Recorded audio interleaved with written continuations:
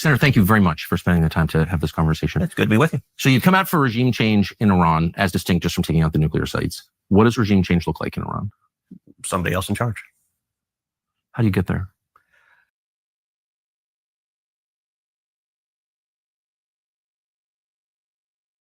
Look, that ultimately has to be a popular uprising from the people. And it's not a complicated question.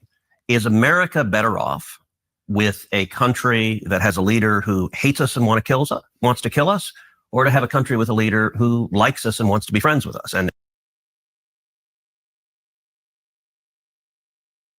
definitely the latter is better. Of course. Yeah. And so that's not a complicated statement. Look, I believe you look across the world when you have countries that have dictators that are viciously anti-America. Venezuela, Maduro hates us. Would we be better off with Maduro out of power? Absolutely. I want our enemies out of power, and I want our friends in power. I could not agree more. The question is, how do you get there? Of course. We've been trying to kill Maduro for quite some time. We have troops there. I don't know that we've been trying to kill Maduro. We have. Oh. And I think you know that. And I don't know that. Okay, well, as a statement of fact, we have. So we do have massive sanctions. We tried to pressure him out of office. Yeah, and there's all kinds of aware of. I'm just saying there's a lot of pressure coming from various parts of the U.S. government on that government, and it's still there. Yeah. Same, the country of our ancestors, Cuba, 1959, we've been working on that. Hasn't worked. So it's I think we both agree it's hard to do. It absolutely is hard. And look, I think you're reasonable to ask, how do we produce that? And I think there's a distinction between what your objective is and the means to get it. There are all sorts of things I would say we would be better off. We'd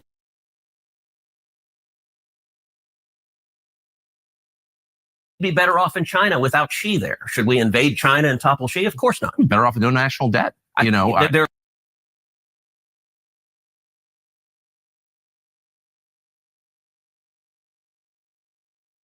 lots of things. Totally. But it's good to say, all right, what are our objectives? Right. And so with the Ayatollah in Iran saying you're for regime change, I don't view as complicated. I mean, the guy literally leads mobs chanting death to America. Mm-hmm. So that's not good.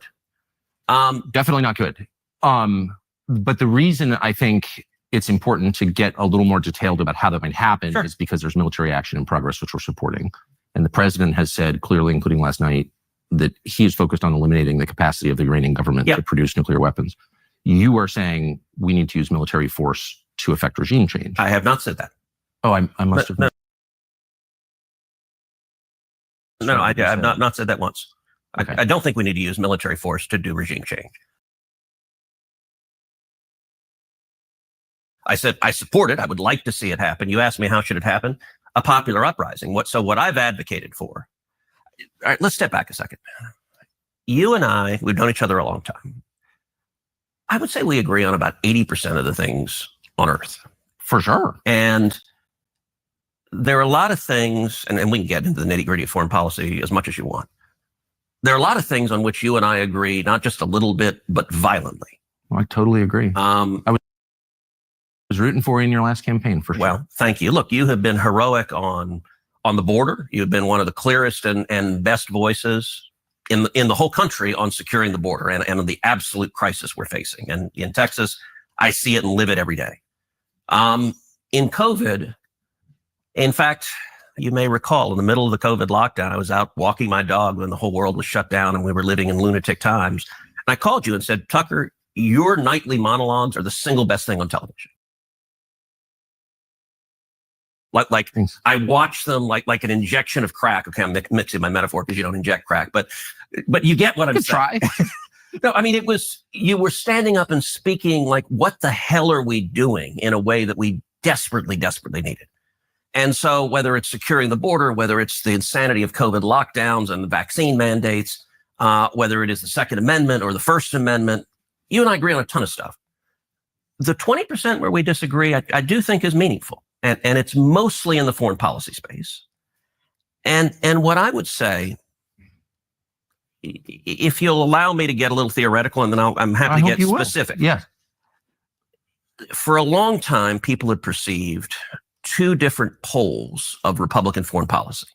There have been interventionists, and those have been people like John McCain and Lindsey Graham and George W. Bush. And there have been isolationists. And the most prominent of those have been Ron Paul and Rand Paul, and there are others. And people perceive those are the two choices. You got to be one or the other. I've always thought both were wrong. I don't agree with either one. The way I view my own foreign policy. I'm with you, by the way, for whatever it's worth. Yeah. I agree with you. Okay, good. I don't know who set up that binary, but there are lots of choices, actually. I mean, people sort of naturally fall into, I think they want to classify people, and they're like, okay, you're one or the other, and you got to be all or nothing. And the interventionists, it seems, have never seen a country they didn't want to invade, and that doesn't make any sense to me. And the isolationists, I think, don't take the threats to America seriously, and I think that's naive, and it doesn't work.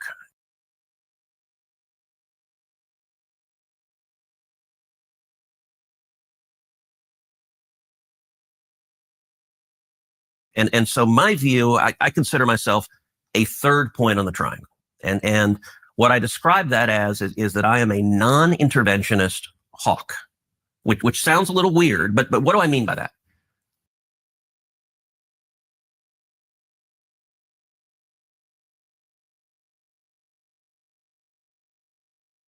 I mean the central touch point for U.S. foreign policy and for any question of military intervention should be the vital national security interest of the United States. How does this make America safer? How does this protect Americans? If it does, we should be strong. And actually, another way of conceiving what I'm saying, I'm speaking theoretically, but Reagan referred to it as peace through strength. And actually, I think Donald Trump's foreign policy is very much what I'm describing, a non-interventionist hawk.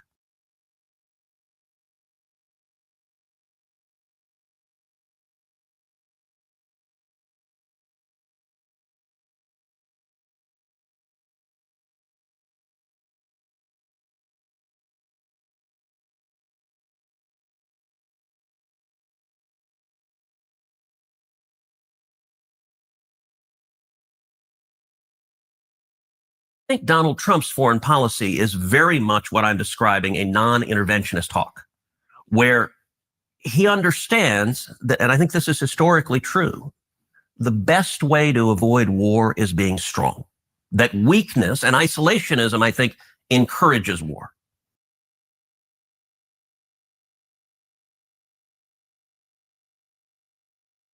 Being strong. That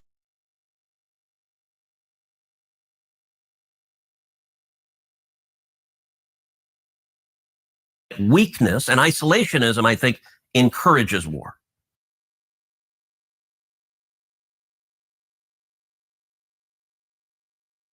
So going back to regime change, where you started in Iran. So just to make, I don't think I disagree with anything you've said. So we may not be that far apart, really, because you said that the single criterion for making decisions about America's foreign policy is America's national interest. Yes. That's it. Yeah. Which is also America first. That's another way of putting that as well. I think it's the definition of it. Yeah. And number one, their public defense of it was incoherent. So John Kerry said, we're going to engage in an unbelievably small strike. I think that's a quote. I'm like, okay, and to do what? At the time, there were 9 major rebel Islamic groups in Syria. I'm like, okay, I agree, Bashar Assad's a bad guy. You topple him. And one of the 9 other groups takes over. 7 of them were affiliated with radical Islamic terrorism. You had Al-Qaeda and Al-Nusra. I'm like, wait, how is it better to have lunatics who hate us in charge? Assad's a bad guy.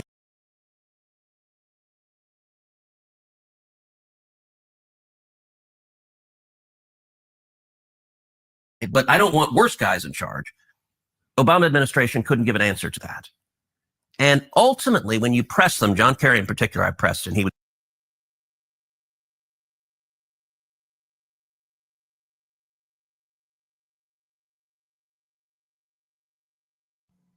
Thank you. God damn. I didn't realize, but thank you. Shout out to Don. Welcome to the party. All I've really been saying is he's spinning his wheels and he is not giving an answer to the most basic question. If we all agree that we would like people who, leaders who like us, then how do we get there? And it seems like the only other way is war. And I don't like that. So he's just dancing around, be like, well, we want the good guys and not the bad guys. Yeah, that's not the question here, pal. That's not the question.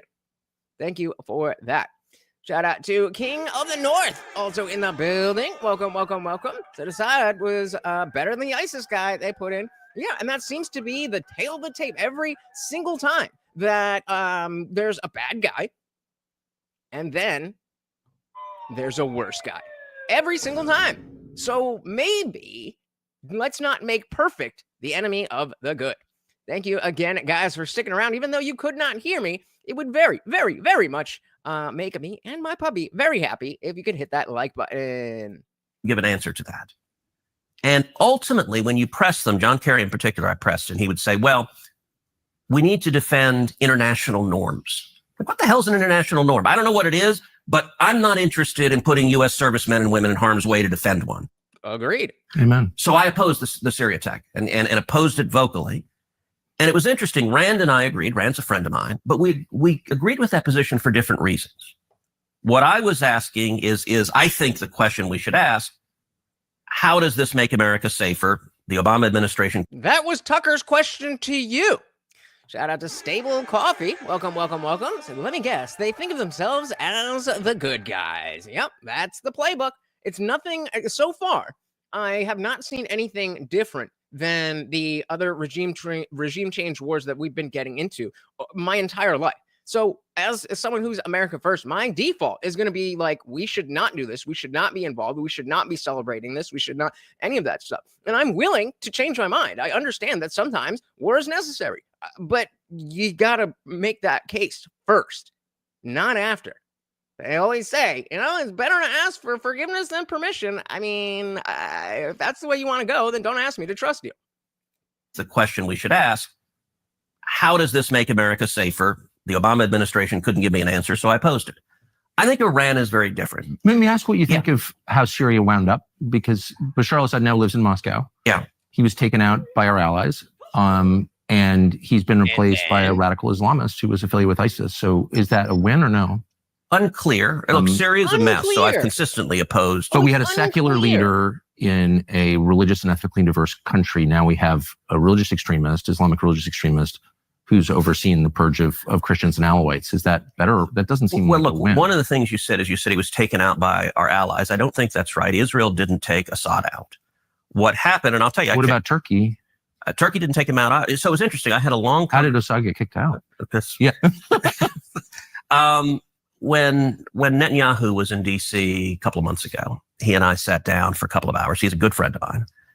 And we talked actually about Syria. He made an interesting point that I've not heard anywhere else, in that he said he believes what toppled Assad was when Israel took out Nasrallah. Nasrallah was the head of Hezbollah, and they took it out. And he made an interesting point. He said it's fascinating how a charismatic leader, and Bibi said, look, Nasrallah was a very effective terrorist leader. And when they took him out, that power base was supporting Assad. And that ultimately, in Bibi's analysis, removed the support from Assad and toppled him. But they weren't trying to take out Assad. My view now, I don't know. So you don't think that, and I don't, it is very confusing, and I don't know that anyone really knows all the details, but you don't think that Israel or Turkey or NATO ally Turkey played any role in toppling Assad? I don't know. I don't know that they did. Then why, okay, figure that out first. Look, my understanding of that, they clearly took out Nasrallah and Hezbollah. They've decimated Hezbollah, but Hezbollah is waging war on them. So decimating Hezbollah was very good for Israel and very good for America, too. I mean, Hezbollah hated us. Yeah, I mean, good for Israel. Oh my goodness. Good for Israel and America, too, I suppose. That's not America first, homie. Shout out to United in the building. Welcome, welcome, welcome to the party. And yes, I very do much appreciate those likes. Welcome to the party. We also do have, guys, our running poll. Regime change in Iran is necessary. Agree, disagree, or I'm not sure yet. And it is pretty split, so get your vote in. Thank you, you heard what I was about to call you. Waging war on them. So decimating Hezbollah was very good for Israel and very good for America, too. I mean, Hezbollah hated us. I would put Assad in the category of an unintended consequence, and whether it's good or bad, I don't know. I think time will tell. For the United States. Yeah, for the United States. I think time will tell the new leadership there. You're right to be concerned. Yep, you're not really doing a good job of quelling those concerns. At least not yet. Let me step back and let's talk regime. I'm just going to point out this is the second time. So let's step back. Okay, but you seem to be flailing a bit. Regime change generally. I mentioned Syria. I also oppose the Iraq War. I think the Iraq War was a serious mistake. And we have a pattern, and going back to this binary of the interventionist and the isolationist. I don't even know if I agree that is a false dichotomy, that an interventionist or isolationist. If anything, it's more up the spectrum, that you're more on the side of isolation, or you're more on the side of what the word, the wars. I think it's not about having a third position. It's about where you are on that spectrum. And going back to this binary of the interventionist and the isolationist. The interventionists advocate over and over again, there's a bad guy, there's a dictator who's doing bad things to his people, and they say, let's go topple him. And you have dictators in the Middle East who are killing radical Islamic terrorists. We come in and topple them. The radical Islamic terrorists take over and they start killing Americans. In my view, how the heck does that help us? Like, Saddam Hussein was a horrible human being. He murdered and tortured people. Unequivocally bad guy.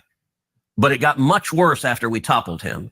And you ended up having ISIS rise up. I mean, that was the cause of ISIS, was toppling Saddam Hussein. So how is this different?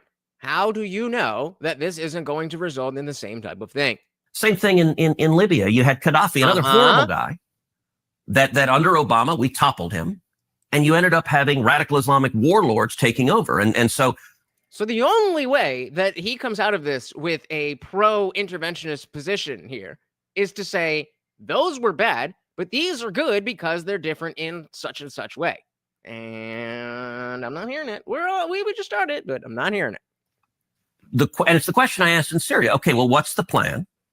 And how is this good or bad for the United States? And so I don't think with Iran, I view Iran as very different from Iraq. But up to that point, you say we disagree. I don't hear really anything. I'm not quite sure what happened in Syria, but I don't know. So, right. But other than that, I don't hear anything I disagree with at all. Yeah. Sounds like we're in a complete agreement. I wonder, though, is there a successful regime change that the United States supported that you're aware of in the last 100 years? Sure. Defeating the Soviet Union and the Soviet Union collapsing, winning the Cold War. That was the most consequential step for U.S. national security interests of our lifetimes. I feel like that is not like, okay, yeah, fine, I'll take that. But that was a while ago. We've had a lot of regime change wars since then, and they've all failed. So again, the question is, how is this different? Okay. And so you would classify that as a regime change that we affected? Absolutely. Okay. Look, you and I are in my office. We're sitting next to a painting of Reagan in front of the Brandenburg Gate. And up top are the words, tear down this wall, in German, in the style of the graffiti. Right. And I think those are the most important words any leader has said in modern times. And if you look at how Reagan waged the Cold War, and Reagan is very much my model for how to, I actually think how Reagan took on the Soviet Union is exactly how we should take on China. Fair enough, but let's understand that a lot of MAGA is not the same lifelong Republican people who liked Reagan that much. And there may be a lot in Trump that is similar to Reagan that people appreciate, but not the strong point that you think it is. Now, starting from the point, look, Reagan was not an interventionist. In 8 years, the biggest country Reagan ever invaded was Grenada. He was very reluctant to use U.S. military force. He didn't respond after the 83 barracks bombings. You're right. Yeah, he made the judgment that the risk exceeded the benefits. And that's a very rational decision to make. And it's okay. And so now you need to do that with Iran. Reflected, Trump has made those same decisions where he is willing to use military force, but he very much asks, okay, is this good or bad for America? Does this endanger U.S. servicemen and women or not? And one of the points about the Cold War, look, nobody in their right mind wanted a shooting war between America and the Soviet Union. The two biggest nuclear powers on Earth firing bullets at each other is really unhealthy for human beings.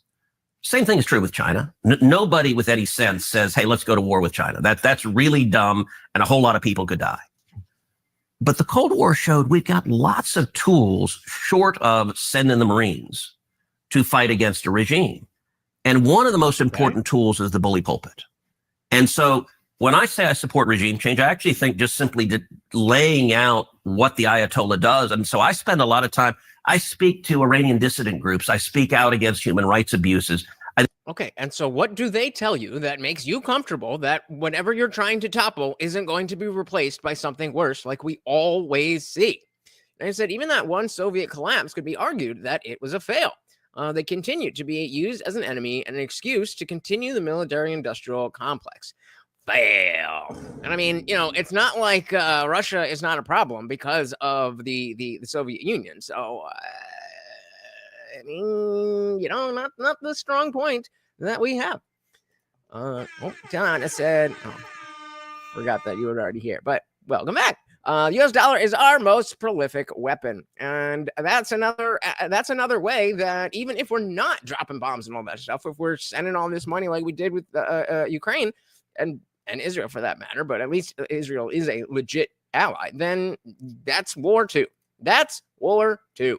A lot of time I speak to Iranian dissident groups. I speak out against human rights abuses. I think shining a light on the depravity of leaders is a really powerful tool that America has. Should we limit our activity to that?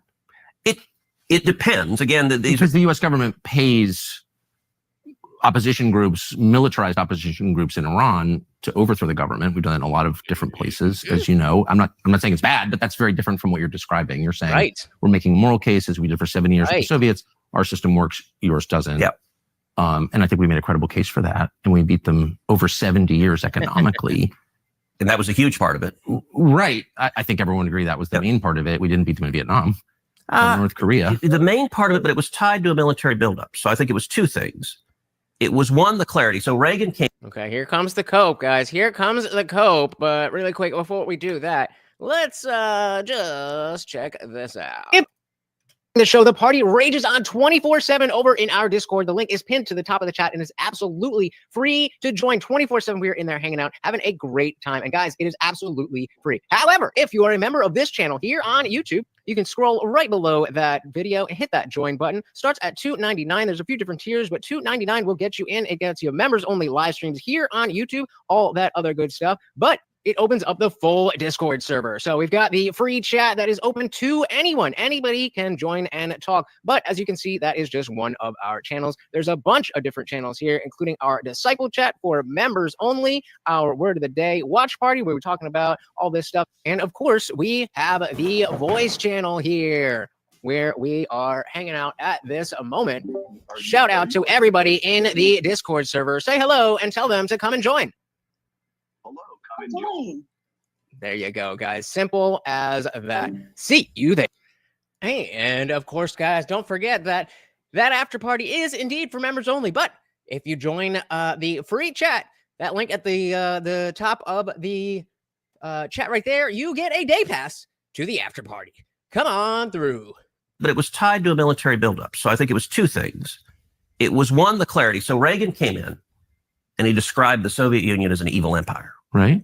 And all of the intelligentsia in DC, all the Democrats, all the media, they're like, what a horrible thing to say. You can't say that. Reagan went to the United Kingdom and he said, Marxism, Leninism will end up on the ash heap of history. People were horrified. They asked him, all right, what's your strategy in the Cold War? He said, very simple. We win, they lose. And that was all viewed as sort of a Philistine simplicity. And I think it was exactly right. And laying that out, speaking. Do you know the backstory behind the Berlin Wall speech? Yeah, I do. Yes. You probably know Peter Robinson, who was a speechwriter. Yes. So 3 times the State Department deleted those words from that speech. And 3 times Reagan wrote it back. And the State Department argued, they said, Mr. President, you can't say this. This is too bellicose. This is too provocative. And my favorite, they said, this is too unrealistic. The Berlin Wall will stand till the end of time. And Reagan said, look, this is the whole point of the speech. And less than 3 years after Reagan gave that speech, the Berlin Wall was torn to the ground. And it wasn't knocked down by American Army tanks. We didn't shoot missiles at it. It was shining truth and light that tore it down. It was also rebuilding the American military. It was what was then pejoratively called Star Wars, where the Soviet Union, their economy couldn't match our military buildup, and it bankrupted them. That's an Okay, so how is that going to be the way that this plays out and not Iraq and Syria and Libya and all those things? Hey, shout out to Funk Master General. Welcome, welcome, welcome to the party with the $20 make you holla. Of course, every donation comes with a treat for Morty. Thank you so very, very much. Funk Master said this will be much worse than Iraq. I hope not. It's just another reason to be in the good graces of the Overlord. He alone can save us. Of course, he's busy licking his junk or ears deep in the jar of peanut butter. That's what he does. That's what he does. Hail Morty indeed. Thank you so very, very much. And guys, don't forget that $2 check out that goal. Every $2 is a push-up that I got to do at the end of this stream. You guys got to bulk me up. Look how freaking skinny I am. Thank you, sir. And of course, that makes you the new sponsor of the stream. Union, their economy couldn't match our military buildup, and it bankrupted them. That's an example of peace through strength. I wonder, I mean, is there anybody who was alive in 1989 who wouldn't trade that America for the one we live in now? There's not one person, I don't think. Oh, sure. But I mean, nope. Just the basic metrics, debt, suicide rate, life expectancy. I wonder why after that victory, America didn't thrive in the way that we thought that it would, that I thought that it would. My family was involved. Maybe because regime change is not a good way to build your own country. In that, I mean, we were very focused on it in my house. Like, Yeah. we won. And I wonder two things. Why didn't the United States kind of declare victory and make some sort of arrangement with Russia that allowed like mutual prosperity rather than continuing a Cold War? And second, I wonder why the United States didn't get a lot better. Like, why don't we have better infrastructure? Why don't we have fewer homeless? Why do we have all these drugs? Like, if we won, why does our country look like this? I walked across from Union Station this morning, as you do, I'm sure, every day. And all these people lying in the street and sleeping outside. It's like, what is that? Sleeping outside Union Station. So look, Meaning the just mountainous and not so simple. They just drone bomb everything. You're gonna need people in there. You're gonna need it, and I don't like it. I'm focused abroad, and not enough time focused on the people sleeping outside Union Station. So look, I absolutely think we need to focus at home emphatically, and we need to focus on prosperity. We need to focus on reducing the debt, reducing spending, empowering people, low taxes, small businesses, American free enterprise. It's the most powerful force for fighting poverty the world has ever seen. I'm 1,000% there. I also recognize it is a dangerous world, and part of the responsibility of leaders, part of President Trump's responsibility, is to keep America safe. Let's go back to where we started. But can I ask, you've been in the district a long time in DC, so have I. And the city's way more dangerous, and Congress runs this city. No, it's a... Yup. Shout out to Frank. Welcome to the party. Said, give him beers. I don't know about all of that, but we will dilly for ourselves. Welcome to the party. complete crapple. So I'm saying, like, no Iranian's ever going to kill me, but I could get carjacked here. Well, and I just don't understand how the Congress could run this city and focus on the dangers of Iran when the city is like garbage. Okay. It's garbage. But Congress, So Frank's saying don't even go there. It's not Iraq. And I'm assuming this is in response to Funkmaster. So, Don was saying, with the geography that Iraq is just a pool table when there's all these mountains in Iran. So what do you think? Why is it? Why are they off base?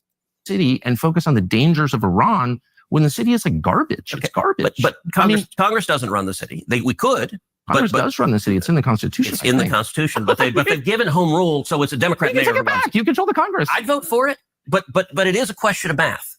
Okay, but I'm just saying, like, why? How can people ignore? It's like if my own kids are drug addicts, but I'm focused on my neighbor's kids. It's like I'm neglecting my own kids, and there's a sense in which the Congress is neglecting the country that elected them in favor of this relentless focus on other people's problems. Abso-fucking-lutely. Dilly to that. You could say all you want about who Tucker was on Fox News and all that stuff, but to act like he's not America First today, I don't know what to tell you.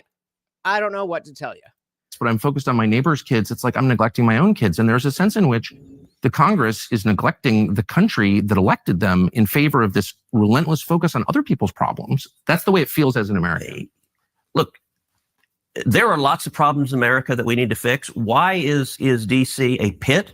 Because you have a mayor and a Democrat city council that won't let police officers arrest bad guys. And in every city, It has nothing to do with all this waste, fraud, and abuse, this lobbying, these incestuous, what do they call it, the revolving door, all that kind of stuff. It's not that. It's the mayor.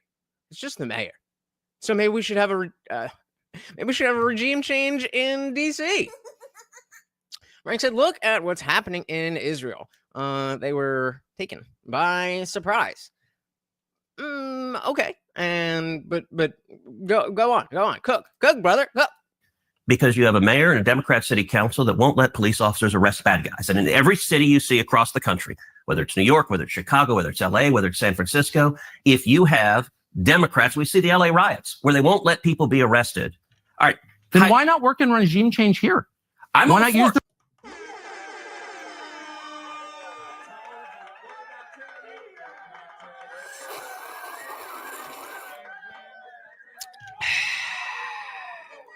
bully pulpit? I do. What do you think I do every day? And I've never seen a Republican senator stand up and say, I just walked to work this morning over people dying of drug ODs. We're going to shut this place down unless they fix it. They're mad about Putin. Like, what did Putin do to Washington? Nothing. Look, in terms of regime change, let's talk this week. The riots in LA. I've made very clear that the cause of those riots are Gavin Newsom and Karen Bass. And when you elect communists who hate America, who stop law enforcement from arresting criminals, you get what you get on the street. Amen. I agree. Okay, but I'm not trying to be like, well, Karen Bass and Gavin Newsom are great. Absolutely not.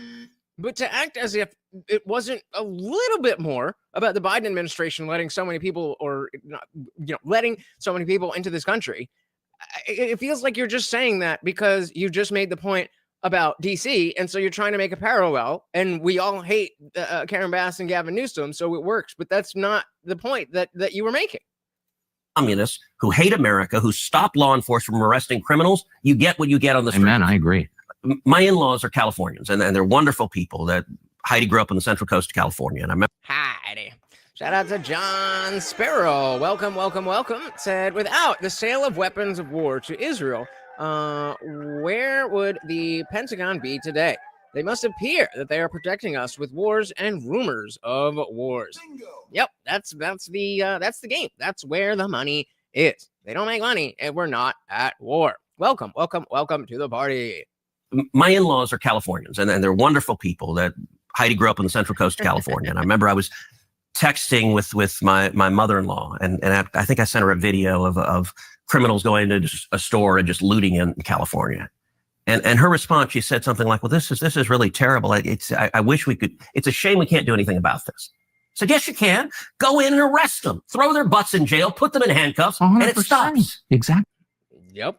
And so we know how to fix these things. And DC is I think DC voted, if I remember right, 92% Democrat. Democrat policies don't work, and they destroy every community that they are in charge of. Then why don't Republicans assert their constitutional authority over the city? Don't they control the Congress? Yeah. But because they're all neocons and rhinos, then just because Trump is in there doesn't mean that they all are going to follow suit and become different people that they have been for their entire careers. Yes, I'd be all for it. Who's against it? Susan Collins is really vocally against it. So on questions of home rule, so for example, let's take an issue you and I care a lot about, the COVID lockdowns. I had a couple of years ago in the middle of them. DC was proposing, the DC school district was proposing throwing out of school any child that was not vaccinated. And at the time, if I remember correctly, it was something like 40% of the African-American students in DC were not vaccinated. So we're talking about literally throwing out. Those Californians, they just cannot stop being racist. 40% of the kids at public school. And so I had a vote on the Senate floor to say, look, they can't throw kids out of school for this. And we ended up having a big argument. And part of the argument was home rule, where and Susan was the most vocal Republican. That's like, no, we have to let DC run. And I'm like, why? Constitution gives us the power to do it. And it ended up, by the way, every single Democrat, all of them, voted in favor of the DC public schools being able to throw out 40% of the black kids from school. And I said, look, you throw. Of course they did. Of course they did. Really quick, guys, could you do me a huge favor and share the video? It does not even matter if you think anybody's going to click on the link. Just by you telling YouTube, I want more people to see this, they will show it to more people. Shout out to Box in the building. Welcome, welcome, welcome. So I am no Tucker fan, but he freaking jumped off the top rope on Lion Ted. Indeed, he did. Indeed, he did. Welcome, welcome, welcome to the party. Schools being able to throw out 40% of the black kids from school. And I said, look, you throw a kid out of school, you got a 14, 15-year-old boy, you throw him out of school, you know what's going to happen next. He's going to join a gang. He's going to engage in crimes. He's going to engage in drugs. He could be dead within 5 years. And that's not necessarily a racial thing, but, you know, we see the trends in different types of environments.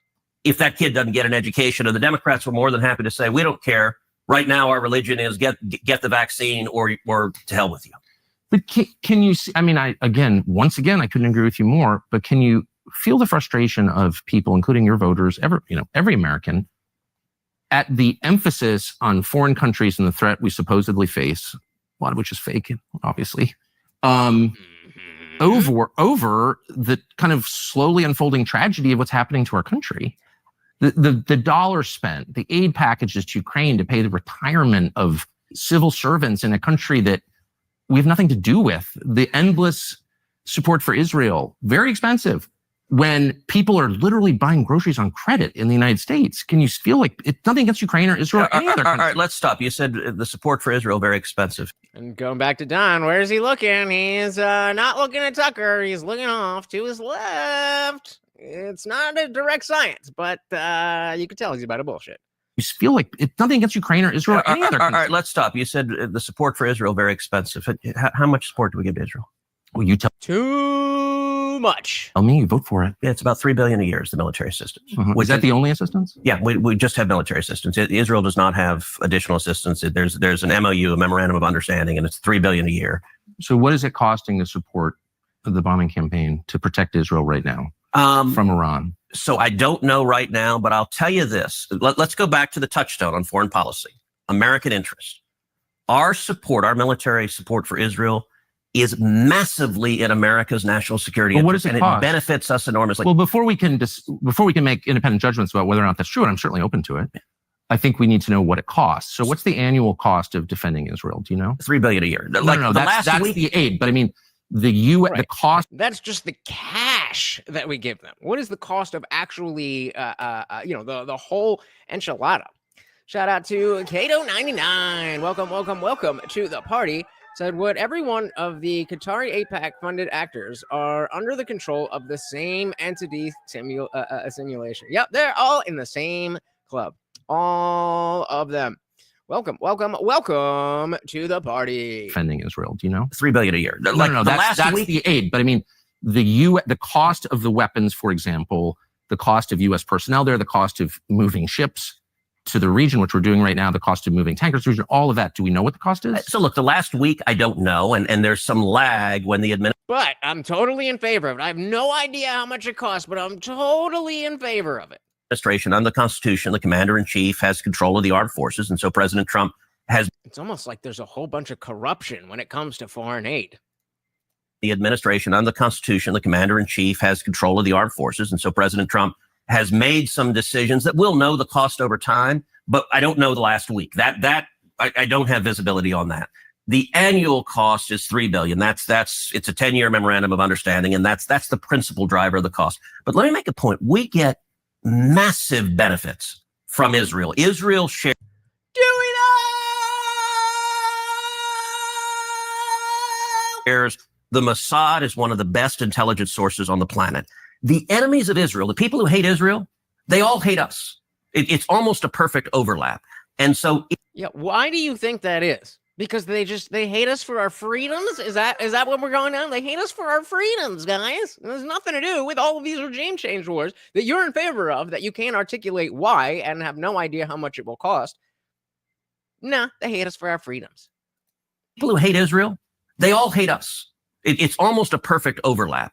And so if we tried to recreate, if we're just trying to defend America, we tried to recreate the national security benefits of our alliance with Israel, it would cost, I don't know, 30 billion, 300 billion. So can you elaborate? And again, I'm going into this as someone who's always liked Israel and still does. But I also think at this point, given where we are, it's fair to ask rational questions about what the benefits are. Good. So does Mossad share all of its intelligence with us? Oh, probably not, but they share a lot. Really? We don't share all of our intelligence with them, but we share a lot. It's a close alliance. Do they spy domestically in the United States? Oh, they probably do. Yep, John's spot on. Like, without ongoing wasteful use of our tax money to Israel, they would be nothing. They would be nothing. And like Ben Shapiro, he was like, I'm America first because Israel is the top priority. Like, shut up.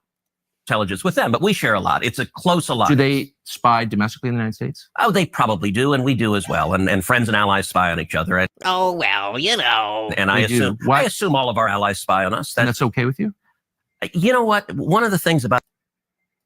You could have easily said no, but it's, part of, intelligence, blah, blah, blah, blah, blah, blah, blah, blah. And I'm saying, you know what? I'm not sure I'm against other countries spying on us. I'm not sure. So I assume all of our allies spy on us. And that's okay with you? You know what? One of the things about being a conservative is that you're not naive and utopian. You don't think humans are all... Part of the reason socialism doesn't work is the mantra from each according to his abilities to each according to his needs doesn't work. As a conservative, I assume people act in their rational self-interest. So it's conservative to pay people to spy on you? It's conservative to recognize that human beings act in their own self-interest, and every one of our friends spies on us. And I'm not... Do you like it? That's my question. I'm not asking whether they have motive to do it. Of course they do. I understand that. And by the way, I'm not mad at them. But you're an American lawmaker, so I just want to know, hold on. I want to know your attitude. Yeah. You said that your guiding principle, in fact, the only principle, the only criterion... I said guiding, the overwhelming. I wouldn't say only. Is it in America's interest? Is it in America's interest for Israel to spy on us, including on the president? It is in America's interest to be closely allied with Israel because we get huge benefits for it. And you want to see the clearest... But I just want to stop on this line for a second. That it takes place, as you know, and including on the president of the United States and several presidents. And I just want to know if that's okay and why is it okay? Wouldn't an American lawmaker say to a client state, you're not allowed to spy on us? I'm sorry. I know why you want to. I'm not mad at you, but you're not allowed to. Sure. And I don't care for it. I don't want to be spied on by you. Is that... It's kind of weird not to say that, but you don't seem able to say that. Sure, I would say don't spy on us. They're going to anyway. And by the way, the Brits are, the Canadians are. Like, I don't think... Well, I'm not for that at all. Okay. I think it's disgusting. But we don't actually pay their... we're not their most meaningful sponsor. We're not sort of paying for the operations of the British government. I got to say, and this is... It's weird. Weird. Shout out to Box News. Welcome to the party. United said, I have the Constitution hanging by my front door. Does anyone else have it? Have one in their house? I don't think I do. But still very, very important. Yeah, I was just looking at that. I'm trying to go figure it out, but we'll get it. We'll get it there. Yeah, never go full Ziegler. Weird. The prince isn't gonna save the princess. Shut up. Sort of paying for the operations of the British government. I gotta say, and this is, it's weird. We're talking about isolationists, the obsession with Israel. Why is Israel... Oh, I don't think I'm obsessed with Israel. Okay, but I think a lot of people are. And like the question, Israel spies on us. Well, so does every other country. Why are you mad at Israel? I guess, no. That's a weird straw man. I think if you ask, are you okay with Russia spying on you? Are you okay with China spying on you? Are you okay with Argentina spying on you? The answer would be no. But we're not giving billions of dollars to those countries to fight wars. That's why. I'm hardly the one who's... I've never taken money from the Israel lobby. Have you? Taken money from the Israel... From AIPAC. So AIPAC raises a lot of money for me, but it's... that wasn't an answer. It's actually a misnomer because the people who raise money are individuals. Right. So it's not the PAC itself, but they're individual members who believe in the American-Israeli friendship and relationship. Is AIPAC a foreign lobby? No, it's an American lobby. It's the... Is it though? AIPAC stands for the America-Israeli Political Action. What does it lobby for? So, to be honest, not a whole... Yeah, not a whole lot. Just money for Israel. That would be a yes. Bingo. Yep. Box says, I just hopped on a second account after I found out they just... what? What else is new? It's for the America-Israeli Political Action. What does it lobby for? So, to be honest, not a whole lot effectively. Listen, I came into Congress.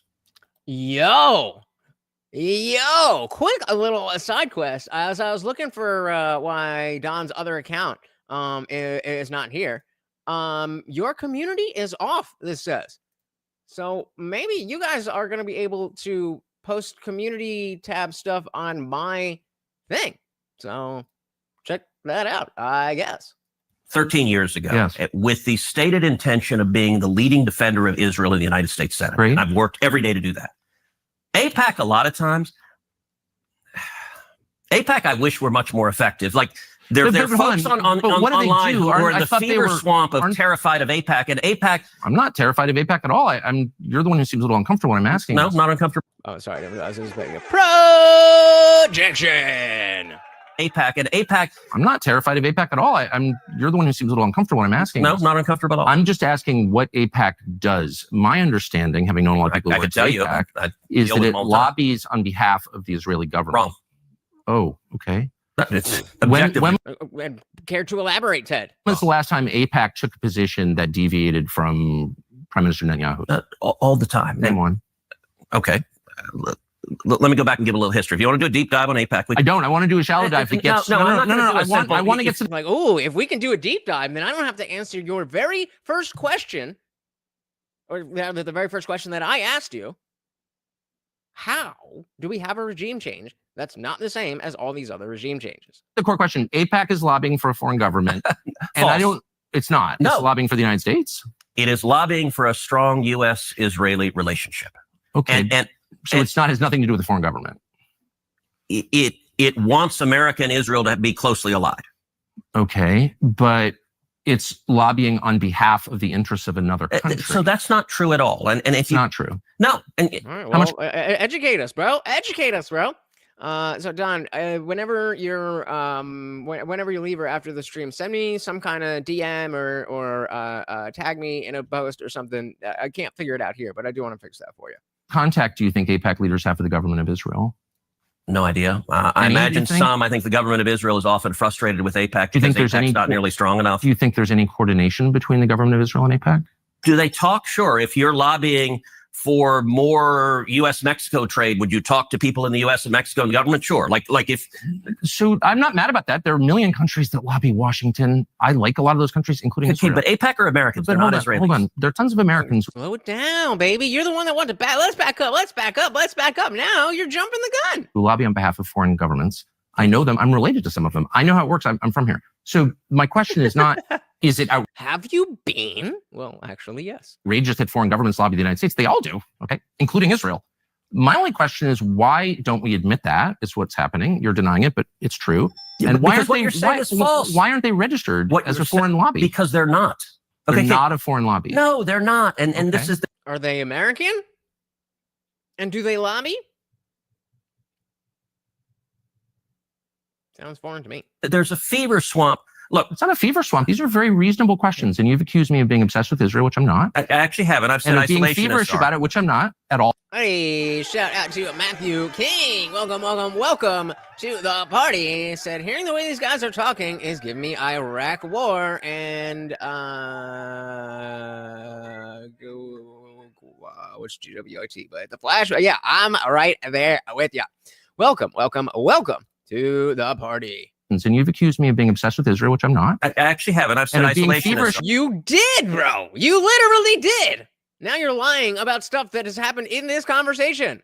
These are very reasonable questions, and you've accused me of being obsessed with Israel, which I'm not. I actually haven't. I've said isolationist. Being feverish about it, which I'm not at all. I find it's a very tender WMDs, man. Those WMDs. Spot when you ask it, and I don't know why. So wait, I want to hear that. Israel, which I'm not. I actually haven't. I've said isolationist. Being feverish about it, which I'm not at all. I find it's a very tender spot when you ask it, and I don't know why.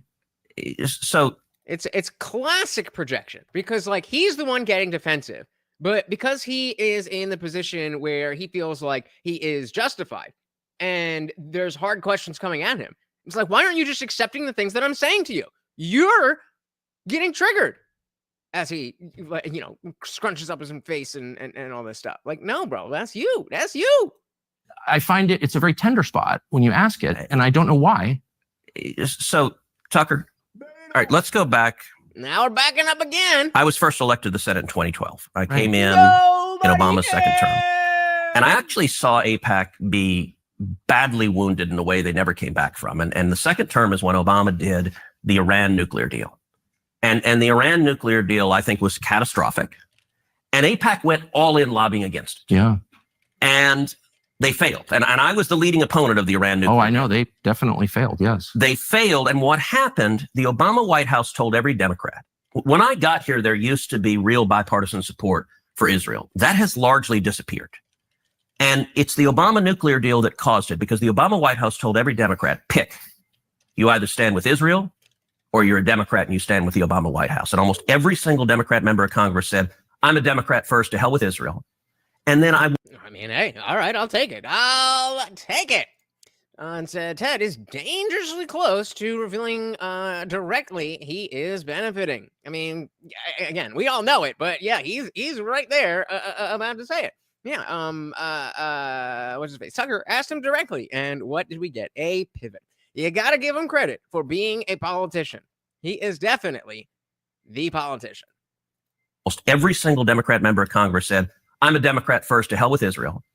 And then I watched as AIPAC, every one of those Democrats got reelected, and AIPAC did nothing about it. And it dramatically reduced AIPAC's influence. I agree. I watched it happen. And by the way, I told AIPAC, I said, look, the analogy, if the NRA was supporting a bunch of politicians and cared about the Second Amendment, and you had politicians that vote to confiscate people's guns, and the NRA turned around and raised money for the people who voted to confiscate guns, you know what? No one would ever care what they said again. So you're making the case that AIPAC is not as powerful as people say it is, and I completely agree with you. I've watched that, and I'm not making the case that AIPAC is all powerful and they're running everything and putting fluoride in the water. I'm not making that case at all. You're projecting, Teddy boy. Again, Funk Master General with another $10. Thank you so very, very much. It doesn't just have to be him, folks. It doesn't just have to be him. 99 cents will count towards the goal. Bunkmaster said, let's lobby for Lord Morty's birthday to become a national holiday.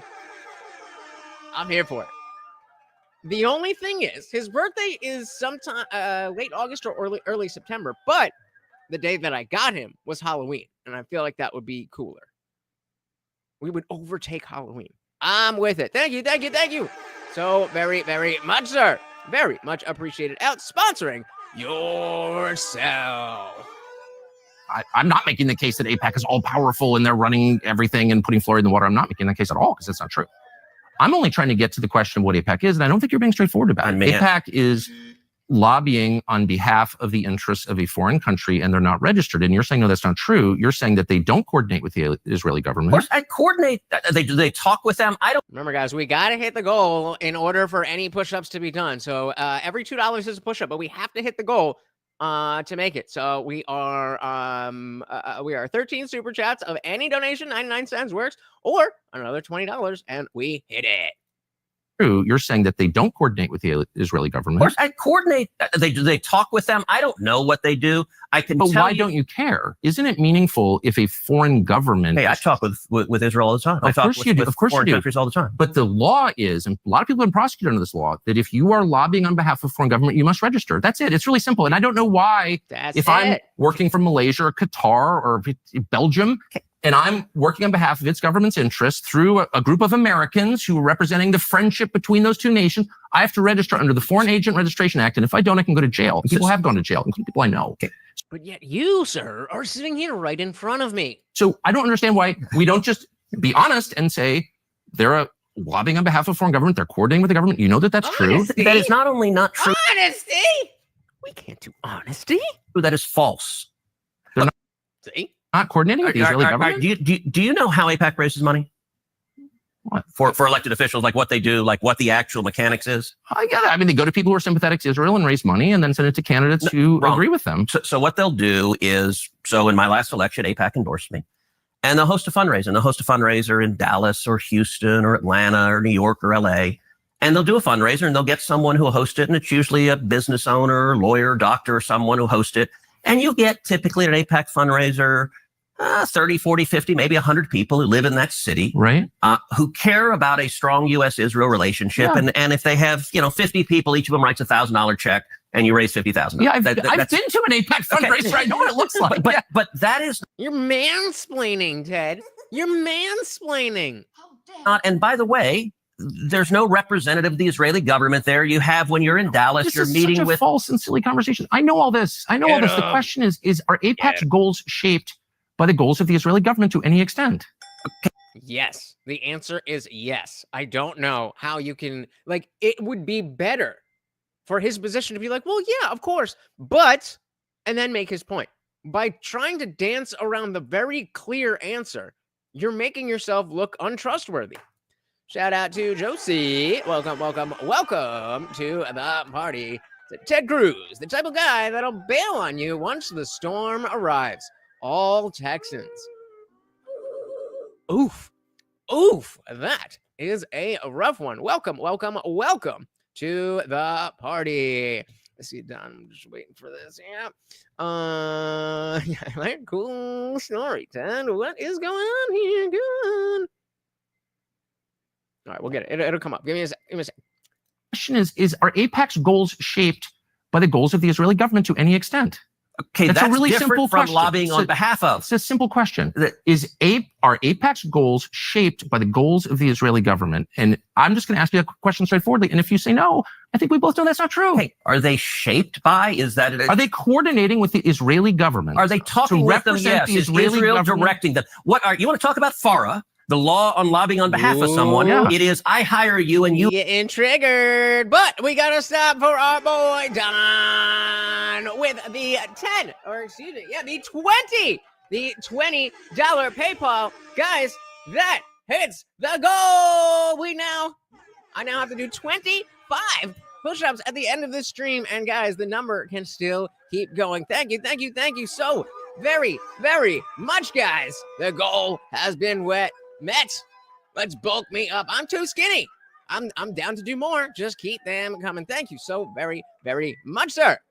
You want to talk about FARA? The law on lobbying on behalf of someone. Yeah. It is, I hire you and you lobby on behalf of me. I direct you. Does Israel direct AIPAC? No, they are not lobbying on behalf of them. Do they care about them? Yes, but do you think that it's just interesting because what you're now describing in a very defensive way, I will say, is foreign influence over our politics. No. And you began, and it's so transparently obvious to everybody. I don't know why you would be embarrassed of it. You've said that you are sincerely for Israel. I believe you. I don't think you have some weird agenda. You seem to. You also came out in the first words you said where I'm for regime change. By the way, Tucker, it's a very weird thing. Weird. Come on, Ted. You're going full Ziegler. Don't go full Ziegler. Oh, my goodness.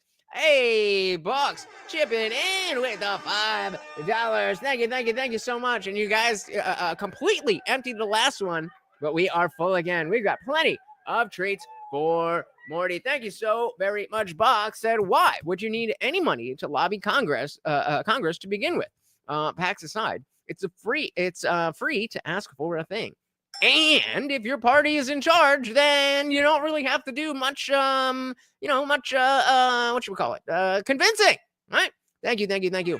Very, very much, sir. Diving back in. And you seem to be sincere. By the way, Tucker, it's a very weird thing. Weird. The obsession with Israel. When we're talking about foreign countries, hardly an obsession. You're not talking about Chinese. You're not talking about Japanese. Hold on a minute here. Didn't you just take issue with Tucker saying that you were saying that he was obsessed with Israel? You know, I never said that. Well, you said it now. Loser. The obsession with Israel. When we're talking about foreign countries, hardly an obsession. You're not talking about Chinese. You're not talking about Japanese. You're not talking about the Brits. You're not talking about the French. The question: what about the Jews? What about the Jews? Oh, I'm an anti-Semite now. Senator, you're asking the question, Tucker. You're asking, why are the Jews controlling our foreign policy? Senator, that's what you just asked. I don't think he said the Jews. I think he said Israel. Israel is a country. Jews are people.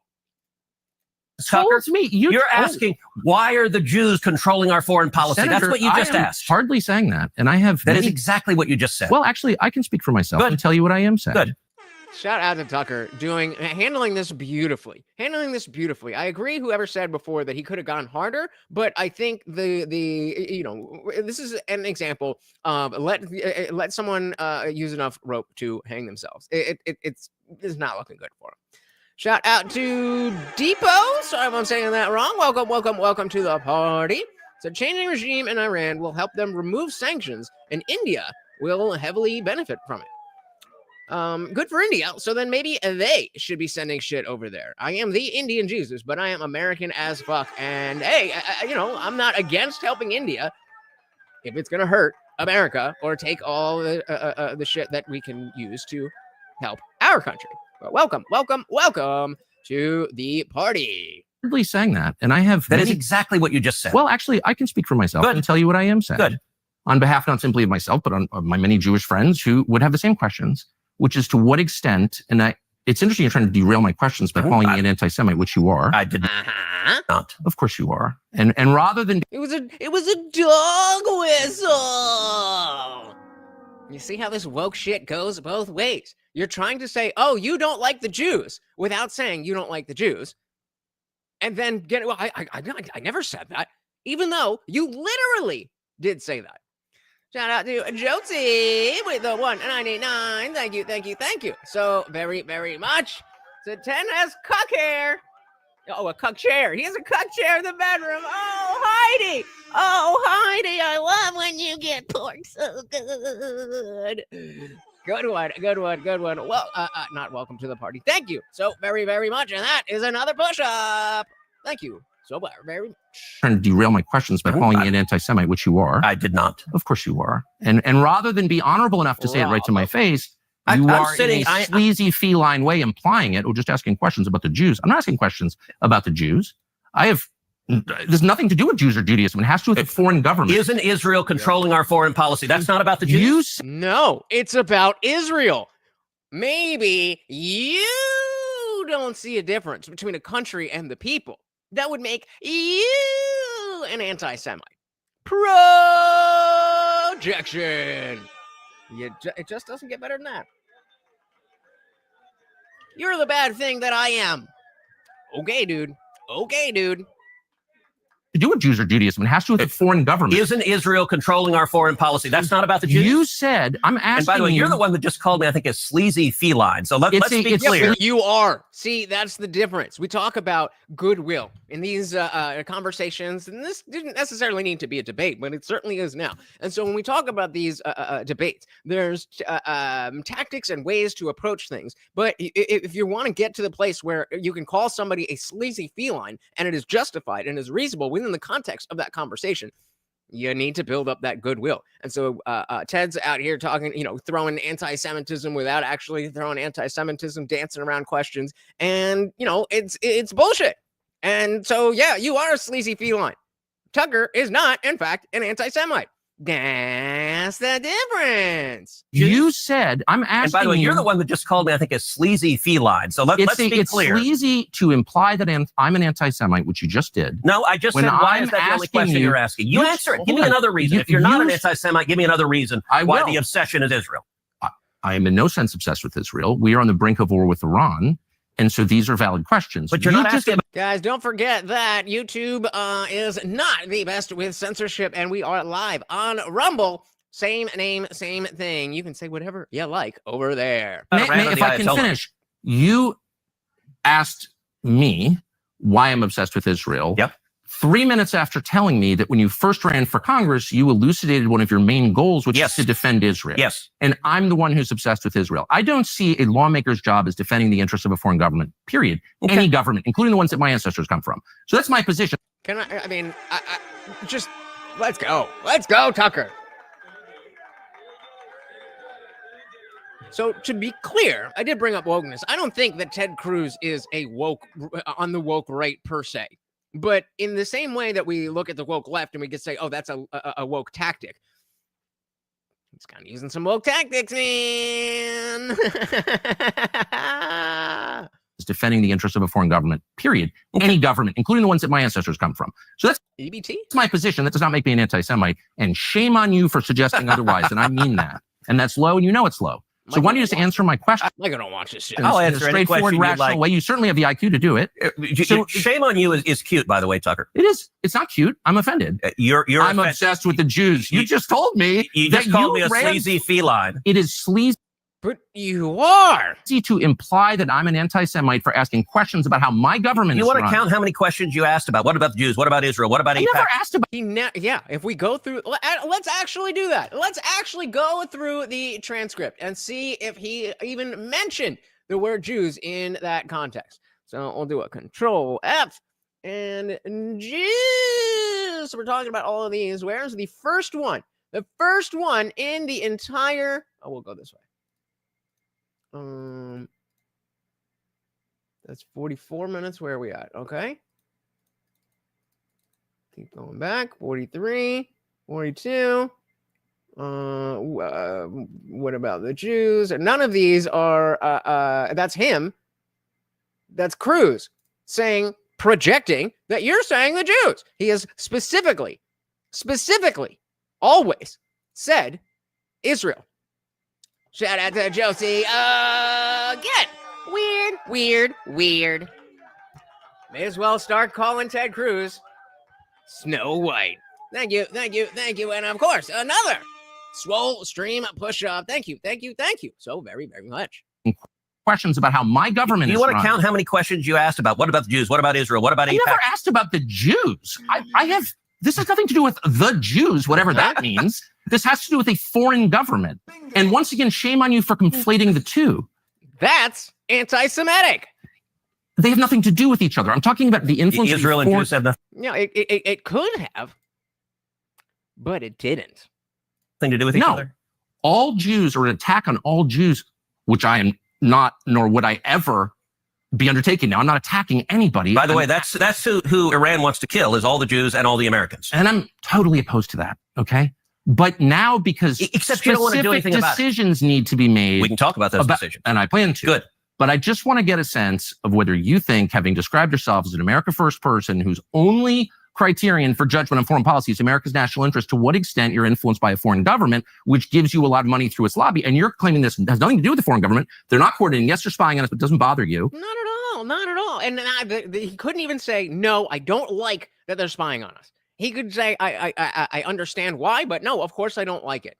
And no. Shout out to a Maverick being frank. Said, what's up? Come sign my petition to deport all atheists. I'm good. Oh, so we got a war hawk. All right. Welcome to the party, Mr. Warhawk. Money through its lobby. And you're claiming this has nothing to do with the foreign government. They're not coordinating. Yes, they're spying on us, but it doesn't bother you. And I'm sort of wondering, like, what is this? This is one of the weirdest conversations I've ever had. I'll tell you what, and I'll answer any question you like, but let's try to. Are you going to call me an anti-Semite again or no? Let's try to ratchet down the temperature a little. You're the one. Well, then, yeah, that's stop again. Oh, this fucking pisses me off because it's like this is exactly what happens whenever somebody comes on this platform and is on their bullshit, and I'm sitting there quietly, patiently letting them do whatever, and then finally I get pissed off, and they're like, "Well, why are you getting so crazy? Why are you getting so emotional?" Maybe because you're an asshole. Question you like, but let's try to. Are you going to call me an anti-Semite again or no? Let's try to ratchet down the temperature a little. You're the one who went to motive. I'm asking honest questions. I'm just asking questions. Yes, that's it. That is what I'm doing.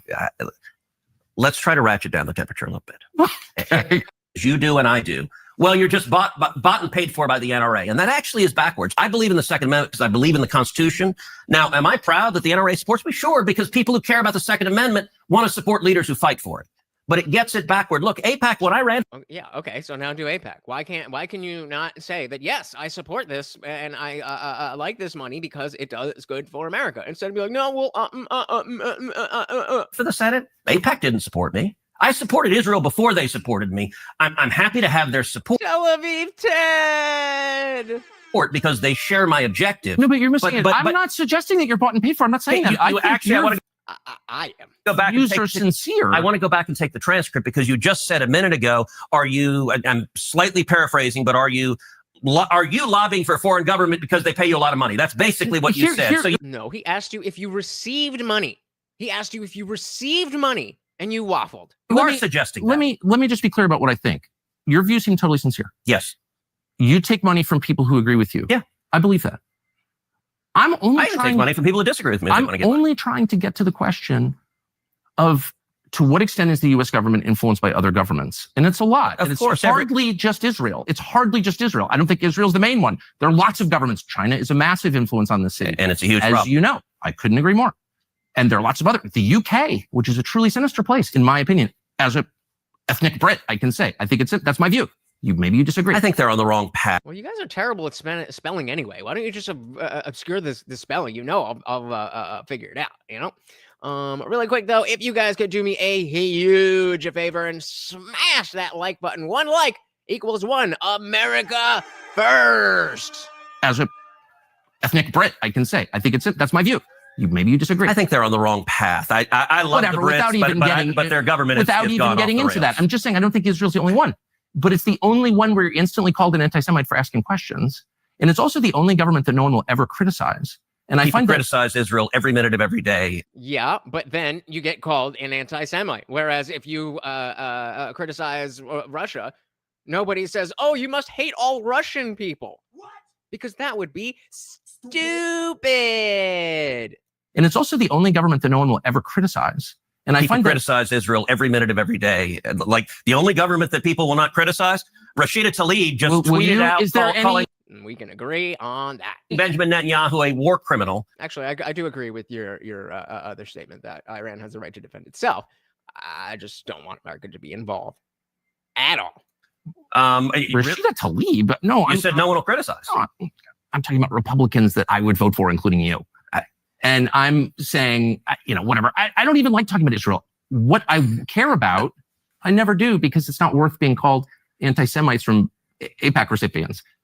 But now we are on the verge of joining a war, and I just want to be clear about why we're doing this. All right, so There you go. and let's get into Iran momentarily. But You know what? Boomer might be the word. Boomer might be the word. I don't know. Because the NRA showed up. I don't know. I want to be clear about why we're doing this. all right, so and let's get into Iran momentarily. But you suggested it was a strange thing that I said a minute ago that when I Weird. came into the Senate, I resolved that I was going to be the leading defender of Israel. And what you didn't ask is why. So let me tell you why. No, you said I was obsessed with Israel, and you had just told me that your driving motive to get to the Senate was to defend Israel. I'm like, I don't think I'm the one who's obsessed with Israel. Okay, I don't even think about Israel. Tucker, words matter. Uh-huh. Projection. So the guy who was just talking about the Jews when Tucker was saying Israel is now saying words matter. I agree, Ted. Why don't you follow that for yourself? I think I'm the one who's obsessed with Israel. Okay, I don't even think about Israel. Tucker, words matter. Uh-huh. And you know that. I said I resolved to be the leading defender of Israel, and you said your driving motive, the reason you're in the Senate. You want to be the leading defender of Israel. I would think if I ran for Senate, I'd be like, there are people dying of drug abuse on the street. My driving motive is to fight for Texas and America, and to fight for jobs, and to fight for the Constitution. And that means Israel first. And you played a very, very careful word game of eliding You're the one who said it, not me. So you still haven't asked why, but I'm going to tell you why. Okay. And the reason is twofold. Number one, as a Christian, growing up in Sunday school, I'm a Christian, so it's okay. It's okay to put other countries before my country as a politician, a public servant of this country. Because I'm a Christian. Yeah, don't forget, we've got the free Discord server that is also absolutely free speech. There's not a single word or phrase that will get you perma-banned or get you banned at all. I mean, we got some guidelines and rules and stuff, but absolutely free speech. The link is pinned to the top of the chat. Come on through. And the reason is twofold. Number one, as a Christian, growing up in Sunday school, I was taught from the Bible, those who bless Israel will be blessed, and those who curse Israel will be cursed. And which part of that is in the Constitution or any legal document that you are supposed to uphold? Like, fine, if you want to be a Christian, be a Christian. I'm not saying that you can't be a Christian, but you gotta put that aside when it comes to politics. At least is directly. Like, obviously, you have values that come from being a Christian. I don't want you to not use those values. Those values are why people voted for you.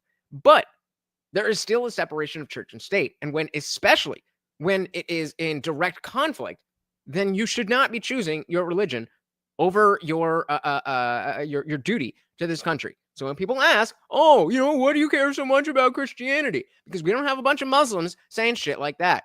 Shout out to equality and deference because vagina. Welcome to the party. Said, all the problems being caused by the Bible. Bingo. I didn't say it. Those who bless Israel will be blessed, and those who curse Israel will be cursed. Maverick said, Ted's logical argument here is that no matter what evil and heinous things Israel does, he will defend them because he wants to be blessed, not cursed. But why? Why, Lutch, as a non-believer who appreciates the values in the Bible, why? Why would you have an issue with Christianity? Dad.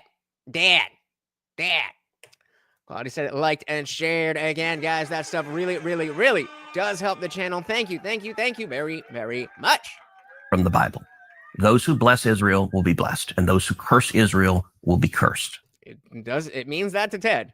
And from my perspective, I want to be on the blessing side of things. Of those who bless the government of Israel? Those who bless Israel is what it says. It doesn't say the government of it, says the nation of Israel. So, okay, is there a meaningful difference there?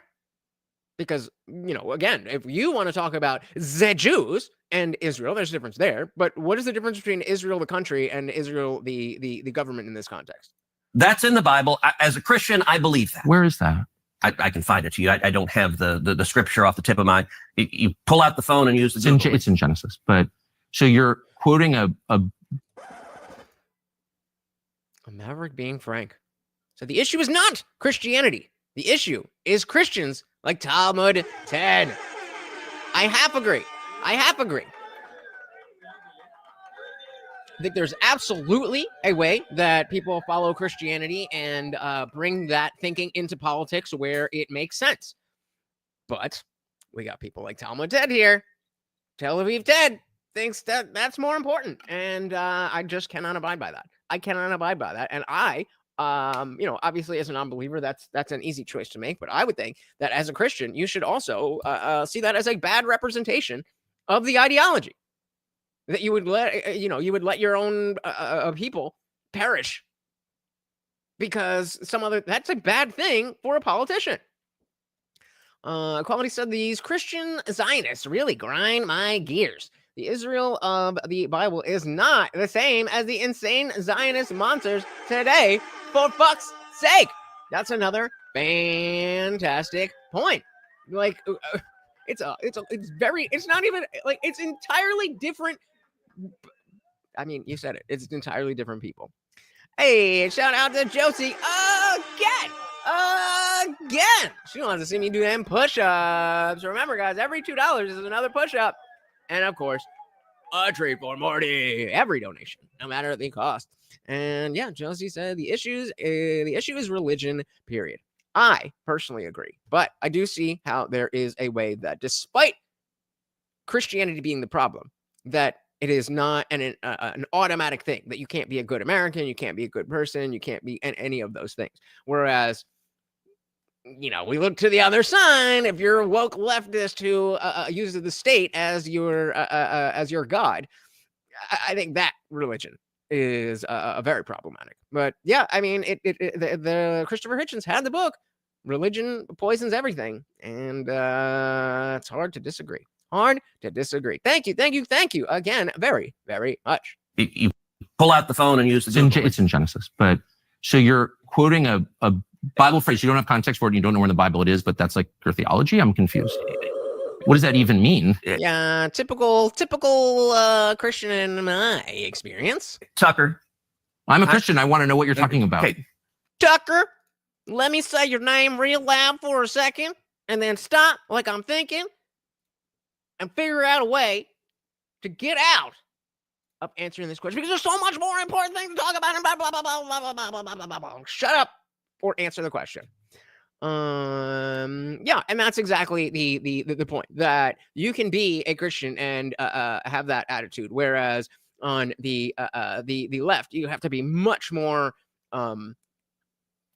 conform. You have to conform much more to the narrative. So I believe that the dogma of the woke left is objectively worse than the dogma of Christianity. But as we are seeing play out here, the dogma of Christianity does destroy the ability for our government to do what we should be doing. What does that even mean? Tucker, I'm a Christian. I want to know what you're talking about. Okay. Where does my support for Israel come from? Number one, because biblically we're commanded to support Israel. But number two, Hold on. That's like, again, fine. If you're a religious person and you have these values, I can understand why maybe that is not a big deal to you. But you have to understand that there's a lot of people who don't necessarily believe the same way you do. And that is not that's not inherently a bad thing. And if you want people to support, again, we're talking in the realm of politics. If you want people to support what you're saying and doing, then you can't alienate people in this way. It's really, really bad. All the Christians were like, well, the Bible says, so there we go. Yeah, there's a group of people like that.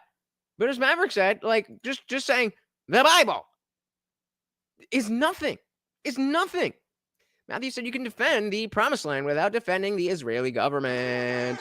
Well, and I mean, that was kind of a half rhetorical question when I was asking before the difference between the nation of Israel and the government. But this is kind of what I was alluding to. Like, give us this explanation. How does that happen? Box said it's an interesting point. What is worse than the woke left? Or what is worse, the woke left or Christian fundamentalist? The woke left. Full stop. No question. Of course, Box is going to go, my vote with the Christians. Their track record is longer. But today, okay, fine. They were bad for a longer period of time.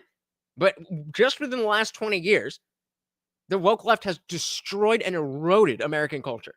Christianity, for all of its flaws, has not done that. Oh, my goodness. Again. Chelsea, again. Said Ted thought he wasn't going to come in for a TED Talk. Well, I think he actually thought the opposite, that he was coming in for a TED Talk where he would just get to talk and say whatever, and Tucker's, on his side, so it's going to be a puff piece. That's not this. That's not Tucker anymore. Not anymore. He is one of us. One of us. One of us. Thank you. Thank you. Thank you. Come from number one, because biblically we're commanded to support Israel. But number two, hold on. I'm not holding up. Hold on. You're a senator, and now you're throwing out theology, and I am a Christian. And I am allowed to weigh in on this.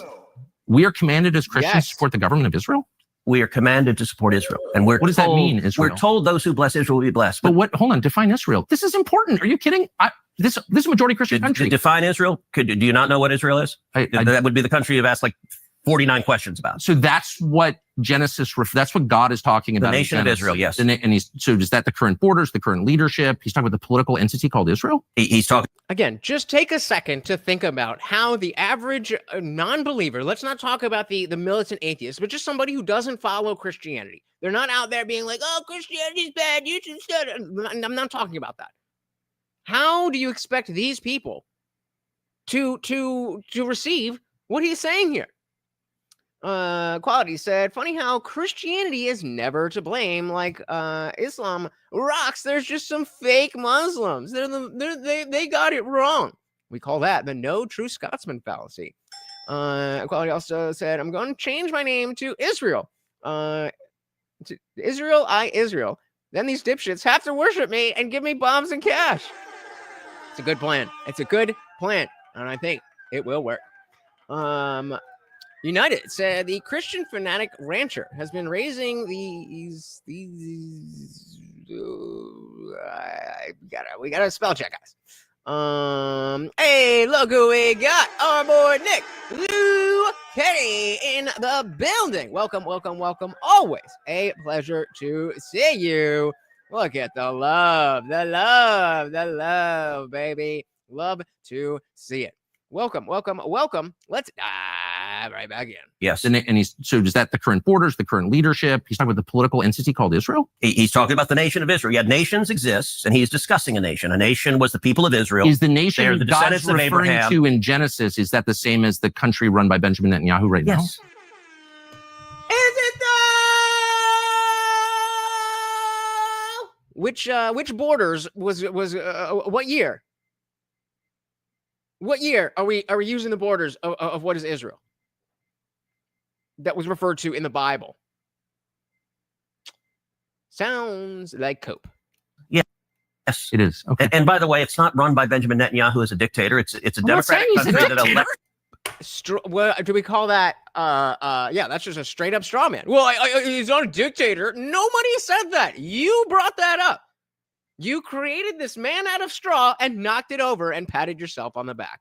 Come on. It is. Okay. And by the way, it's not run by Benjamin Netanyahu as a dictator. It's a I'm not saying democratic he's a country that dictator. elected. He's the prime minister. Right. What? But just like Equality wants to clear up that the name Israel, Israel, the I, does in fact stand for Israel. America is the country run by Donald Trump. No, actually, the American people elected Donald Trump. The same principle. This is there. silly. I'm talking about the political entity of modern Israel. Yes, and that is You believe Israel. that's what God was talking about in Yes. Genesis. I do. But I think, Maverick, this is the other side of what Ted is saying. And so, like, it's not the people who are Netanyahu and the government Israel are not the individuals who killed Jesus. First of all, it was the Romans.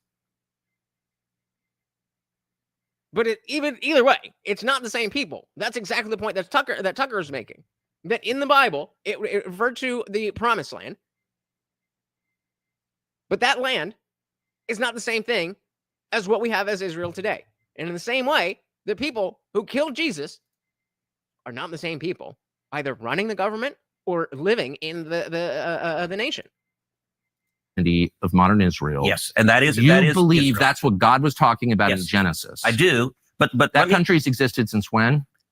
for thousands of years. Now there was a time when it didn't exist, and then it was recreated just over 70 No, but years. I'm saying, I think most people understand that line in Genesis to refer to the Jewish people, God's chosen people.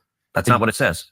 Okay, it is Defensive. That's not what it says. real, but you don't even know where in the Bible it is. So I don't know if we can. I don't remember Sure. the scriptural citation, but okay, I keep. It's like Genesis 16 or something like that. But yes, Yeah, right. Equality was the Italians. it's in the earlier part of the book. But the point is, All right, Tucker, you keep it's a interrupting me little, before I no, finish it's my just sentence. important to know what you're talking about. Yeah, Maverick, that's exactly what Equality's saying. He's saying, I'm going to change my name to Israel, Israel. Then these dipshits will have to worship me and give me bombs and cash. And the I does stand for Israel. I don't know what so you're saying as a Christian, if I No. believe in Jesus, I have to support the modern state of Israel. No, I'm not saying that. I'm explaining for me what my motivation is. But you, For me. okay, so I'm just trying to understand. You said God tells you to support the modern state of Israel in the Bible, in some place in the Bible that you heard about, but you don't know where it is. That's your theology. You're going back. Am I a sleazy feline again? Yup. I mean, If you don't accuse me of be so- anti-Semitism again, I will say that, but I don't think you will. Try to be. Got him. And this is the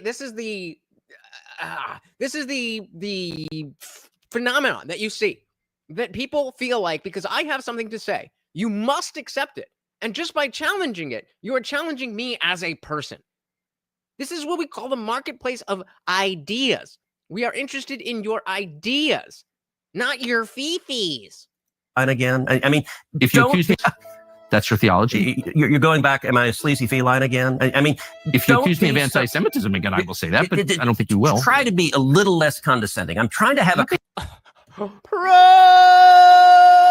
Projection.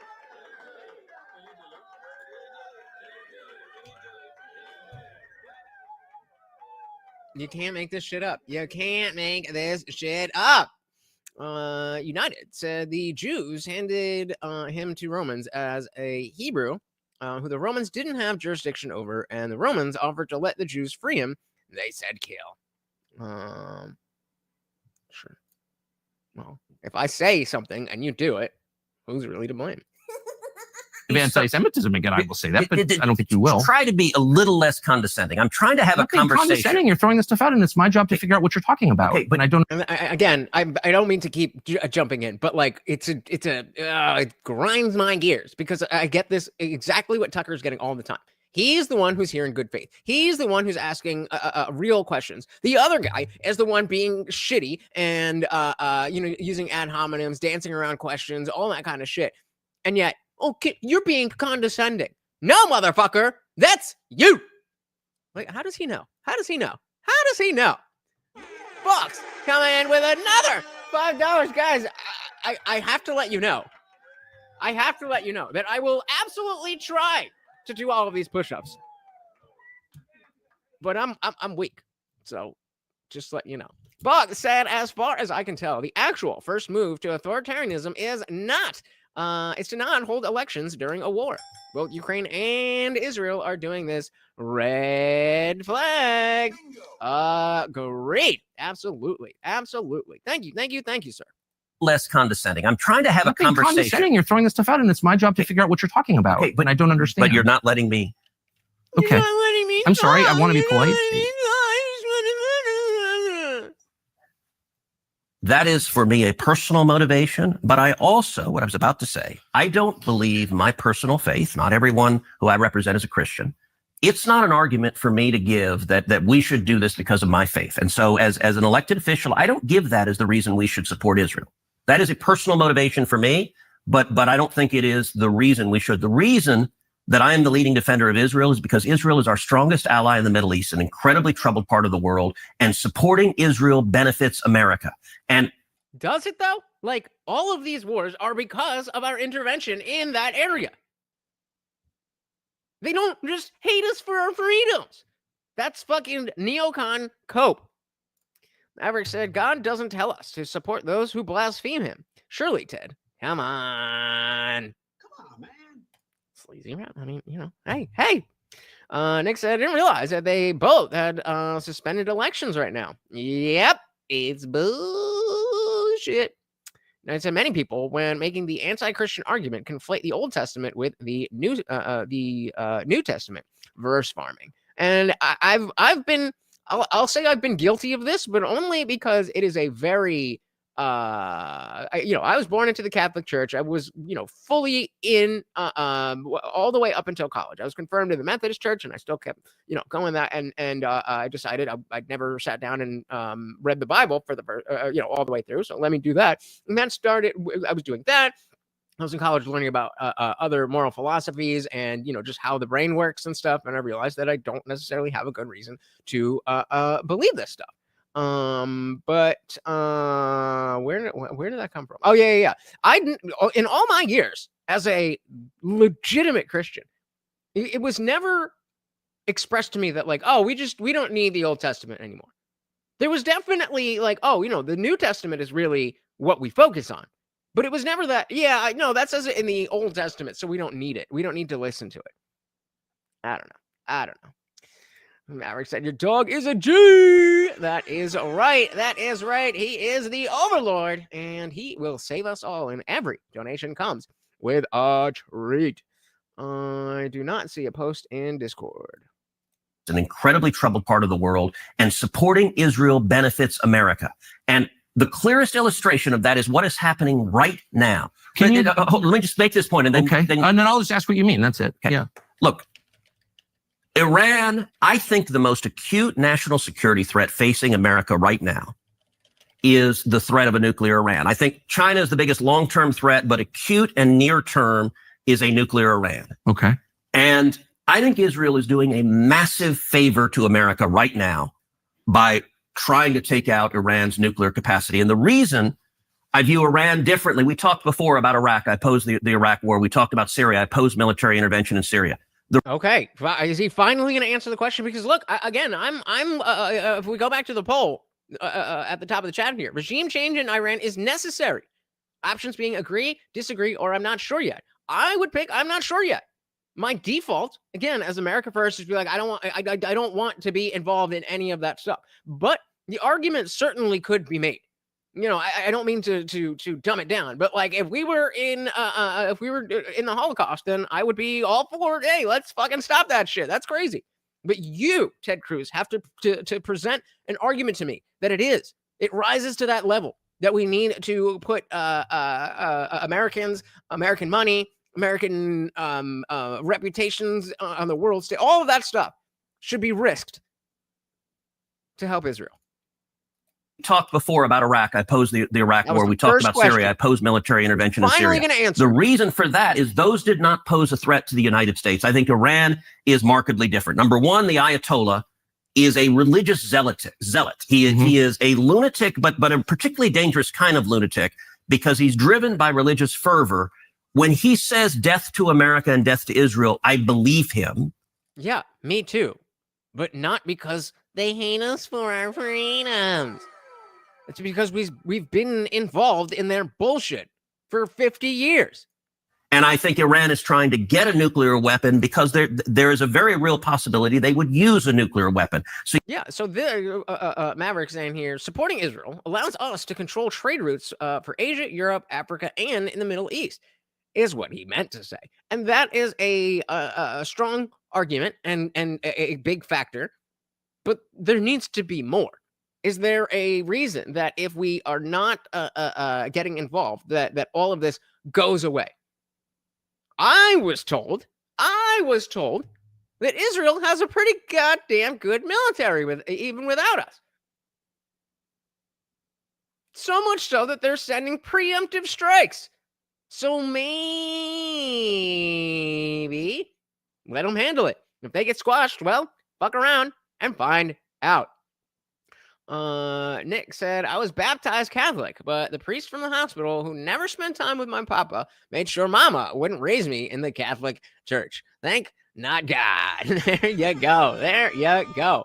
The Catholics know. Remember we were watching Religulous and the guy when they were at the Vatican and Bill Maher was like, isn't this, against? He's like, well, yeah, of course. Yep.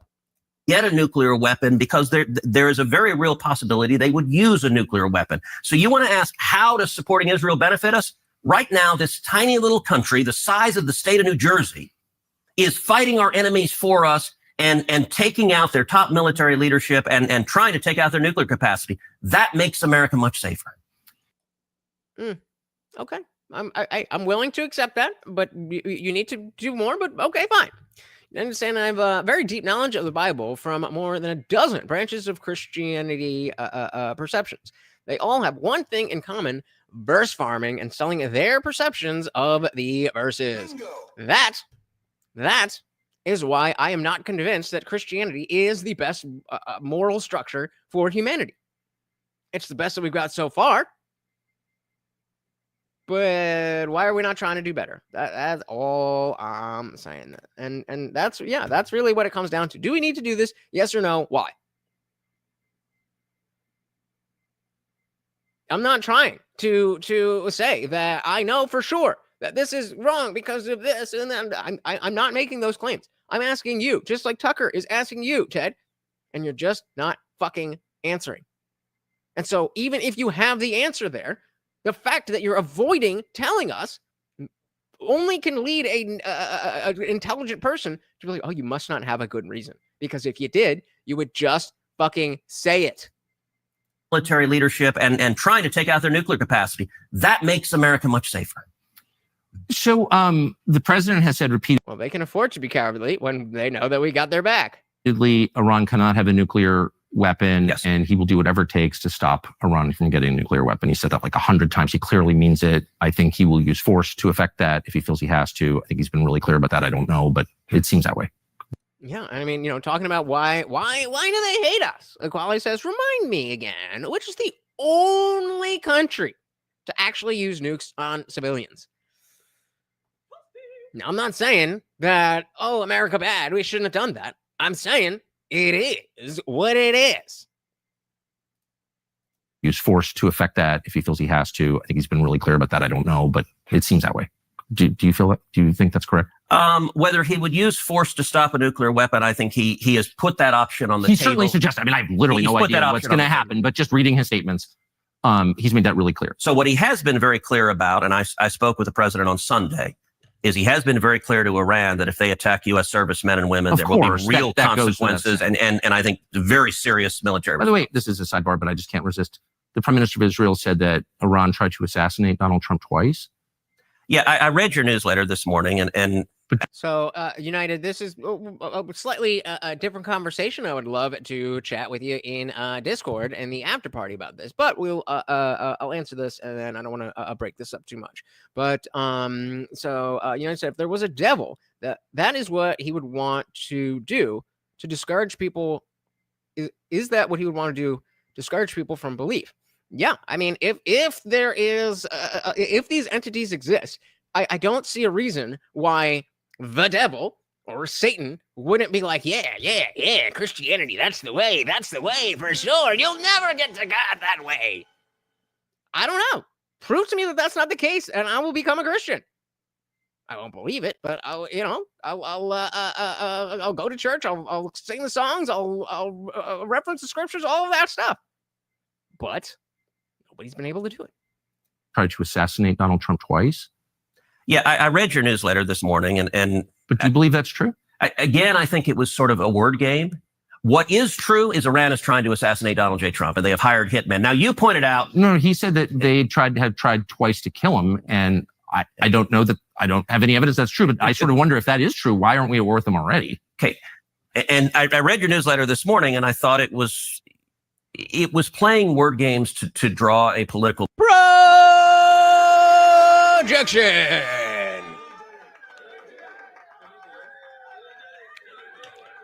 Tucker, I'm concerned about Israel. Oh, so you hate the Jews? That's dead. But yeah, playing word games. Okay. This morning, and I thought it was playing word games to draw a political point. How's that a word game? It's my president. And can I tell you? Yeah, please. Okay. You rightly pointed out there's no evidence that this clown in Butler, Pennsylvania, who shot the president was working for the Iranians. I don't think he was. There's no evidence of that. Although I would like to know more about who he was and what's going on. But hey, when you build that goodwill in a conversation, then that's what it is. I don't find it plausible that he was working for the Iranians. So was that caused by the Iranians? No. But what is true, and what your newsletter didn't acknowledge, is it true or false that Iran is currently trying to murder Donald J. Trump and has paid hitmen to do so? Well, that's the question, and I don't know the Butler, Pennsylvania thing. Pennsylvania. Let's just put that aside. I don't know. So I do want to ask about this. So our last poll: regime change in Iran is necessary. 39% disagree, which is the winning vote, but we have 34% that agree and 26 saying I'm not sure yet. And again, I'm with the I'm not sure yet. I am not convinced. So I want to ask about Matthew Crooks and Iran. We'll see if you think they're connected. That's the question, and I don't know the Butler, Pennsylvania thing. Pennsylvania. Let's just put that aside. I don't know. So Netanyahu misspoke when he said those two assassinations were because of Iran. But what he was saying that is right is they're actively trying to murder Donald J. Trump. Is there? Okay, so you're aware of a plot to kill Trump? Yes, that Iran is paying for. And by the way, when? It has been over the last, I'd say, 18 months to 2 years. In the United States? In the United States, yes. They and let me point out. Has anyone been arrested? So there's no, I'm not sure on this one. You just got to go with your gut. Arrested? Wait, what did he say? In the United States, yes. And let me point out. Has anyone been arrested? For the Trump attempted assassination, no. But they are also actively paying Iranian hitmen to murder Mike Pompeo when he was President Trump's first Secretary of State, the first term rather.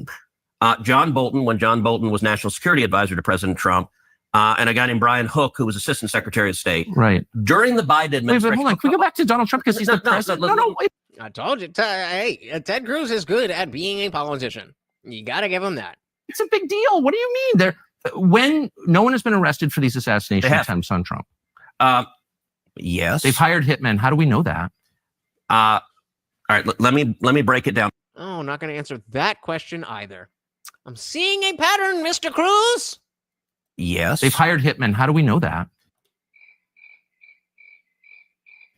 All right, let me break it down. People have been arrested. So the reason I brought up Pompeo, Bolton, and Hook, who are under active assassination attempts because of their service in the first Trump administration, under the Biden they say that. I've never seen any evidence of it. Can I give you the evidence?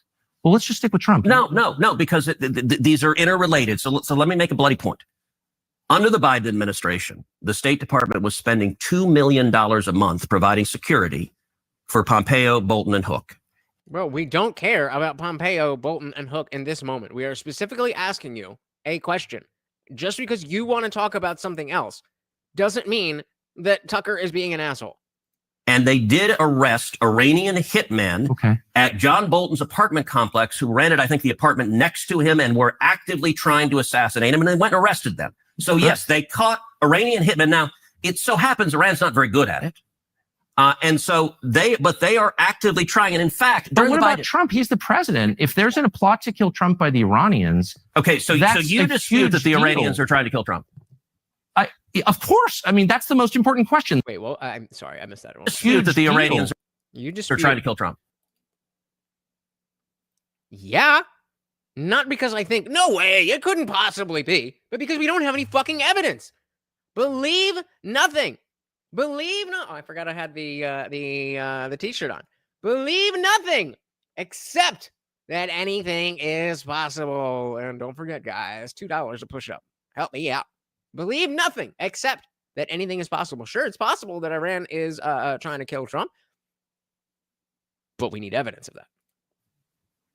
Of course. I mean, that's the most important question. The Prime Minister of Israel just said there have been 2 assassination attempts against Donald Trump by the Iranians. And I think it's a very fair question. Maybe you disagree, to ask, what are you talking about? Okay. And what is it? That's it. That's it. What is it that you are trying to say here? Nobody is even arguing with the point that you're making, because you're not making a point. You're just talking. You're just saying things. Claudia said, didn't we assassinate a top Iranian official a few years ago? Don't we fund Israeli assassination of Iranian scientists and officials? Isn't turnabout fair play? Hard to say no. Hard to say no. Like, I'm not in favor of it, but it is what it is. Fuck around, find out. You make your bed, lie in it. Use whatever cliche the fuck that you want. It's not a mystery as to why people in the Middle East, besides Israel, don't like America. What are you saying to the Jews? Shut the fuck up. And I think it's a very fair question. Maybe you disagree, to ask, what are you talking about? Okay. And I agree with you that he misspoke. So there weren't those 2 attempts? There were 2 attempts, but the clown in Butler, Pennsylvania, and the other guy on the golf course were not connected to the Iranians. That's the part that he misspoke. But by the way, when you speak all the time, occasionally, what he said that was accurate is that Iran is actively trying to murder Donald J. Trump and has paid hitmen. Okay, but right. Okay, that's fine. And he was conflating it with the 2 attempts. I understand. But I just want to pull that thread because it's so important. I voted for Donald Trump. I campaigned for Donald Trump. Yeah. He's our president. And we're on the cusp of a war. So if there's evidence. And remember, he was the no new wars president. The no new wars president. Oh, no new wars, no new wars. Well, it was nice while it lasted. But hey, Funk Master General out sponsoring himself with another $10. Oh man, I am not looking forward to these push-ups, guys. Oh man, another $10, another 5 push-ups. Thank you, out sponsoring yourself. Funk Master said you should sing the hymns of the Overlord to us.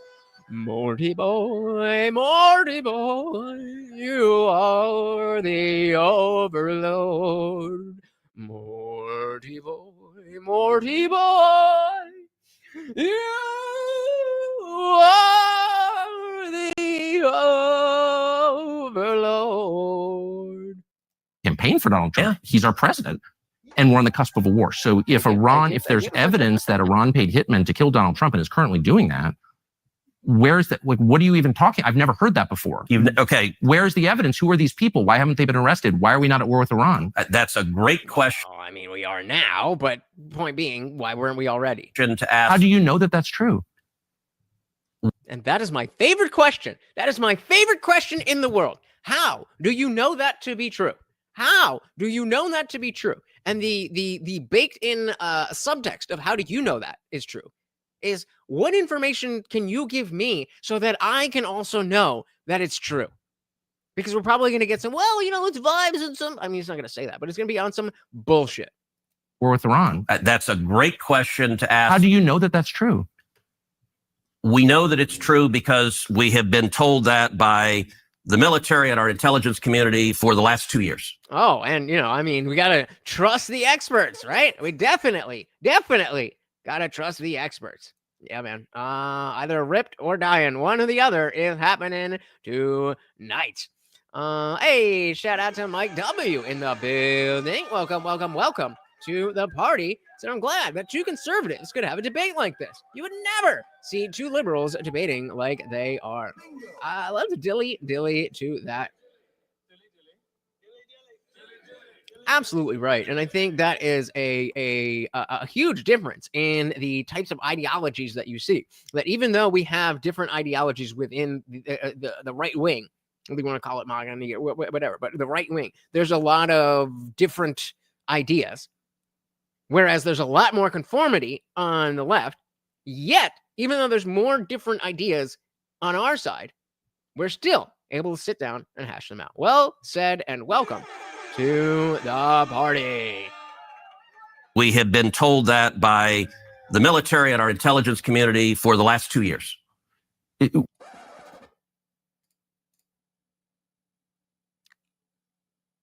You like Tim Walz? Oh, the rubber burning! Oh, the rubber burning from the riots! Oh, I love it. And I'm friends with school shooters. Yikes. We meaning who? Congress has in the public. I mean, we had multiple testimonies. I can send you testimony. Do we know the names of the people or where this happened or what they tried to do to kill Trump? We do not. We have not apprehended an Iranian hitman trying to kill him. We Okay, then what? How? It goes back to the question. How do you know that this is true? know that Iran is trying to do so. How? In the United States. Yes. And by the way, And again, this is not a challenge saying, no, you're wrong. We're just asking, how do you know that? we know that Iran is trying to do so. In the United States. Yes. And by the way, like Iran...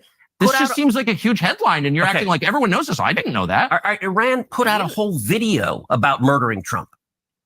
Right, but I've never heard evidence that there are hitmen in the United States. I mean, trying to kill Trump right now, we should have a nationwide dragnet on this, and we should attack Iran immediately if Okay. that's true. Don't you think? No. No. I mean, if a country is trying to assassinate our president, then that doesn't necessarily mean war. But if they don't like Israel, well, I mean, drop bombs on them. This is the neocon perspective. Listen, we should attack Iran immediately if Okay. that's true. Don't you think? No. If But they're trying to assassinate our president, they have been for 2 years. then They why are aren't we enemies. at war with them? Well, we are trying to Why don't we take out- just nuke Tehran if they're trying to murder our president? There's nothing that you could do that would be worse for the United States than murdering Trump. And I just don't Amen. I understand agree with why that. you're not calling for the use of nuclear weapons against the Ayatollah right now. I'm serious. Spot on. If you think they are trying to kill our president, and that does not tell you or urge you to be like, we need to go to war, because that is a fucking war that I would support.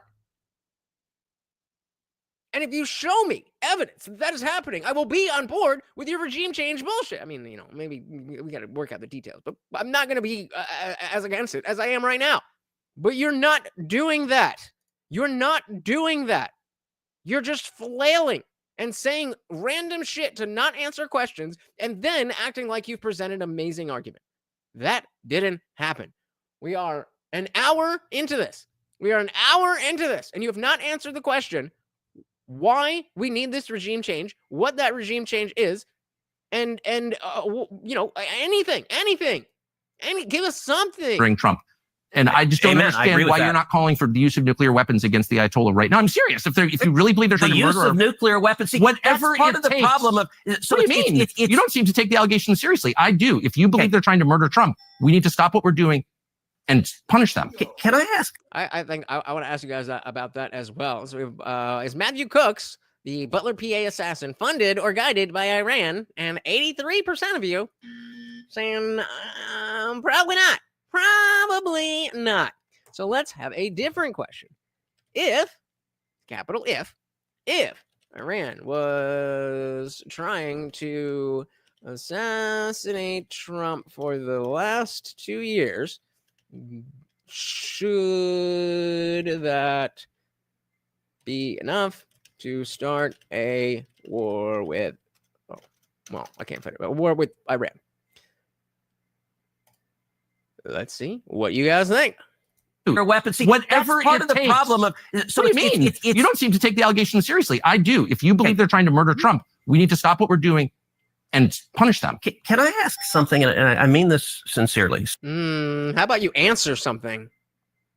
So, all right, 20 years ago, you were, I think it's... Oh, we're going back again. Let's go back. Let's go back. Let's back up. Oh, Teddy bus. We should call him Teddy the school bus. Backing up. Beep, beep, beep, beep. 20 years ago, you were, I think it's fair to say, in the interventionist world. You were a vocal, Big time. You Big were time. a vocal defender of the Iraq War. I was a promoter of the Iraq War. And you now, and look, I think you were mistaken. I think you were mistaken. That's okay. Look, people change and learn, and that's part of the journey of being human. Your views have moved, though. In my view, they've gone way too far the other end. And so I'm just totally confused. confused. Why? I'm saying, hold on. Wait, this is one of the weirdest. So it is weird. It is weird. And not weird. It is odd. It is peculiar that Tucker has been very open about the fact that he supported that war, and he did not I don't remember exactly what he said, but it was part of that whole bubble. He was at Fox News, his job depended on all that stuff. And he has taken a step back, and he has not only acknowledged that he was wrong, he has apologized, and he has shown a different behavior going forward. What are we talking about? What are we talking about? Or the other end. And so I'm just totally want to confused. ask why. I'm saying, hold on. Wait, this is one of the weirdest conversations I've ever had. I'm saying if it's true that Iran is trying to murder Trump, we need to move militarily against Iran immediately.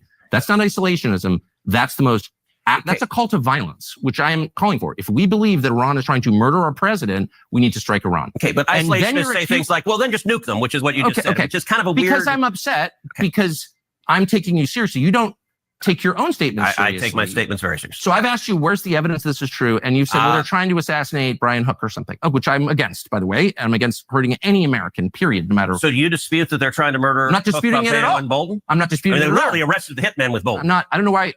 Pulling a Kathy Newman. So what you're saying is something that you're not at all saying.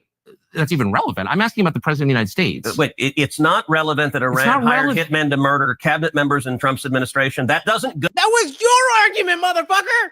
That was your argument! Tucker's here saying if that's the case, then we should be at war with them. And you're saying, nuh-uh, only when they are not nice to Israel.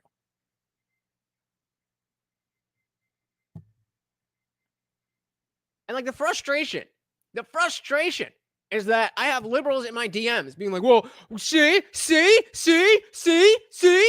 see what? See what? First of all, this happened yesterday. We don't know what the fuck is even happening. And second of all, at no point, at least me, I don't know about anybody else, but at no point have I ever said that Trump can do no wrong and he's the best thing ever and we can't, I think he's the best president ever. And I clearly and obviously think he is and would have been, if he lost, better than Kamala Harris. But it just goes back to show that these liberals are not here in this conversation to either understand or even improve things. They are here to try to steamroll. I'm right, you're wrong, I'm good, you're bad, listen to me, or you're brainwashed. You're in a cult. It's like, come on, just do better. Do better. It's not relevant that Iran hired hitmen to murder cabinet members in Trump's administration. That doesn't go to I've already how credible said is it that they're willing to spend money to do that. Opposed to that. It's awful. I am against killing anybody, actually, and especially foreign. Unless they're trying to assassinate our president. Okay. I'm asking about your allegation and the Prime Minister of Israel's allegation that Iran is trying to murder the president. Killing terrorists is a good thing. Killing people who are trying to murder Americans is a good thing. Because if you're America first, you want to protect America. And so killing Osama bin Laden was a fantastic But you don't really believe that they're trying to murder Trump, or you? Yes, I do. Yes, I do. Then why aren't you calling for military action against Iran right now? Because they're not very effective. In terms of hitmen, their hitmen are not very effective. I do think... So they're hitmen, but not the bad kind, the efficient kind? No, what are you saying? They're a weak country who is on its knees, and I think we need to... Then why are we so afraid of them? Why are they the biggest threat if they're a weak country that's on its knees? Because... You can't have it both ways. Because I want to make money. There are people who will pay me. There are people who will pay me billions of dollars to get this done. Well, maybe not billions, but millions to get this done. Don't you understand, Tucker? You would think that since the internet age, the social media age, where we were able to start expecting longer form, just longer form explanations of things in general from our politicians, from our leaders, that there would be a shift and that these people would be better at holding conversations. Before, they never had to do that. They might have little sound bites, they might have a little press conference, they might have a speech, but you're not sitting and chit-chatting with them.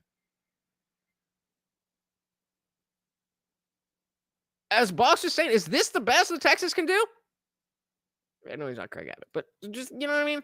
Was on its knees, and I think we need to. Then why are we so afraid of them? Why are they the biggest threat if they're a weak country that's on its knees? Because I'm trying to keep track. They're trying to develop.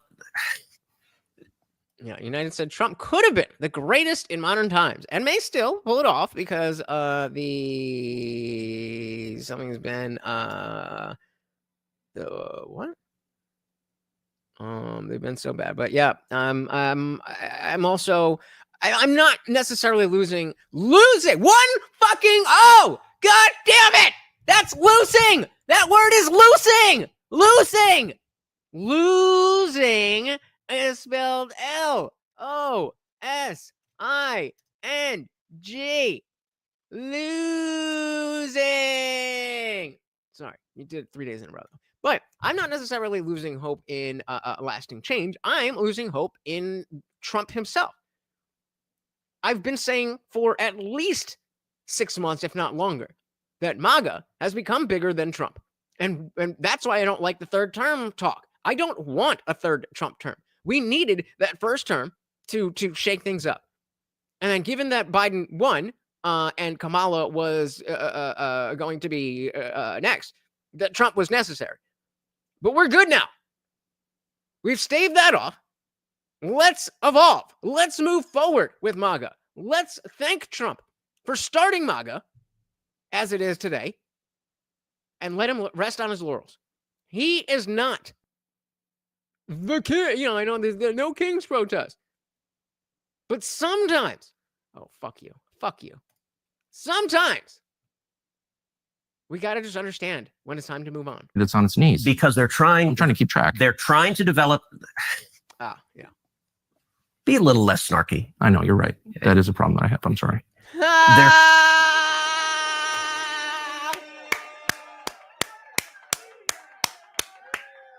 Sorry, I'm snarky, but am I wrong? Have you answered any of my reasonable questions? Maybe the snark is the way to get you to answer the questions. Be a little less snarky. I know, you're right. That is a problem that I have. I'm sorry. They're trying to develop nuclear weapons. They are close to developing nuclear weapons. And even a weak country with a nuclear. Okay, but at least then, you know, that losing isn't a word. Here, I can understand, you were talking about losing. But when you spell it wrong. Shout out to Waco Mind. Welcome to the party. I forget what you left off last time, but I guess you get a freebie. Waco Mind said Iraq war was not the best idea. Too much intel was off. There were no WMDs. Yep.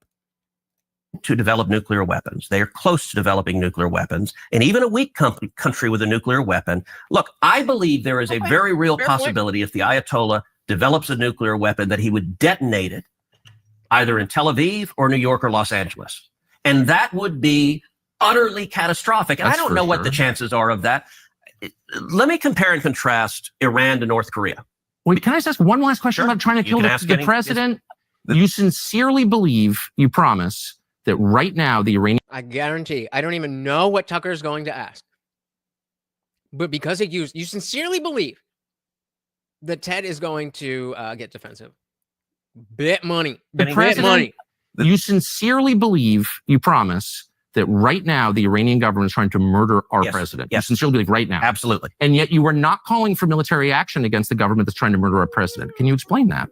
I don't think they're very effective. I do think we should, by the way, America is... You're willing to take that risk? Apparently, bro. Apparently, they're trying to kill our president, but they'll probably be bad at it, so whatever. insane. And I am extremely surprised that if the Iranian government was trying to kill and was putting people on American soil to kill the president, you don't think that would be enough for an act of war? Why? Why? What would then? And I'm not saying that as like we need war, but genuinely just asking, at what point do we say, okay, we need to fight a war? They're coming to kill our leader in this situation. Shout out to Dylan Soup. Welcome to the party. And of course he can. Of course he can. Equality said, we can't afford a war. Well, money's fake anyway, so that part doesn't really matter. And then Equality says something about Bolton that should happen in the context of what we've been talking about that I can't say on this platform, but you can go over to Rumble and see exactly what he said. Quality's heading out. Thank you so very much. Have a good one. Let's dive back in here. Calling for military action against the government that's trying to murder our president. Can you explain that? And yeah, I would love, again, whoa, where did I hit the wrong button? I would love to hear you guys explain why you think that, why you answered no in that poll. Again, I'm not saying you're wrong. I'm just curious. I don't think they're very effective. I do think we should, by the way, America is You're willing to take that risk? I think we should protect the president and we should take out our enemies. So you're willing to take that risk? Well, Israel is doing that right now. But aren't they? Why would we outsource it to Israel way, if they're trying to? Your first question was, why are you for regime change? That's a pretty good That don't make no sense. example of why I'm for regime change. Okay, so you're saying we should just go in and take out the government of Iran. No. Why would we outsource it to Israel if they're trying to murder our president? Okay, you sound like the isolationist. What I'm saying on any military judgment is there needs to be a cost-benefit analysis of what are the risks versus what are the benefits. That's what we started this conversation asking you, and you have yet to answer anything about that. In this instance, I think it is enormously in America's interest to do what Israel is doing right now, take out Iran's senior military leadership and take out their nuclear capacity. That is benefiting America, and it is a good risk reward. I would oppose invading Iran and putting boots on the ground to topple the government. Nobody suggested that. You are now, again, creating a straw man. We said that we would take care, we were speaking vaguely. If the risk got severe enough, I would support that, but I think the relative risk is not severe enough to justify that step at this time. Okay, so how are you what is the metric that you are using to determine, oh, these hitmen are not good enough that we should go to war? And fair enough, that is a relatively, that is a calculation that you should do. Because if some fucking, some loser is sitting around and doesn't have access to guns or shit like that, then okay, maybe him trying to kill the president isn't something that we need to make a huge deal. I mean, obviously persecute him, but prosecute him. But like, it doesn't make sense. It doesn't make sense. What is the metric? But I think the relative risk is not severe enough to justify that step at this time. What I would absolutely oppose under any circumstances is invading Iran and then staying and trying to turn them into a democracy. And part of where Iraq really went off the rails was the very beginning. Shout out to Juan Silva. Welcome to the party. Said Israel atrocities need to stop. Well, I agree.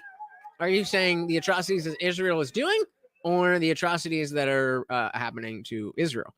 Because either way, I'm sensitive to that. But no, you should say we're all getting buzzed, baby. Listen, part of me thinks there's a little both here. Actual Iranian involvement plus seedy domestic shadow government swamp. Probably. Yep. There you go. Box knows. And trying to turn them into a democracy. And part of where Iraq really went off the rails is not only did we topple someone who was fighting radical Islamic terrorists, who was a bad guy, but then we tried the vision of interventionists. It actually overlaps with the vision of a lot of Democrats. Let's go promote democracy in the world. I agree. And It is our military's job to kill the bad guys, to defend America. It's not their. But those are not necessarily the same thing. Killing the bad guys is not necessarily defending America. If the bad guys, as you are saying, are trying to come over here and kill our president, then yes, they are.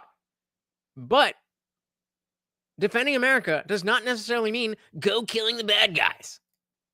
Their job to defend international norms. It's not their job. So I have zero desire for the U.S. military to turn Iran into Switzerland.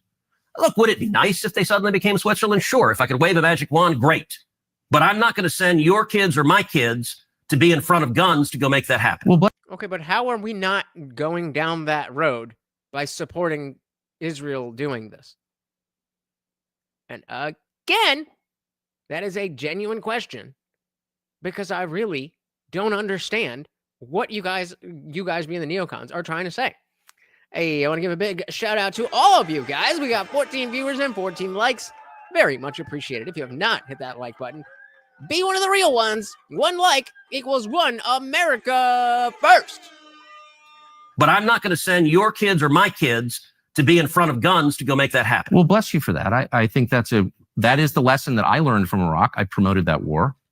Apparently, unlike you, I was dumber.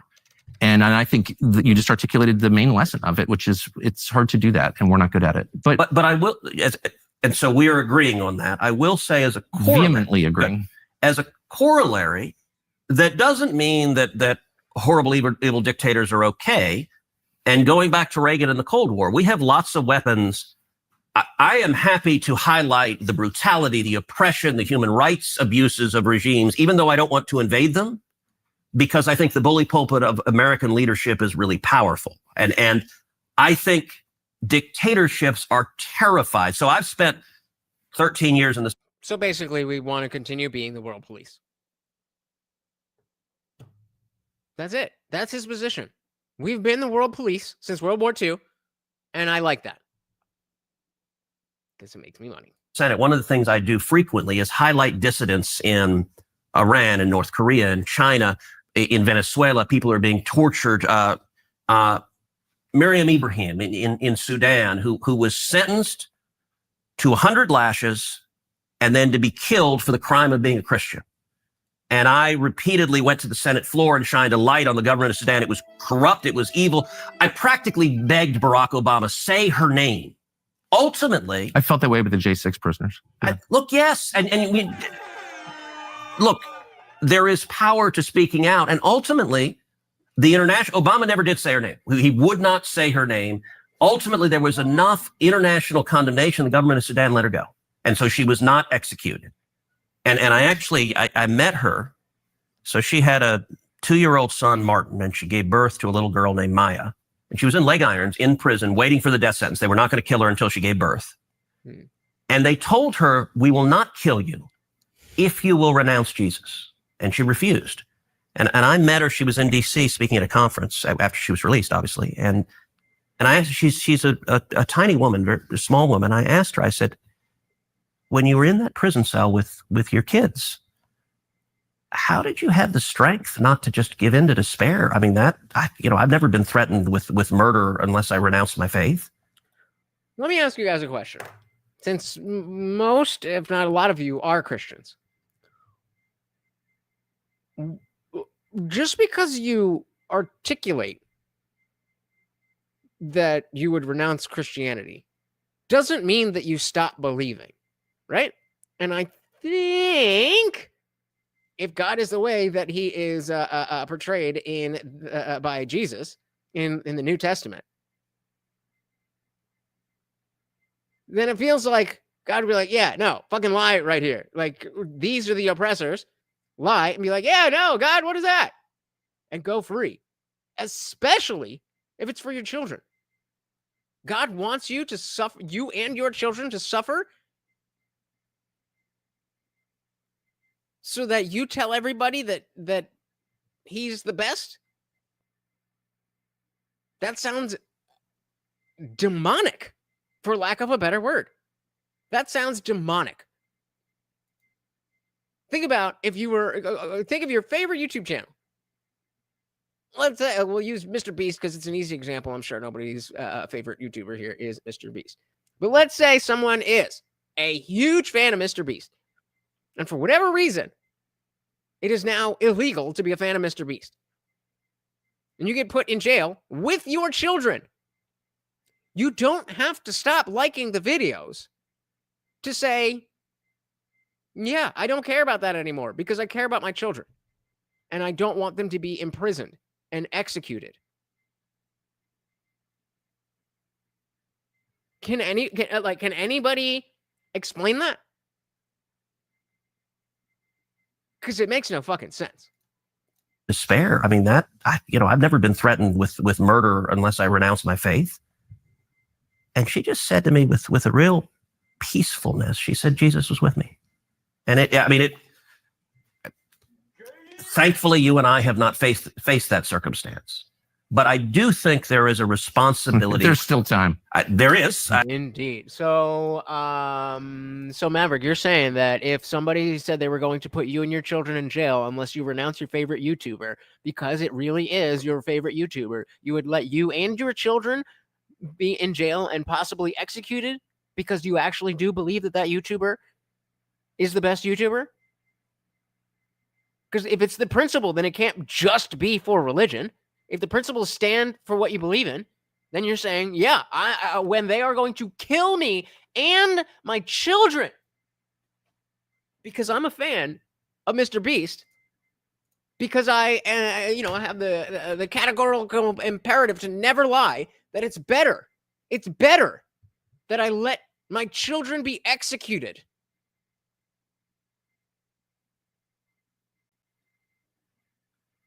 That sounds insane. And again, I will say demonic. I don't know how else. So, okay. So what's the difference then? What's the difference between a fundamental belief and a not so fundamental belief? Because again, the belief is not going anywhere. You're just saying things. They ask you, do you renounce Christ? And you say, yes. And you go on and be a good Christian and potentially be able to proselytize and get more Christians, more people into heaven. But instead, you and your children die? And that's the right thing to do in God's eyes? That's who I should be following? Oh, hell no. Good luck with that.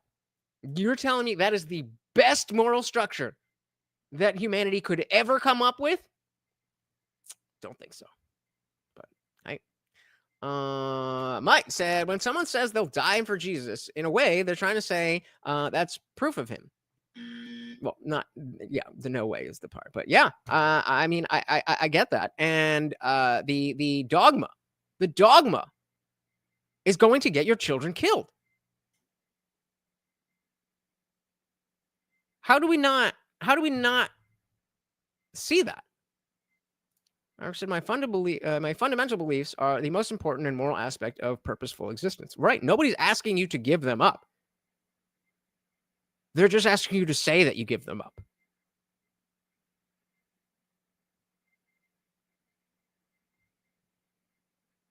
Why wouldn't you just say it? And again, fine. If it's just you, then the argument of not lying and standing on your beliefs and not letting someone control you, and fine, I can understand that. But when you bring your children into it, I'm going to let my children die for my beliefs. Yikes. That sounds like some boomer neocon shit. Israel is so important, so I'm going to send your children to die for it.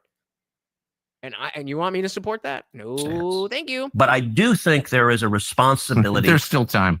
There is, and I hope we don't. And actually, I'll use another example. John McCain, who you and I disagreed with on a lot of issues. I respected and admired him for his service and time as a prisoner of war. I think his policies I disagreed with vehemently and fought against them. But the man fought for America, and he was thrown in prison, and he was tortured by the... Right. And so, perfect point. Now you said die for Jesus is tough, but Muslims would do that very fast. Completely agreed. So why is that? Because their dogma is stronger than yours. Is that a good thing? I'll leave that up to you. I'll leave that up to you. Maverick said, I would consider lying. I would consider lying, but I'd also have faith in God that he will do what's best for me if I act honestly. But what? So despite the fact that someone is holding a gun to your child's head, based on the words that you say next, you believe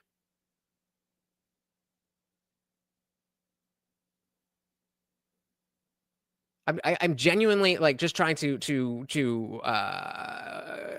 understand this. I'm putting myself in this situation. And you're going to tell yourself, despite the fact that there was a gun to my child's head and someone saying, I will do this right now, unless you denounce Jesus, which again, they have no way of knowing whether it's legitimate or you're just saying it.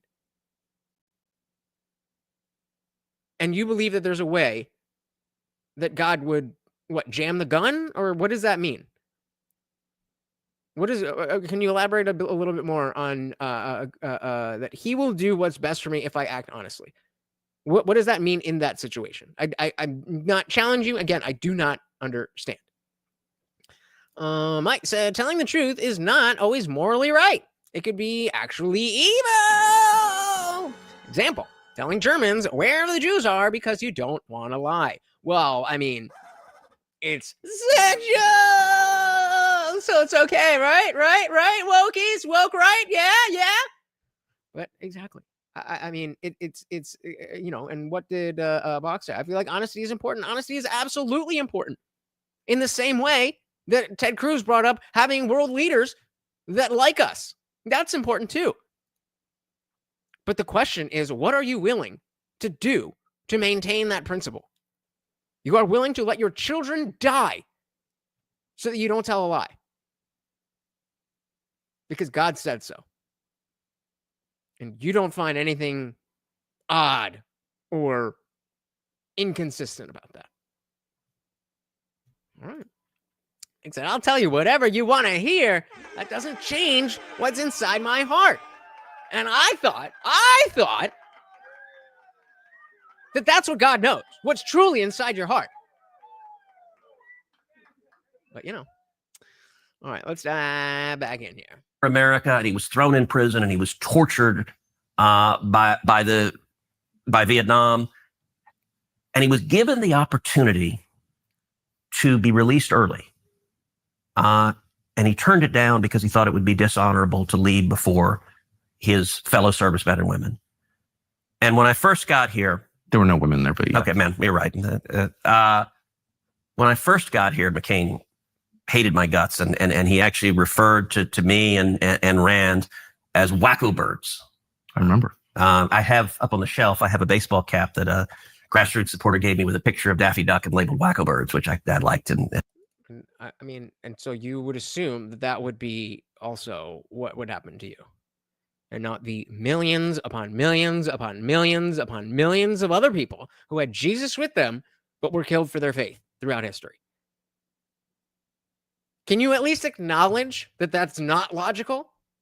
It's absolutely fair for you to have that belief, and I'm not trying to take it away from you, but can we acknowledge that from an outside perspective, that is not logical?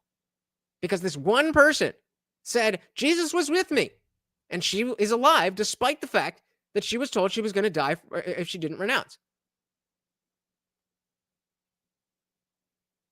That's one person. That's one person. Would you make the same argument for somebody who has trans themselves and is happy with their life? Well, we should just trans everybody. I mean, look at Blair White. Special pleading. Cap that a grassroots supporter gave me with a picture of Daffy Duck and labeled wacko birds, which I liked and laughed when. But when he did that, I went to the Senate floor and I gave a speech praising John McCain. And it was the day he had attacked me publicly. And it happened to be, it was the 40th anniversary of his release from the Hanoi Hilton. And I just talked about what a privilege it is to serve with someone who suffered for his country, who served. And I didn't get into where we disagreed on policy on that speech. I just said, look, the man is an American hero, and I'm proud to serve with him. But that was meant to be a statement also. I mean, I could, if you explain it. Cowards die many times for their deaths. The valiant never taste of death but once. Again, if we were just talking about you, that's one thing. But I'm specifically highlighting the fact that you will let your children die. And you believe that because one time someone who was said that they were going to die didn't. And whether or not it's true, they believe that they said Jesus was with them. Therefore, that's enough for you to believe that the millions upon millions upon millions upon millions upon millions of people who were not saved despite having Jesus. That if you attack me, I'm going to praise you, not for things that are not praiseworthy. I disagree with. That's the part of religious that we haven't got to, that it's insane. We're like, no, that didn't happen. That's not what it says. To you, I will not be shy about saying it, but for things that are praiseworthy. I remember that. It was 2013. Yeah. And I felt the same way. I went to his cell at the Hanoi Hilton, and oh, wow. I agree with you about McCain. I just want to end by asking you specifically about what's going to happen next in Iran and what should happen next. So you've called for regime change. You said you don't favor the U.S. military participating in any kind of regime change. You said you don't think, and bless you for saying this, that the U.S. military should try and turn it into Belgium. Yeah. Thank God. But there is a third option where it turns into Syria, where it's this open wound and it causes massive migration and further destroys Europe, as Syria has. Yeah. And that's a huge cost, and where lots of people die and religious minorities get murdered in Syria again. They all had Jesus, but didn't help them, but it's going to help you. And are you worried about that? Sure. And listen, that lots of bad things can happen. But going back to what we talked about, the principle of defending America, I agree with President Trump that Iran with a nuclear weapon is an unacceptable risk to America, and we need to stop it. I agree with President Trump, and I'll make a point. But he's not for regime change. He's not. So he and I disagree. Yeah, look, I think he thinks it would be better. He has not said he's for it. Does someone? I haven't actually seen specifically what Trump has said. I've heard, rumblings. I think I saw somebody quote tweeting. But does someone have somewhere a tweet or a video, a press conference, an article where it's like Trump is saying this, that, whatever? I've heard he was celebrating it and cheering on Israel and all that stuff, but I haven't actually seen what he said. Can someone point me to where I can find that? Mike said, like the verse says, it rains on the right. It rains on the right, just and unrighteous alike. That verse says nothing, just words. Shit happens. That's what that verse says. Shout out to Boss with the $2. Said Iran is less than North Korea as far as nukes. Well, yet. As for now. Yep. I agree. Yet we're not at war with North Korea. Yeah, I don't know what's going on. Usually there's a couple here or there, but it's probably the subject matter. And yeah, I definitely agree with Waco Mine here, saying war sucks no matter who is involved. Yep. Maverick said, Trump said he knows where the Iran leader is and Trump said he knows where the Iran leader is and can kill him at will, and that if Iran does not surrender, that Trump will end them. Was that the dude where he showed his house? Because if that's the case, bomb that shit and let's ride. Let's ride. We are done with that. Let's take a little break. If you guys are enjoying the show, the party rages on 24/7 over in our Discord. The link is pinned to the top of the chat and is absolutely free to join 24/7. We're in there hanging out, having a great time. And guys, it is absolutely free. However, if you are a member of this channel here on YouTube, you can scroll right below that video and hit that join button. Starts at $2.99. There's a few different tiers, but $2.99 will get you in. It gets you members only live streams here on YouTube, all that other good stuff. But it opens up the full Discord server. So we've got the free chat that is open to anyone. Anybody can join and talk. But as you can see, that is just one of our channels. There's a bunch of different channels here, including our Disciple chat for members only, our Word of the Day watch party, where we're talking about all this stuff. And of course, we have the voice channel here, where we are hanging out at this moment. Shout out to everybody in the Discord server. Say hello and tell them to come and join. Hello. There you go, guys. Simple as that. See you there. And remember, guys, that after party is for members only. But if you click that free link, you will get a day pass to hang out with us in the after party that is happening right after the stream. Thank you. Thank you. Thank you. And Wake of Mine said, good to be here. Thank you for having me. Well, thank you for being here. Each and every one of you. I know that you could be doing anything else in the world, and here you are hanging out with us. And that really, really does mean a lot to me. And that's exactly why I want you guys to come and join the Discord so that the party never ends. He's not. So he and I disagree. Look, I think he thinks it would be better. He has not said he's for it. And you know what? Look, it is consequential when the president of the United States says, I'm for regime change. So I understand why he hasn't. What he has said is he's drawn a red line and said, Iran will not have a nuclear weapon, and the only acceptable outcome is complete dismantlement. So they have centrifuges. They're enriching uranium right now. They're trying to develop a nuclear weapon. He said they must have complete dismantlement. I led 52 senators, Republican senators, in a letter where we said we agree with President Trump. That's the red line, complete dismantlement. I agree with President Trump. I agree with him supporting Israel, taking out Iran's military leadership, taking out their nuclear capability. And I'll point out, look. So wait, I just want to get the specific wording, because again, I haven't heard specifically what Trump has said. Maybe we'll do a little side quest in a second. But Maverick, so they already tried this tale in Iraq, the WMDs. Now they do the same thing to Iran a quarter of a century later, and idiots don't get that it's fake news. Has nobody read The Boy Who Cried Wolf? Apparently not. I mean, apparently 20, 25 years is enough time where people forget. People forget. People didn't know. The youngest of people who are voting now were not paying attention to this stuff. I mean, I'm 35. I barely was paying attention to what was going. The specific. I knew we were at war, obviously. I remember 9/11, obviously. But I mean, the specifics, I thought that there were WMDs and we got to get Saddam and that's going to make the world perfect. Didn't happen. Didn't fucking happen. And yeah, the wolf wins in the end every single time. Taking out Iran's military leadership, taking out their nuclear capability. And I'll point out, look, if you look the first term,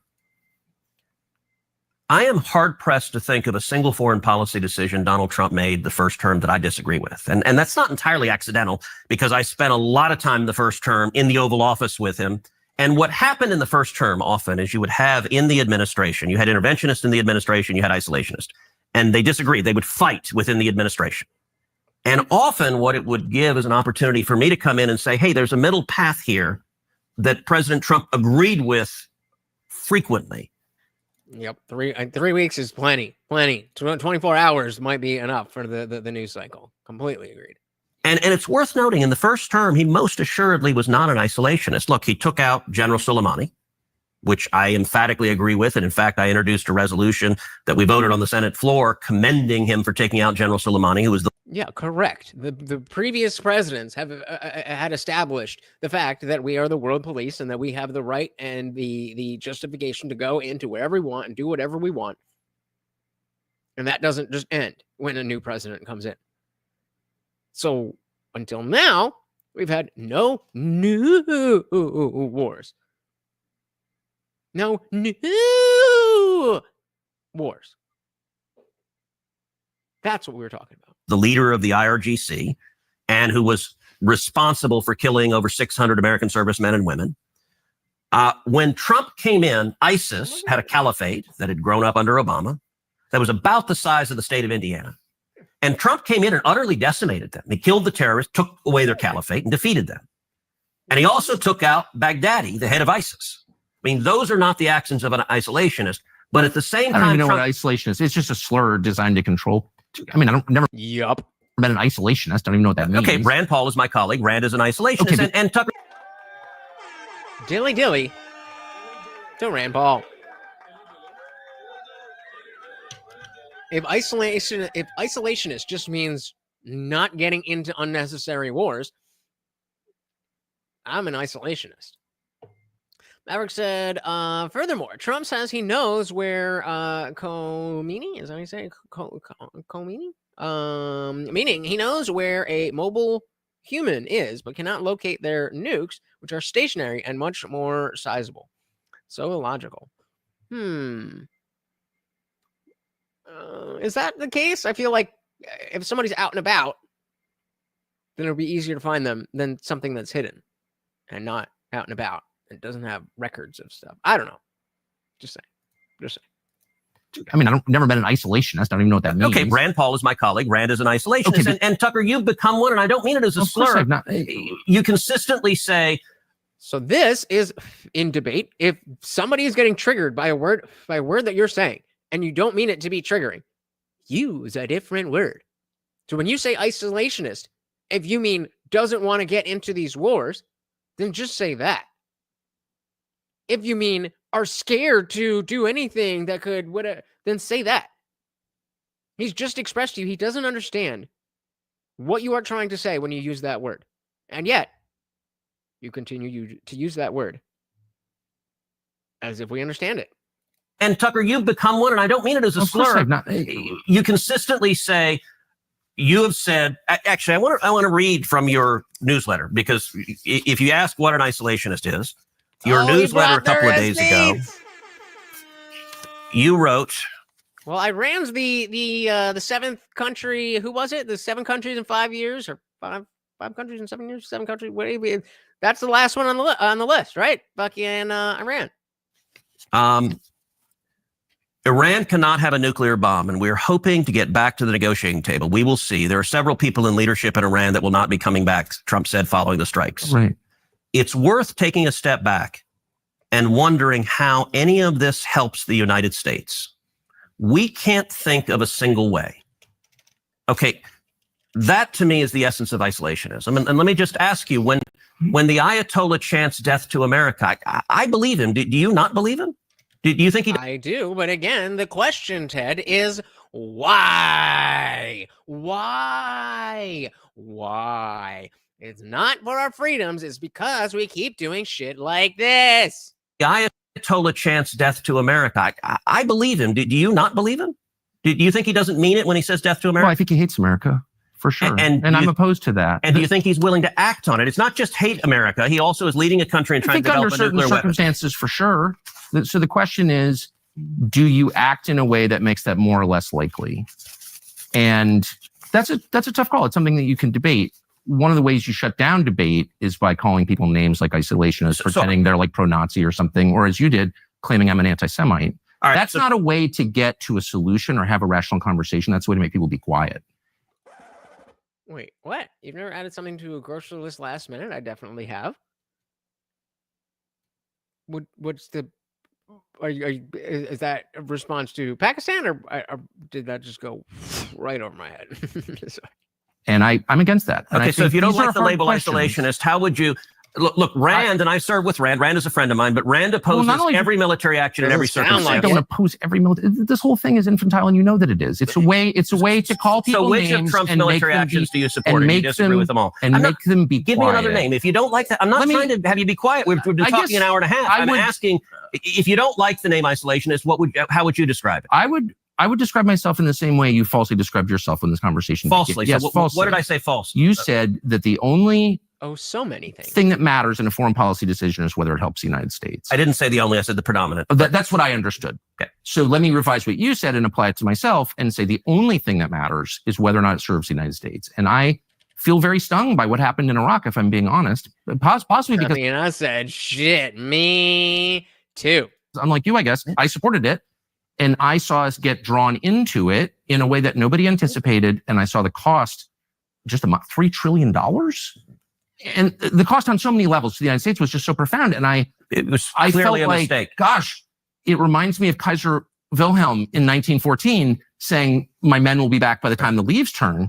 And of course, that destroyed Christian Europe. So all right, so let's do a little side quest here. I wanted to find, just because I hadn't heard exactly what is going on. So I just asked ChatGPT, what exactly has Trump said about the Iran-Israel conflict in the last few days? There's a quote, series of quotes, or a video press conference.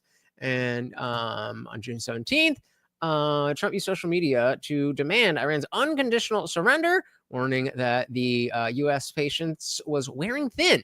And And then he said, you know exactly where Khamenei is hiding. We're not going to take him out, at least not for now. Again, why? That's kind of, I may do it, I may not. That's a very Trumpian thing to say. I'm looking to fight, but if it's a choice between fighting and having a nuclear weapon, you have to do what you have to do. Disagree. So let's see. Mr. President, have you given answered questions about whether you are moving closer, or you believe the U.S. is moving closer to striking Iranian nuclear facilities? Where's your mindset on that? I can't say that, right? You don't seriously think I'm going to answer that way? Will you strike the Iranian nuclear component? And what time exactly, sir? Sir, would you strike it? Would you please inform us so we can be there and watch? Even in this, he's just making joke. I mean, come on, man. I mean, you don't know that I'm going to even do it. You don't know. I may do it. I may not do it. I mean, nobody knows what I'm going to do. I can tell you this, that Iran's got a lot of trouble, and they want to negotiate. And I said, why didn't you negotiate with me before all this death and destruction? Why didn't you negotiate? I said to the people, why didn't you negotiate with me 2 weeks ago? You could have done fine. You would have had a country. It's very sad to watch this. I mean, I've never seen anything like it. It's so, everyone thought it was going to be the reverse. I didn't think so. And I was telling them, you got to do something. You got to negotiate. And at the end, last minute, they said, no, we're not going to do that. And they got hit. Remember 60 days? And then came this. He seems tired. 61 is going to become a very famous number. That was one hell of a hit. That first hit. That was one hell of a hit. Not sustainable. And so just more of like, oh, we're awesome, and bombing people is cool, and all and that shit. Shout out to James Allen in the building. Said Tucker appears to be leaning left now. This is why I watch YouTube for my news now. So just so I'm clear, are we saying that not wanting to get into a war is left-leaning, or what is it that he said or done that you are calling left-leaning? Again, not challenging you. I'm just asking. Welcome to the party. Yup. Maverick said Tucker doesn't realize something can benefit and hinder you at the same time. Saying whatever benefits the USA, it may benefit the USA economically to attack Iran, but it will hinder US in other ways. Very, very true. Nothing is black and white. Donald Trump. All right. Nick said I didn't when he first ran for office, but I love Trump now. He's a funny motherfucker sometimes. I mean, I definitely have there's been a little bit of a bell curve that seems to be going on, and I first hated him, and then I loved him, and now it's like, all right, well, you came here, what you needed to do, and let's move on. Whether it's JD Vance or anybody else, my men will be back by the time. Which, of course, is not to say Kamala would have been better. You cannot conclude that from anything that I've said. And the leaves turn, and of course, that destroyed Christian Europe. So it's like you don't really know where these things are going once the shooting starts. That's my only point. And calling people names, anti-Semite, isolationist, to get them to stop talking is not the way to serve your country. That's all I'm saying. So I'm trying to have a real and serious conversation. Right. And look, a lot of this has been contentious. I wish it had not, because as we started out by saying, you and I agree vehemently on 80% of the issues. This discussion is focused on the 20% where we don't. I will say, look, on Iraq, you look at the 2016 presidential campaign where you had 17 Republicans running. If you set Rand aside, and his views are on one side, there were only two candidates on that stage that opposed the Iraq war. Me and Donald Trump were the only two. Everyone else thought the Iraq war was a great thing. I think it was a disaster. So you and I agree on that as well. In my view, I think your foreign policy has gone too far. So, let me ask you, is there a military act? Oh, that's what they want. There's a lot of them. That's what they would love. They would love that. I think your foreign policy has gone too far. So, let me ask you, is there a military action Trump has undertaken that you agree with? Because I've not heard anything. A military, look, I would say it's really simple. I believe in self-defense. That's why I keep firearms at home. I think it's more. Yeah, we were in a bunch of shit, and we did some military actions because we were already in a bunch of shit. But until now, there's been nothing that, well, and again, I'm still not fully, as far as I understand, it was Israel striking Iran. that Trump is in favor of it, but I'm not. And this is a question to you guys, if you could help me out. Like, is this something that was directly funded, or is the issue that because Israel did this, now Iran is going to want to respond, and then Israel is going to be like, "Whoa, America, can you come help us?" That's what I'm not full, because it's not like that Trump sent an American missile over to Iran, right? So can someone parse that out for me? Well, I believe in self-defense. That's why I keep firearms at home. I think it's morally justified to defend yourself, your family, your property. More than Trump. Your nation. And so to the extent that you can deter a threat through violence always being the least appealing choice, violence always being, if I can finish, always being a tragedy, I think you can justify the use of violence in self-defense. That is my personal view. And I'm completely in agreement. Self-defense is the only time that violence should really be enacted.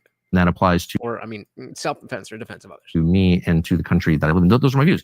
That's not an isolationist view. It's not an anti-Israel view. It's not an anti-Semitic view, with apologies. With apologies. So Merritt said Trump denied authorizing the attack initially, but then that made him look like he had little authority. So now he's backtrack on that. So meaning, and again, just asking, coming from ignorance. So meaning that Israel was like, "Yo, we're about to strike them," and Trump was like, "Don't do that." Like, we're gonna do it anyway. And Trump's like, "No, yeah, I told them to do that." Is that kind of the dumbing down of what's going on? It is, I think, a pretty common sense view. But my problem is that lawmakers in Washington are light on detail with these things, and they speak, as you do, entirely in moral terms. These people are bad. These people are... I'm not speaking entirely in moral terms. I'm not interested in killing bad guys. I'm interested in killing people who are trying to kill us. If we had... That's different. I'm not engaged in morality. Are you now? Because you told me that the government of Iran is presently trying to assassinate Donald Trump. And then you that said... is undisputed.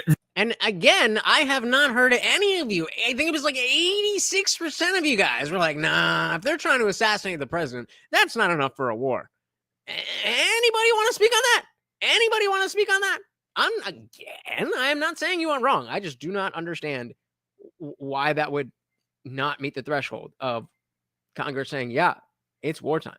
There's literally nobody who disputes that fact. Then why don't you support military action right now against Iran? We are engaged in military action right now. Why don't you? So Maverick said, Netanyahu said Trump okayed the attack behind closed doors. Evidence does imply that Trump gave the location of some government officials and Iranian nuclear scientists to Israel. United says coming out that he may not have known. We will never know the truth. Welcome to politics. James said, I still like Tucker, but Ted is spot on. The bigger picture is look at the issues in our Democrat-run cities in chaos. Iran is a Democrat-run city?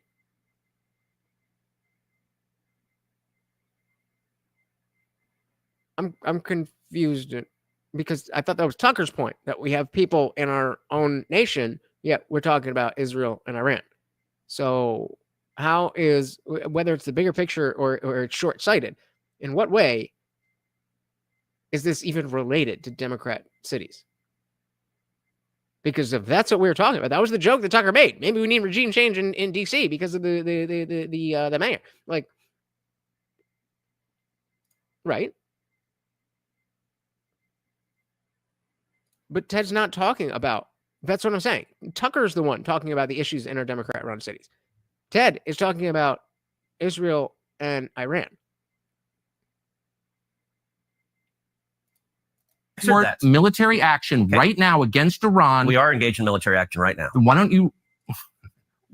Why don't you support offensive military action? We're bombing the crap out of them. Israel is, and we're supporting them. Israel is. Okay. So why shouldn't the U.S. Well, Israel is, so that's us. That's basically us, right? Military defend its own president?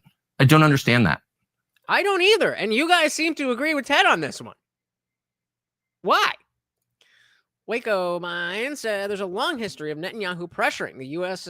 To involve itself in foreign affairs, mostly for Israel's benefit. Regime changes tend to leave the world with guys like Castro in charge, which is precisely why the America First crowd is not for this. But that's why I'm confused like when James is saying that Ted is spot on, and then talks about Democrat-run cities, because Ted is the one ignoring the issues in, at least in this conversation. He's the one ignoring the issues in our Democrat-run cities and talking about global affairs. I'm not saying that those aren't important, but that's not what he's talking about right now.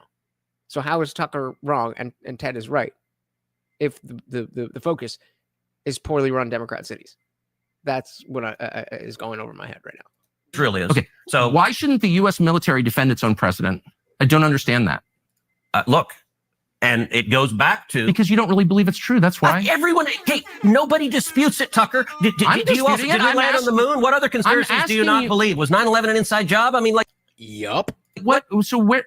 I've asked you the name. I would have been like, hey, I mean, if you were trying to come up with an example of a stupid conspiracy theory, moon not the best, but 9/11 was probably the worst one, because we know that it was not. We don't know exactly what it was. We know for fucking sure that it wasn't the official story. other conspiracies do you asking not you- believe? Was 9/11 an inside job? I mean, like, What? So where? I've asked you the names of these people. I've I asked you don't how know the you names of the Iranian information. hitmen. I I'm know asking- it because the U.S. military and the intelligence agencies have testified before Congress repeatedly And what did they that say? Iran is trying to murder Donald Trump How? and has hired hitmen. Do I know the name of the hitmen? No, I'm sorry, Then- and I don't then- think we do. Okay, so Box, did you say you would say that Iranian assassins would rise to the level of war? Did you say yes with that? Because that is, if they do, then we do. That would be going to war because they did. So if you said yes, then you're making sense. I'm with you. But it seems like a lot of you saying if they do, then we do. If they don't, we should probably do it anyway, just in case. And obviously being sarcastic, but like, again, somebody articulate why. If Iran is trying to assassinate Trump, we should not go to war because. Somebody, please finish that sentence. 80% of you hold this belief. I'm in the minority. Just explain it to me. That should not rise to the level of war because. Donald Trump How? and has hired hitmen. Do I know the name of the hitmen? No, I'm sorry, and I don't think we do either because we would apprehend them if we knew their names. Then why don't you take it seriously enough to support killing the Ayatollah in response to protect our president? But you don't. This doesn't even make any sense. And you're calling me an isolationist. If I believed that was true, I would support military action against the government of Iran. Okay, that's interesting because there is You literally can't kill our president. all right. Out of 535 members of Congress, I am not aware of one who disputes that Iran is trying to murder Donald J. Trump. That's not even the looniest Democrat doesn't dispute that. So Then why were we not already at war? I don't. You're saying if you believed what is, I think, a fact that they are trying You to, think it's a fact? Yes. What is the fact exactly? that they've hired where did hitmen. in the United States? Yes. Americans? Yeah, he's not in Iran, so they haven't hired hitmen. No, but in are they Iran. the hitmen American? I don't know. Oh, okay. But it's known, not by me, not by me, but it's known. Telling you what, and by the way, I'm not the CIA. I'm not the Department of Defense. I'm telling you what Okay. they have told us. I'm not disputing it. Okay, so what is it? Aside from, are you saying that they've just said that it is happening? Because as we've seen over the last how many years, the intelligence community is saying this is happening or this is not happening is not enough evidence to trust that it is or is not happening. Yeah, I'm merely saying We are. that but I'm that's- not. I'm saying the logic train has a massive hole in it. If you believe that's true, then you should, by definition, support killing the people trying to kill our president. But you don't support that. Now, Tucker, So I'm wondering what's going on here. Tucker, you took a Anybody want to take on the argument as to why we shouldn't go to war if the Iranian government is trying to kill our president? Why did you say we shouldn't go to war? I don't understand. offense to the word isolationist, and I genuinely don't mean it as a pejorative. I disagree with it, but if you But see, that's the linguistic creep. So of course we have a semantic obfuscation where people are changing the use of words and the meaning of words so that they can, win arguments. You can get your own semantic obfuscation. We got all this good stuff, a bunch of clothes and all that good stuff. We also have a bunch of other designs here, including and dogma, which is very clearly a problem in this world, only at TheIndianJesus.com. But I forgot what you just said. Oh yeah, he's saying I don't mean it as a pejorative, and I believe him.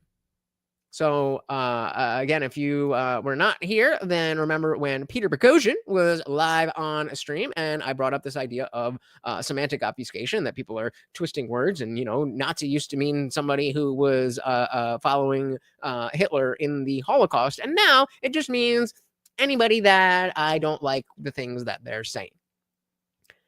And he's like, wait, hold up. You got to be accurate here, especially if you're talking about semantics, because we do have semantic obfuscation, people who are doing the twisting of the language. But then we have the people who just understand the language as it has been obfuscated. So what do I mean by that?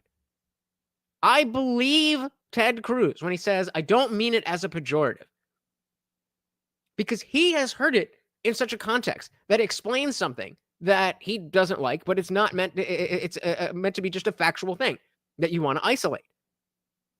But the way that he is using this is to make it seem like, oh, you're weak or something along those lines, because you should be strong enough to want to go and fight Iran, but you're an isolationist. That is the linguistic creep. So even if he is not doing this on purpose, it is happening. And our language has been destroyed because of wokeness. It all comes down to wokeness and dogma. Shout out to Bugs with another $2. Thank you, thank you, thank you. Said Iran is beneath us. It is not a threat to us. I agree, man. I agree. And again, I don't know that much, but I'm here.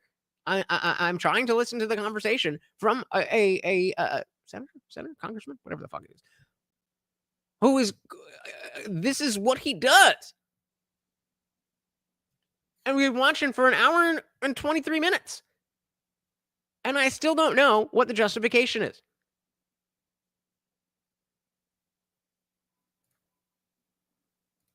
You don't like that term. I don't know how else to describe what is a coherent foreign policy that says I believe we're surrounded by two giant nations. By the way, isolationism has long been a school of I believe foreign in policy. self-defense. I'm not but not into the slurs, the anti-Semite stuff. I just don't like that. I'm telling you what I believe. So, but is there a single military action Trump took that you agree with? So did you agree with taking out General Soleimani? Oh, I don't know. It turned out better than I thought. I guess. I mean, you said at the time it would lead us to World War III. I thought I was worried about it. I've seen that. Well, but that proved not the case. I was wrong, as I have been many times. You see how that works? You see how that works? Sometimes you say things that don't comport with reality, and that's okay, as long as you acknowledge it. And depending on the situation, if you've influenced people, apologize, which he has done over and over and over again. In that, but that proved not the case. I was wrong. As I have been many times. Did you agree with taking out the ISIS caliphate? Well, if we took out the ISIS caliphate, why are they running Syria right now? And you're for that. Why is that? What do you mean? I didn't say I'm for that. You don't seem to have a problem with it. I didn't say ISIS that. Is now running Syria. You're like, we'll see. No, Look, I mean, I know why. By the way, I know why. Assad out. Assad toppled. It's hilarious. You know like why I don't Assad care? is bad, but no, ISIS runs Syria, but that's fine. We'll just kind of wait and see on ISIS. Not a big deal. You know not a big deal. They're trying to kill Trump. Hold on a second. I want to get back.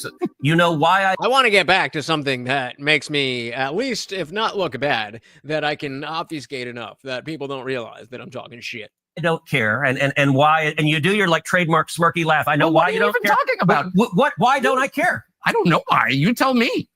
Because you think it's okay because they're not making angry noises or something. But by your own standards, ISIS is so immoral that they must die. But now they're running Syria, and you don't think that we should take military action against the government of Syria? Because why?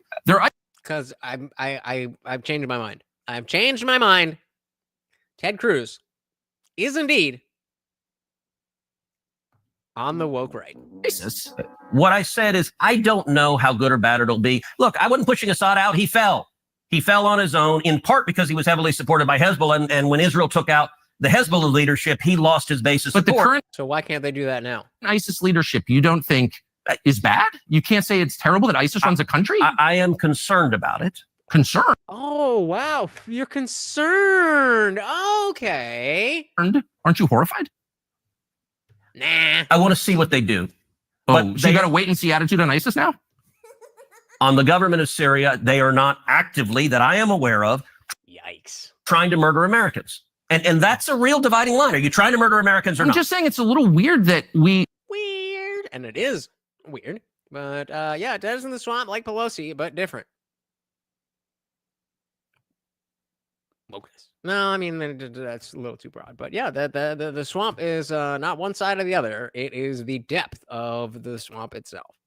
waged this war against ISIS and now they're running a country in the Mediterranean. I think that people would be very, very upset about that. But you don't seem By the very way, upset about did that. you agree with Trump taking out al-Baghdadi, the head of ISIS? I'm totally opposed to ISIS. And what I care about is results, actually. And if taking out the head of ISIS ends ISIS, I guess I'm for it. But now ISIS runs Syria. Okay, so but I'm wondering you how weren't does at this the work? Right. So what Tucker's position is, okay, I'm under the impression that if we take out Soleimani, then we're okay, ISIS is gone. Now, in hindsight, seeing that that didn't happen, it makes sense why you would then be in favor of it and now be like, ah. I mean, my point is, Where at the time, I mean, And of course, that's a very easy thing to understand, but Cruz is very upset about that because he needs him to agree. I've taken so many different positions over the years, some of which have been wrong. I really do my best to be honest and correct if they are and admit that I was wrong. I'm not one of these people who's like, I've always been consistent. No, my views change all the time because the facts change all the time. You're not going to get consistency from me. You're only going to get sincerity. well, Ooh, you're not going to get consistency from me, only sincerity. That's actually a little bit more of a clunky line than it hit me, but and Funkmaster saying Soleimani wasn't the leader of ISIS, but that's kind of irrelevant to what Ted is trying to get to, and irrelevant to the point that Tucker's making, that like, how come you care about ISIS here, but you don't care about ISIS there? No principles, just positions. look, I will say this, and look, I believe you're sincere. Yeah. But I'm not and- God. I'm and- just some guy watching, trying to figure out the right thing for America. And I think because you believe you were mistaken, and I agree previously, I think you've overcorrected. I mean, overcorrected. I'm worried about turning this mess in Iran into a much larger mess. I would have loved for Tucker to ask what's the overreaction? What would have been the proper reaction? Because like, again, these are meaningless words. She's like, I don't think you did enough. What the fuck does that mean, dude? That's the concern. And And by that's the way, that's a reasonable worry. Look, I know it's reasonable. And I know you've been like, you're like ready to call me all these names for asking, you're just asking questions. Yes, I am. So here's my question to you. He's a jerk. If the Ayatollah is What they do? killed in Iran, and he very very well be. could if there's a So war. I have just read in the paper this morning that Israel tried to take him out twice and Trump told them not to. I have read that. I don't have independent confirmation one way or the Do you other. think that they should take him out? So I actually talked about it. As you know, I do a podcast every week, Verdict with Ted Cruz. And I actually Put a 1 in the chat if you've never heard of a Ted Cruz podcast, or put a 1 in the chat if you know that Ted Cruz does a podcast, but you would never listen to it. talked about it in the latest podcast. And I said, look, I've seen the You bean? reporting that says that Trump asked them not to take out the Ayatollah. And what I said in the podcast is I think it's reasonable for them to decide not to try to take him out. What they've done is targeted just about the entire top level of the military, the people that actually conduct the war. I Not getting into the Cruz part. What is it called? What is it called? Let's see what it's called. Ted Cruz podcast. Verdict with Ted Cruz. That's not even catchy. That's not even catchy. I guess the rest of you are big fans. All right. Hey, whatever floats your boat. can see an argument that taking out There both you the head of state and a religious leader could make him a martyr and could cause more problems than it's worth. And by the way, if you take out the Ayatollah, I don't know if the next guy isn't just as bad. And so Exactly. So how does that not apply to Iran? I am. What happens to the country? I don't know, but you mentioned before, and I want to go back to this. You said something Oh, we're backing up again. Boop, boop, boop. Bus driver Ted. like you, like most other politicians, are engaged in moral terms. And let me Oh, moral terms. Morality? I'm a Christian, okay? This is politics. What morality is this? Who the fuck are you? Who the fuck are you? Are you a Christian first? In which case, morality should be a very big focus on everything that you do? Or are you a slimy feline of a politician that will say whatever makes you look best? You, like most other politicians, are engaged in moral terms. And let me be clear, I am talking about national interest. I am talking about protecting America. So there are bad guys on planet Earth that I don't think we should take out, even though they're bad guys. Good. I'll call them bad guys, but I'm not willing to use U.S. military force to take them out. Okay, so yet again, we come back to the very first question. Why is this different? And or how would you do it so that it would be different from every other regime change war that we've had in my lifetime? In this instance, what Israel is doing is taking out their capacity to build nuclear weapons.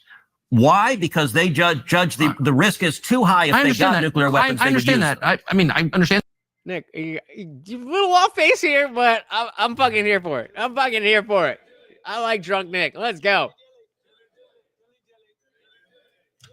Drink up, baby. Dilly dilly. Because they judge the risk is too high if they've got nuclear weapons. I understand that. I mean, I understand that. I think it's in progress. I think it'll probably be achieved, probably with U.S. military support. Who knows? But the president said he's for that. And by the way, where the military support is most needed is Fordow, which is it's a bunker that's built under a mountain.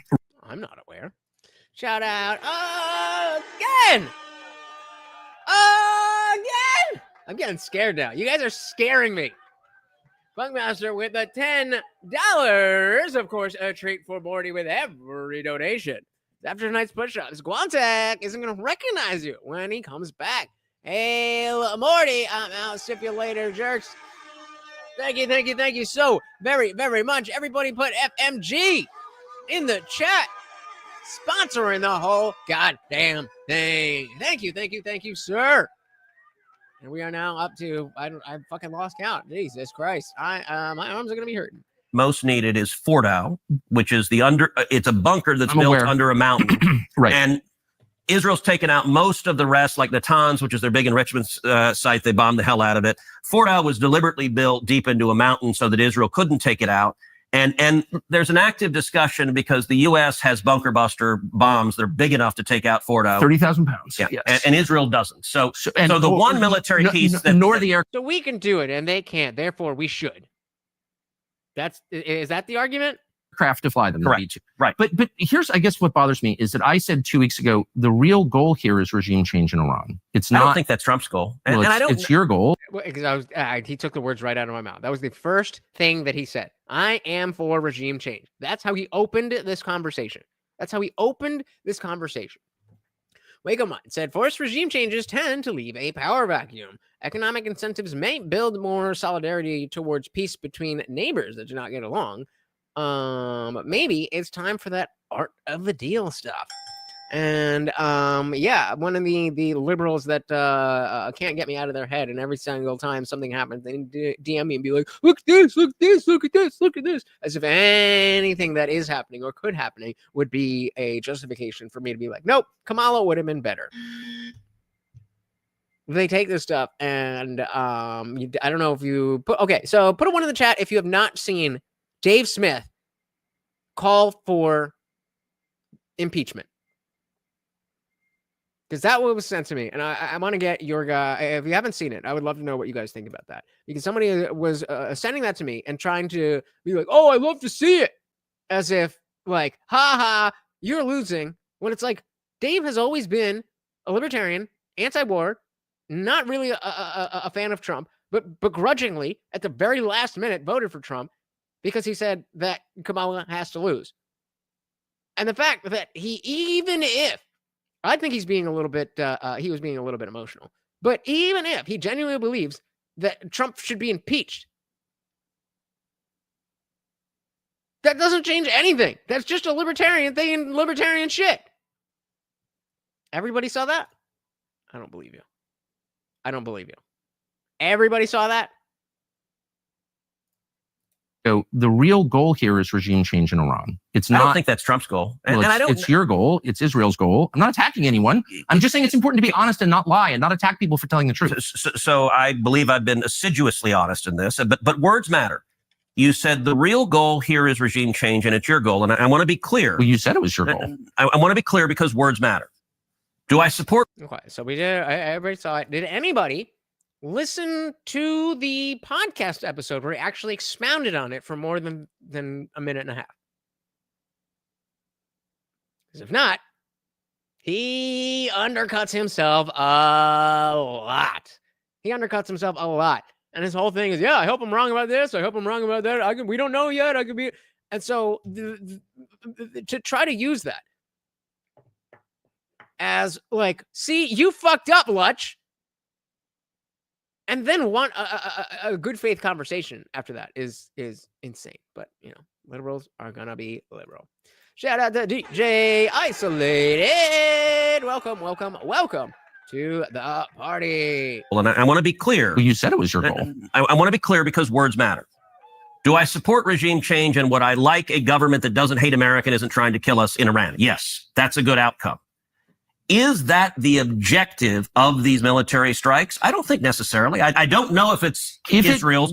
Okay, so then what is the objective? It's not my objective. My Should objective it is be taking the out. U.S. if Israel decides we're going to decapitate the government and try to foment an uprising against it? Should the United States participate in that operation in any way? Look, I have not called for killing the Anna's been a lot better in the last year or so, but she had a terrible take on the riots. Ayatollah.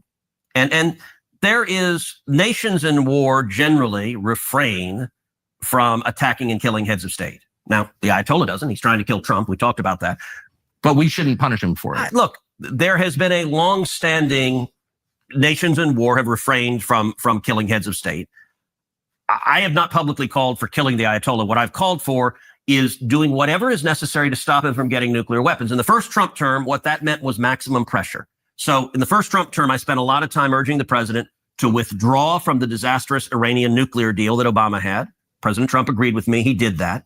And then I urged him to end the oil waivers and to sanction the hell out of the country.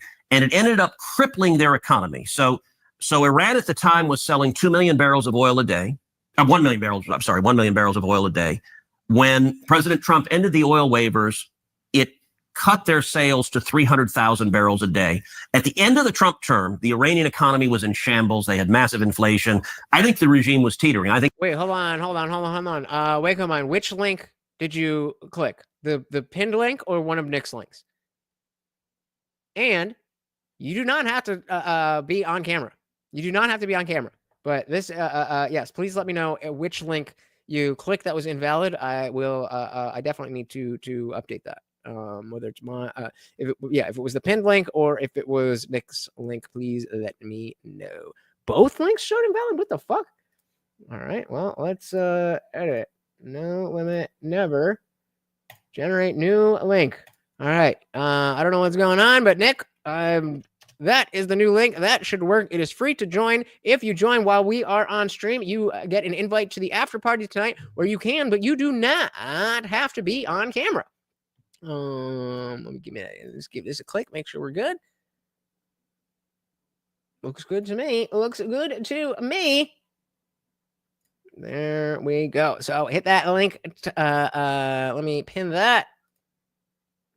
Replace pinned link now. The is it an official link? Yeah. The official yeah, but sometimes they expire. I don't know. It's messed up. But the new link that I just dropped and pinned to the top of the chat should work.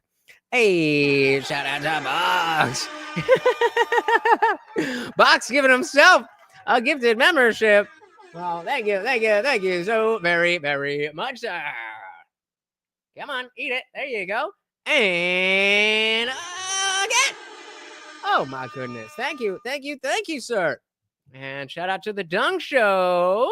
If you click that link, because you have a membership, it's not only just a day pass, the whole month you get to come to every single after party. Not to mention, we have other text channels that people are in, and we may or may not like to talk shit about the free chat in the Disciple chat. So become a member. Either way, come on through. And Again, even if you join the free link, you get points just for typing and engaging, and you get levels and stuff. You get to level 15 just by talking to people. Then I'll give you membership privileges. We need the paywall so that there's not a bunch of trolls and stuff. But what I really care about is the community. So I want you guys there. So it's free. It's free. It is. Trump term, the Iranian economy was in shambles. They had massive inflation. I think the regime was teetering. I think it might have fallen. I would use economic sanctions and I would use moral suasion to try to effectuate if you the regime topple, change. okay, so you topple the regime and by whatever means. And then, do you have somebody that you want to put in there, or are you just gonna be cool with the civil war, exactly like we saw in Syria and Libya and Yemen and all these places? What happens then? How many people live in Iran, by the way? I told you. What did I tell you? Didn't I tell you? A long time ago. And what happened when I told you exactly what just happened? I don't know the population. At all? No, I don't know the population. You don't know the population of the country you seek to topple? How many people live in Iran? 92 million. Okay. Yeah, How could you not know that? I don't sit around memorizing population tables. Well, But you're calling for war. it's kind of relevant because you're calling for the overthrow of the government. Like if he asked you what was the population of South Africa and you didn't know, that would be one thing. Why is it relevant whether it's, because it's 90 million or 80 million or 100 million? Why is because that if relevant? you don't know anything about the country, I didn't say I don't know anything about okay, what's the ethnic mix of Iran? They are Persians and What percent? predominantly Shia. Okay, this is cute. it's not Okay. even. You don't know anything about Iran, so Okay, actually, the I am not country, the Tucker Carlson No, but expert on Iran. You're a who senator says- who's calling Okay, for the you're the one who overthrow of the claims- government. you're the and one you who don't know anything claims- about the country. No, you don't know anything about the country. You're the one who claims No, you. they're not trying to murder Donald Trump. No, You're the I'm one not saying that. who can't figure out I'm if it was a saying good you don't idea to kill believe- General Soleimani, and you don't said it was bad. believe they're trying to murder Trump Yes, I do. because you're not calling for military strikes against them in retaliation. And if Okay, you really we're believe that, carrying out military strikes today. you said Israel was Right, with our help. I said we. Israel is leading them, but we're supporting them. Well, you're breaking news here because the U.S. government last night denied, the National Security Council spokesman Alex Pfeiffer denied on behalf of Trump that we were acting on Israel's behalf in any offensive No, capacity. we're not at all. bombing them. Israel's bombing them. You just said we were. You like within seconds. And this is the frustration. If you were consistently saying they, Israel, and is separating that, we are helping, but this, that, whatever, that would be one thing. But you are specifically grouping us together. Denied, the National Security Council spokesman Alex Pfeiffer denied on behalf of Trump that we were acting on Israel's behalf in any offensive No, capacity. we're not at all. bombing them. Israel's bombing them. You just said we were. We are supporting This is high Israel. stakes. You're a senator. If you're saying the United States government is at war we're- with Iran right now, people are listening. Okay, I'm listening. we are not bombing them. Oh, okay. Israel is bombing them. And hey, why did you do the snide? Oh, What okay. do you mean? Because this is super high stakes stuff. It's And again, see, like Ted Cruz is the one who's not being clear, yet he feels entitled to be like, how dare you not accept my bullshit? How dare you not accept my bullshit? Are we frozen? Hopefully we're not frozen. Let me know if we're frozen.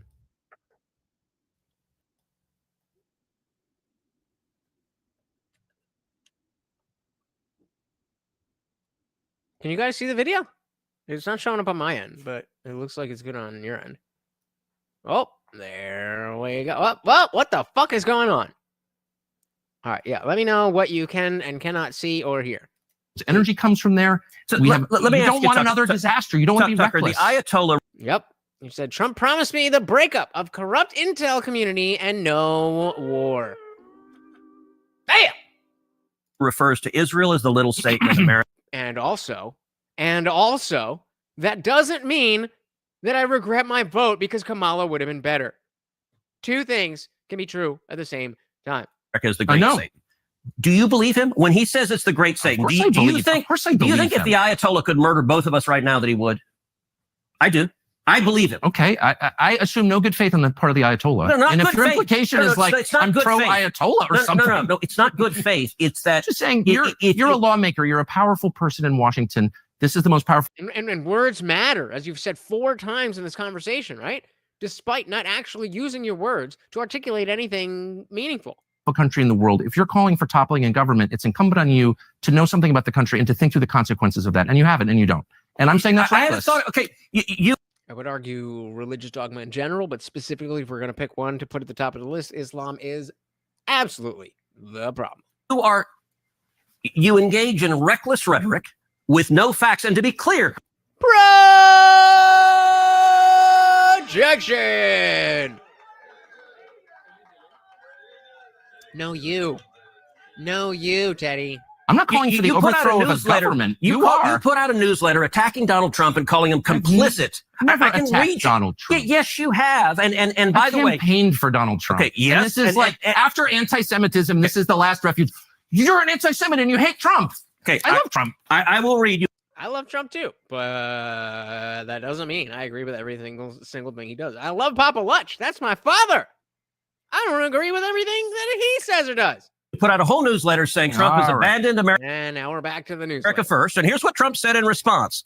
Well, considering that I'm the I'm not a fan of any religion. one that developed America first, and considering that the term wasn't used until I came along, I'm the one who decides that. For those people who say they want peace, you can't have peace if Iran has a nuclear weapon. So for all of those wonderful people who don't want to do anything about Iran having a nuclear weapon, that's not peace. When did he write this? Because he's been very clear about changing his opinion. He just said, hey, yo, son, we got to get them arms down the street. They moving in on our turf. How many are there? Oh. Ted Cruz. That was Man. directed at you. Man, you got me. Busted. No, I'm just saying. Look, my views. Look, I like Trump. I campaigned for Trump. I know Trump. I talked to him last night. Not against Trump, and you know that. But you're against his foreign policy. I think Yes, correct. We are against a policy position, not the man himself. You fucking retard. that we should be very careful about entering into more foreign wars that don't help us when our country is dying. When you say And our don't country help is us, dying. Look, yes, focus on our country. I'm all for it. But the naivete. You don't even know how much money this costs. You don't know anything about the country whose government you want to overthrow, and you're calling me reckless. I want to stop a lunatic who wants to murder us from getting nuclear weapons Fair. that could kill millions of Americans. Fair. You say, I can't see how that benefits America in any way. That is bizarre. And by the way, bizarre. isolationism, your foreign policy is the foreign policy. And now we're back to isolationism, which has already been established to not be a word that was understood. So now that is an ad hominem. Once it's established that, hey, I don't know what that means and I'm offended by it, then if you use it again, then you're specifically throwing an ad hominem. Shout out to Boss, and he pulled out the script for the second time. Let's go back to the newsletter. You know, of course, look how lazy he is. Look how lazy. You're so lazy. Thank you. So very, very much. Oh my God, 45 push. Oh boy. And you guys have been super generous. So I normally, would be like, hey, we're past the 2 hour mark. We are now coming up on the 3.5 hour mark. I do think this is important enough to cover through, and you guys have been super generous. So we're going to run through it. But usually, what's good. That is bizarre. And by the way, bizarre. isolationism, your foreign policy is the foreign policy of Jimmy Carter and Barack Obama. Oh, absolutely. And it doesn't work. Yeah, I'm a big leftist. This is so silly. Now I'm Jimmy Carter and Barack Obama. Okay. Let me just say one last thing. So how is your foreign policy different from Jimmy Carter's? Seriously. Please. But Please. I asked that question seriously. I don't even know what you're talking about. Jimmy Carter? So What century is this? I am the product of the last 25 years, watching carefully, being involved in the periphery, and I see an unending string of foreign policy disasters that have impoverished and hurt our country. unending string. So Unending string. They would include I agree. Ted Cruz is being rather smug right now.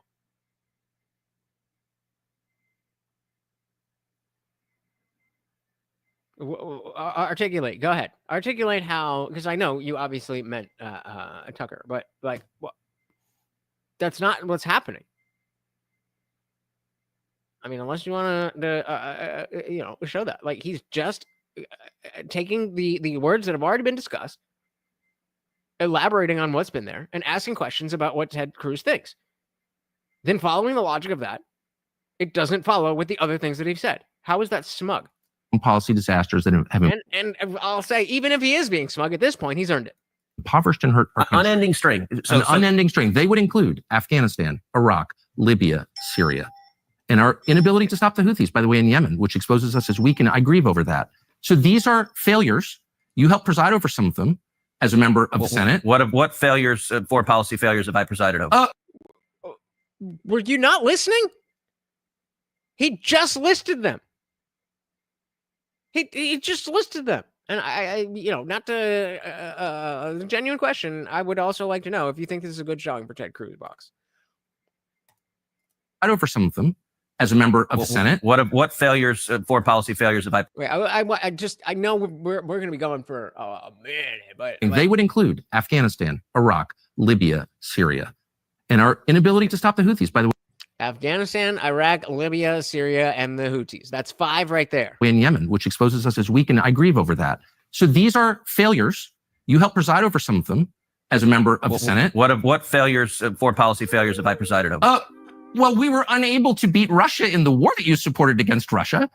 You've been spending the last 3 years telling us that Vladimir Putin is evil and we're going to beat him with other people's children, and 1 million of those kids are now dead. You've never apologized for that. That was a full failure. By the way, look, the level of number of falsehoods you lay out just in one statement. Which take one. Name one. You slimy little fuck. Are rather. You haven't supported the war against Russia? Are rather stunning. So the war Not an answer. against Russia was caused, which I have explained at great detail, by Joe Biden's weakness. Mansplaining. Nobody asked what happened. We said, did you support it? Yes. But you It was- supported the war. If you want to talk, we can talk Russia and Ukraine. I'm happy to talk about it. No, we're talking about support for wars that don't help America. You know, like the one that you're pushing for in this conversation. Do you think that's been a success? No, it's been an absolute disaster. Okay, but you And why the fuck did you support it? supported it. Shouldn't you apologize? No, you should apologize. He has. Tucker has. You should apologize. You apologize. I don't need to apologize. You apologize. I'm not going to engage in the demanding of apologies. So I'm like, that's my point. Here's 5 things that you supported. What things have I supported? Don't you think you should apologize? I'm not going to get into apologizing. I mean, what other word than woke? What other word fits here than woke? Give me another word to demonstrate the behavior that Ted Cruz is exhibiting here that is a better descriptor than woke. Apologize. I'm not. Yeah, right. Absolute disaster. Okay, but you supported it. Shouldn't you apologize? No, you should apologize. You should apologize. I'm not going to engage in the demanding of apologies. So I'm like, that's my point. Is all these failures and no one ever says I'm sorry. Or do you just throw out if you want to talk, we can talk. Okay, I do. I want to know why. That seems like If you are understanding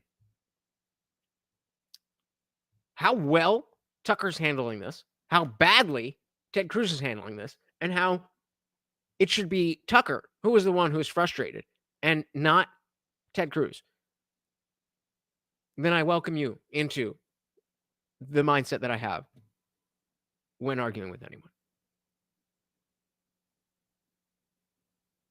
Just talk. Why is everything so emotional? like a true disaster for the United States. You have supported it. Do you believe Joe Biden's weakness caused the war in Ukraine? I think Joe Biden's aggression caused it. His aggression? What aggression? He demanded that Ukraine join. Oh, well, he would never answer the question. He would just skip to, let me explain what happened.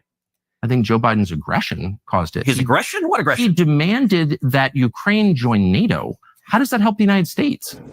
It is a terrible idea, and I have vigorously opposed Ukraine joining NATO. Okay, so that's what caused the war. No, it's not. Okay. Did you want to know what caused the war? Look, you do the dismissive. You're not actually interested in facts. You're like, okay. Okay, tell me.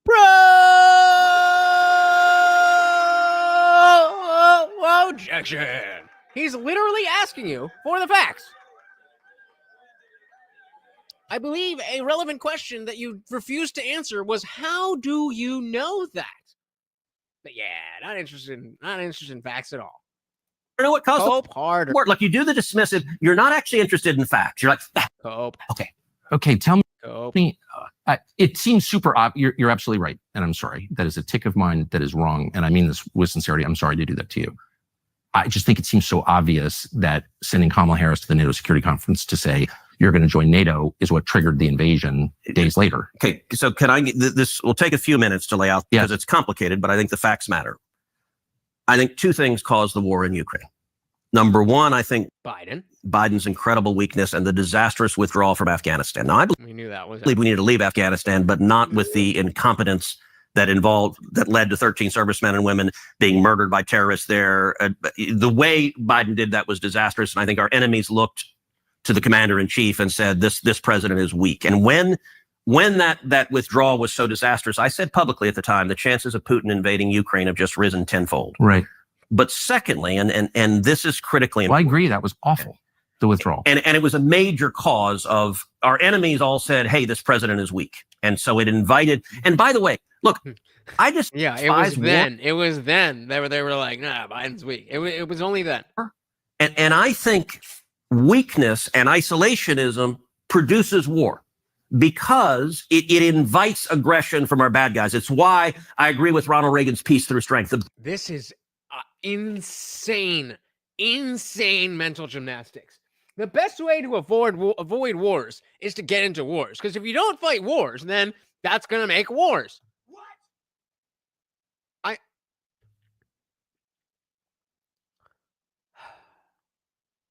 It's frustrating to remember that this is the level of intelligence that you get from politicians, because what they are good at is politicking and not being smart, coming up with solutions or anything else. Who was it? Somebody was talking about, the Elon and Trump beef, and it's like, yeah, Elon, like you're engineering all this stuff, inventing all this stuff, and you're hanging out with fucking politicians who have literally no value to offer society. It invites aggression from our bad guys. It's why I agree with Ronald Reagan's peace through strength. The best way you avoid war is being strong enough that your enemies don't want to mess with you. But let's get back. Being strong and exerting strength are not the same things. We are strong. Us getting into a war does not, if anything, weakens us. But it doesn't take away our, or rather, it doesn't add strength by using the strength that you have. If I'm a big, strong dude. I could do 45 push-ups. And I mean, more if you guys pay, but I could do 45 push-ups. But I'm not actually strong enough to do 45 push-ups unless I do 45 push-ups. That's Ted Cruz. It's so stupid. I'm having trouble coming up with a good analogy. It is so dumb. Strength through peace, or peace through strength, rather, is not the same thing as peace through war. That's what you are presenting. You're obfuscating the peace through strength to mean peace through war. Not the same thing. Back to Ukraine and Russia. Oh, now you want to get back to Ukraine and Russia. Look, Putin didn't wake up 2 years ago and decided he wanted to invade Ukraine. He's wanted to invade Ukraine for decades. Putin has referred to the collapse of the Soviet Union as... Well, that's exactly. They said the CIA was doing hardcore regime topples on Reagan's clock. Best not to bring him up. But that's exactly the argument that he's making. He's like, well, Reagan did it, and Reagan was awesome. Therefore, we should do it. That's his whole argument. Ukraine for decades. Putin has referred to the collapse of the Soviet Union as, quote, the greatest geopolitical disaster of the 20th century. And Putin has long been explicit. His desire is to reassemble the old Soviet Union and, in fact, reassemble the Russian Empire that was even bigger than that. If you want to... Did you watch this without me? Because if not, then I would like to thank you as well. Assemble the Soviet Union, the natural place to start is Ukraine. Do you really believe that? Oh, bruh. I could do way more pull-ups or chin-ups or whatever the fuck you want to call them. I could do way more than push-ups. I have no body weight. So all of my, I was a drummer, so I got some good stuff. I played sports when I was younger, so I got, the in my formative years. But because I didn't really exercise after that, I could probably do maybe not twice as many, but like whatever the number of push-ups that you would find impressive for somebody who looks like me versus the number of chin-ups that you would think is impressive for a person that looked like me, I could do more of those chin-ups. I mean, I will. I don't have anything to do that, but hey, that ain't free, so donate, and maybe I'll be able to afford one. Assemble the Soviet Union. The natural place to start is Ukraine. Do you really believe that Putin has territorial designs on Eastern Europe? Yes. What countries? He has said that you can go and read his. Hold on. I don't want to lose the narrative of what happened, so we can go back. Yeah, and I can't lose the narrative, Teddy boy. You can't. The narrative is all that matters. Can do that, but I don't want to lose telling the story first. So let me explain this, and then if you want to go back, we can take all sorts of digressions. But just give me a couple of minutes to lay out the facts of what happened. He has wanted to invade Ukraine a long time, and he's done it before. In 2014, he invaded Ukraine, invaded Crimea. When Barack Obama was president, he invaded the southern portion. You're welcome. He did not invade the rest of the country. Why? And the reason is the principal source of revenue for Russia is oil and gas, and the natural gas pipelines run right through the country of Ukraine. And he didn't want to jeopardize his ability to get gas to Europe. Right. So in 2015, Putin started. I'm not at all being a bigot, but if you saw somebody that looks like me, and then you saw somebody that looks like fucking Ronnie Coleman, and you think that they can do the same number of chin-ups, that's a weird line of logic. A project called Nord Stream 2. Did anything happen in 2014? In terms of what? Wasn't there a coup in Ukraine? In terms of what? What was happening in 2014 with Ukraine and Russia? I don't know. I can't think of it. Like, even I, some culture warrior fucking little nothing. I know. 2014, I couldn't even, I'll prove to you, my point here is that I know that there was something either with Crimea or the Donbass in 2014. That was a big deal. That's as much as I know. He's in the fucking government. It's like 2014. Ukraine? Not sure. So in 2015, Putin started a project called Nord Stream 2. Did anything happen in 2014? In terms of what? Was mind blown. Isn't there a coup in Ukraine run by the Obama administration? Let me finish telling. I told you we'll take lots of digressions in a second. Let me finish telling the narrative. The narrative, gotta stick to the narrative because other stuff might hurt my my point here.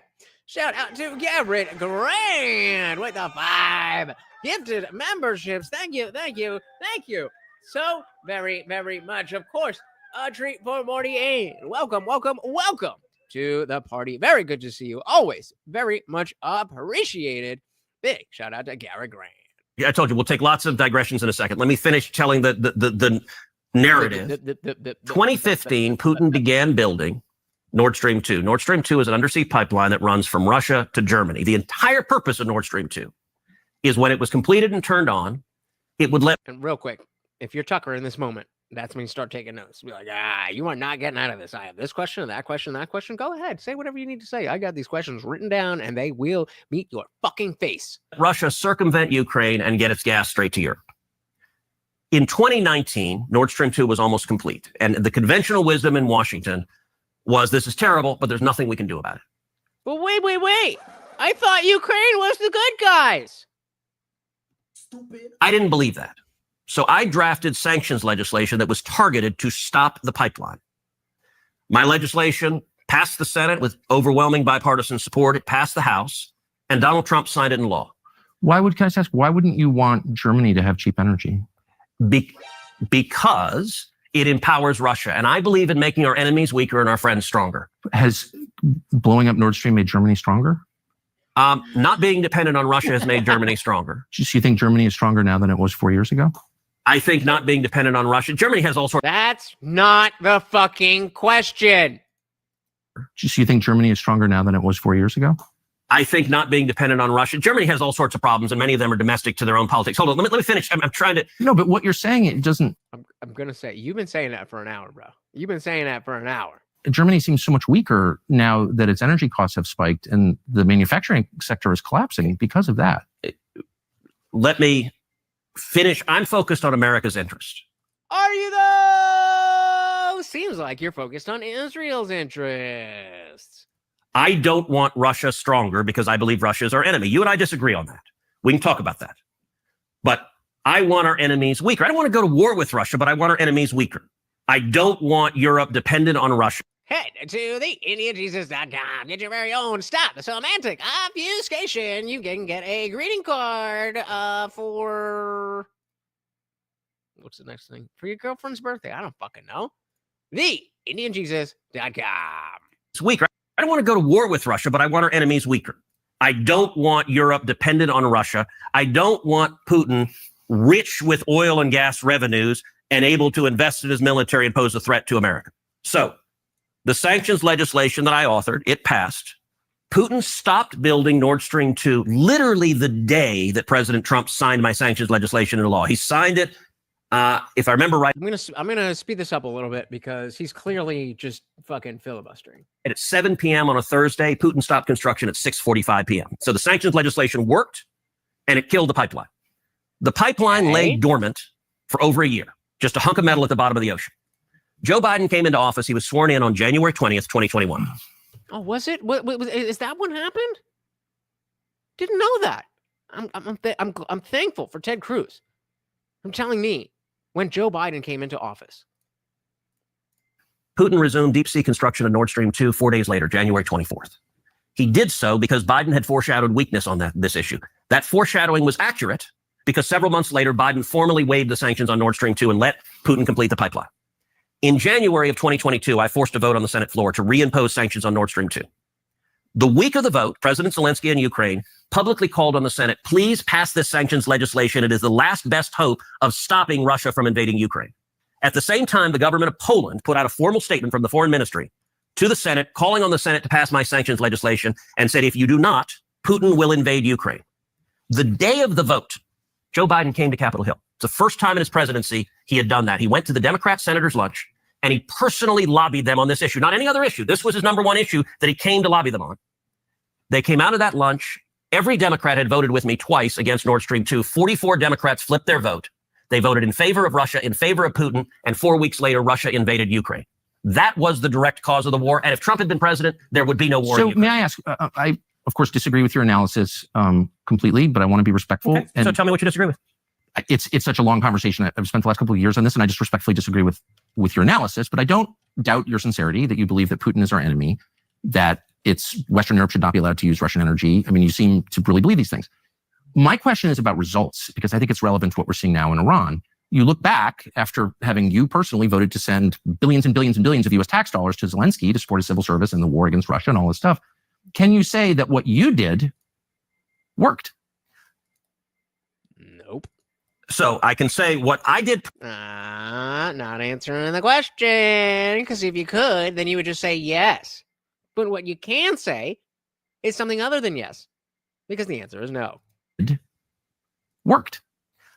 So I can say what I did personally, sanctioning Nord Stream 2 worked and prevented a war. And if Trump had still been there, if the sanction had been in effect, there would be no war. I'm in favor of avoiding wars. But once the war broke out, you voted to fund it to the tune of billions and billions and billions. And to be clear, and did that work? Okay, to be clear, what I voted for the initial tranche of funding, and then I voted against the subsequent one. So it hasn't worked. So I've been in between. I haven't been on the full Ukraine, full-throated hawk side or the anti from day one. I voted for the initial tranche of funding because I wanted Russia to lose.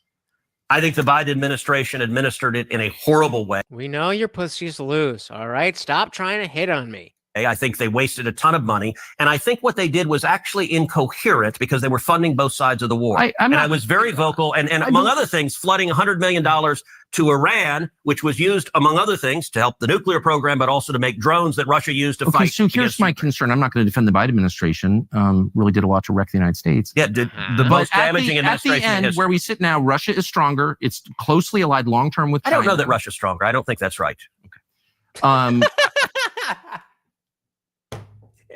I love it because it's so dismissive when it's like you just asked for a 17-minute being hyperbolic thing to give your narrative, and then we get back into the conversation and you're trying to control it again. And Tucker's like, yeah, okay, whatever. Beautiful. Closely allied long-term with China. I don't know that Russia's stronger. I don't think that's right. Okay. I think it's pretty obvious that it is, but it's certainly not destroyed. And it's allied long-term with China. Maybe there's no doubt Biden's foreign policy drove Russia into the arms of China, and that's concerning. I don't think he's sure about anything. They also have a long history of animosity. Western Europe is weaker and more in debt. The United States is weaker and much more in debt. Look, hold on. So you and I are agreeing on a lot. We're agreeing. Here's my question. Have you questioned any of your previous assumptions? Did you play any role in this at all? Are you responsible at all? Of course. And like you said, what have you learned?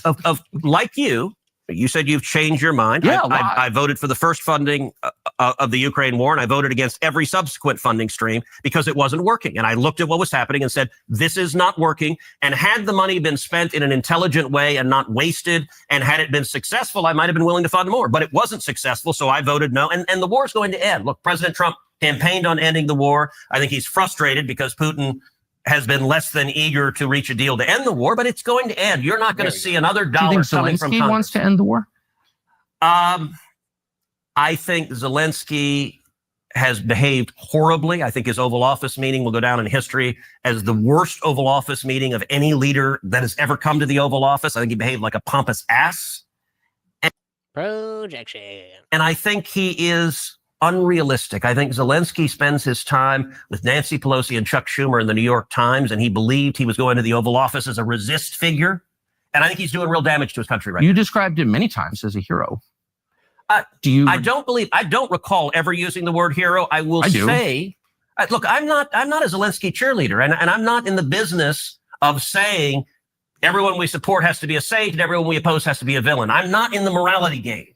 I'm in Clearly, you're in the money game, which is the politics game. It's all the same shit. I'm not in the morality game. I don't care about what is right. I don't care about what is wrong. All I care about is what's good for me. He said it out of his own fucking face. I'm not in the morality game. I'm not. That's what he said. I'm not in the morality game. Well, fuck you then. Fuck you then. Because I am in the morality game. Shout out to Ricardo. Welcome to the party. Yeah, I mean, go Tucker. Go Tucker. Everyone we support has to be a saint and everyone we oppose has to be a villain. I'm not in. Yes. Everybody that we oppose should be doing something wrong. Everyone that we support should not be doing wrong things. What is this? What? In the morality game. I'm in the U.S. interest game. Why did I want Nord Stream 2 stopped? Because it would strengthen Russia, and Russia's our enemies. It's entirely U.S. interest. Did you support the industrial sabotage against it, blowing it up? So I think you believe America did that. That's not the answer to the question. Why is it so difficult? And again, I know the answer is that it's not difficult. He's just very good at being a politician and absolutely nothing else. Industrial sabotage against it, blowing it up? So I think you believe America did that. Is that right? Of course. Okay, I think the chances of that are zero. You think Russia did it? No, I think Ukraine did it. Okay, so Box, this kind of undergirds the previous comment, but I'll let you all work it out. Don't know. So I don't know who did it. In terms of the theories that had been put out there, the idea that Russia blew up their own pipeline never made any sense to me at all. That just, I can't even articulate. Of course it doesn't. Because, like, why would a country do something that makes them look like a victim. Well, I mean, it's like it's like waving a flag when there's not like a flag there. It's like I don't even know what you would call it, like a false flag. Articulate why they would do that. The idea that Biden did that, look, I could see it being in U.S. interest to do that, to blow up Nord Stream 2. I just think Biden was too weak. I don't believe Joe Biden. But are you in? I guess you in. But was Biden actually in charge, or was it whoever was behind the auto pen? So that leaves The Norwegians, the Shaggy in the building. Wasn't he? the Ukrainians, NATO, whatever. Look, that leads me to difference. you know who benefits, and it leads me to think either the Ukrainians blew it up or Ukraine's allies. I don't think Biden did because Biden was so weak. I don't think he would give the order. I find that implausible. But you're in favor of it. Look, I was in. And I think I like United saying Cruz is horrible off script. I think what the podcast age, for a lack of a better term, has showed us is that they're all terrible. They're all terrible off script. We had a society where people with this amount of power never had to have a conversation that the constituents would see. That world is over. And, this is a hangover from that. But hopefully, this is another reason why I don't think we need a Trump third term, that MAGA itself can produce people who can have conversations. Not a big ask. Not a big ask. In favor of stopping it. I think blowing it up was a good thing. So I'm supportive of that, but I don't think America did that. I don't think Biden gave that order. But in I general, could see Trump giving that order, but he wasn't in office. yeah. And you think that the largest act of industrial sabotage in history helped our allies in Western Europe or other fellow NATO members? Look, I got to say, I don't understand. For some reason, you are really invested in defending Russia, and I don't get that. I'm not attacking. Well, why are you so invested in defending Israel? To the point where you're willing to get us into a war. Maybe he's interested in defending Russia because you guys wanted to get us in a war. You see how this works? We don't like war. You with that. I'm genuinely I don't get why you're so passionate about defending Russia. Actually, I was defending Western Europe, the home of my ancestors, and that tripling their energy costs and destroying their industrial base. Not like you just accused me of being an anti-Semite, an isolationist, and a Russialaki. I've not called you a neocon once, which you are, but I haven't said that. I've never called you a neocon, which you are.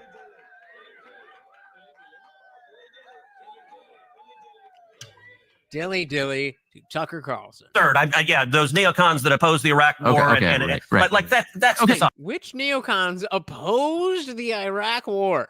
But I haven't called you that because you just said which you are. You just called that. Okay. Called me that. You just did.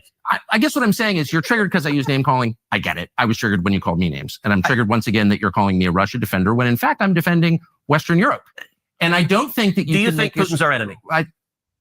Well, he's literally our enemy. You are funding a war against him. Do you think he is our? You're saying we're his enemy. Do you think Putin is our enemy? I think it is a tragedy that your policies, specifically yours, helped drive Putin into the arms of China, forming a bloc that's larger than us. So you won't answer that question.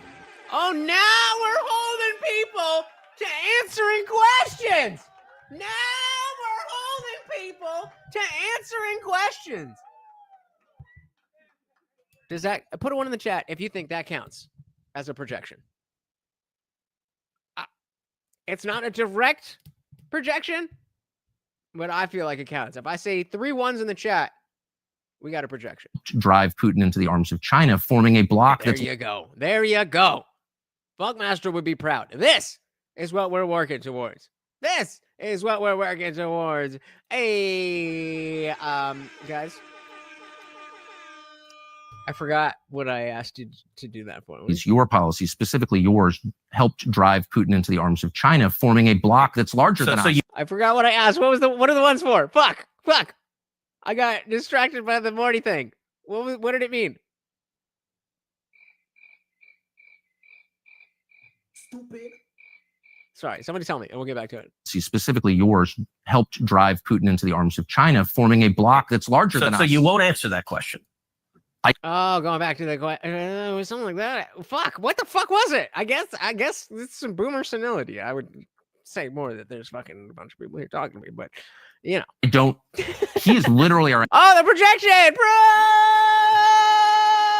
Projection! Thank you. There you go. Projection. A bloc that's larger than us. So you won't answer that question. I don't. He is literally our enemy right now. That is a tragedy for the United States. No, you're saying, but you won't say he is our enemy. And look, like I know he just said it. In what sense? I don't want to be enemies with Russia. It doesn't help us at all.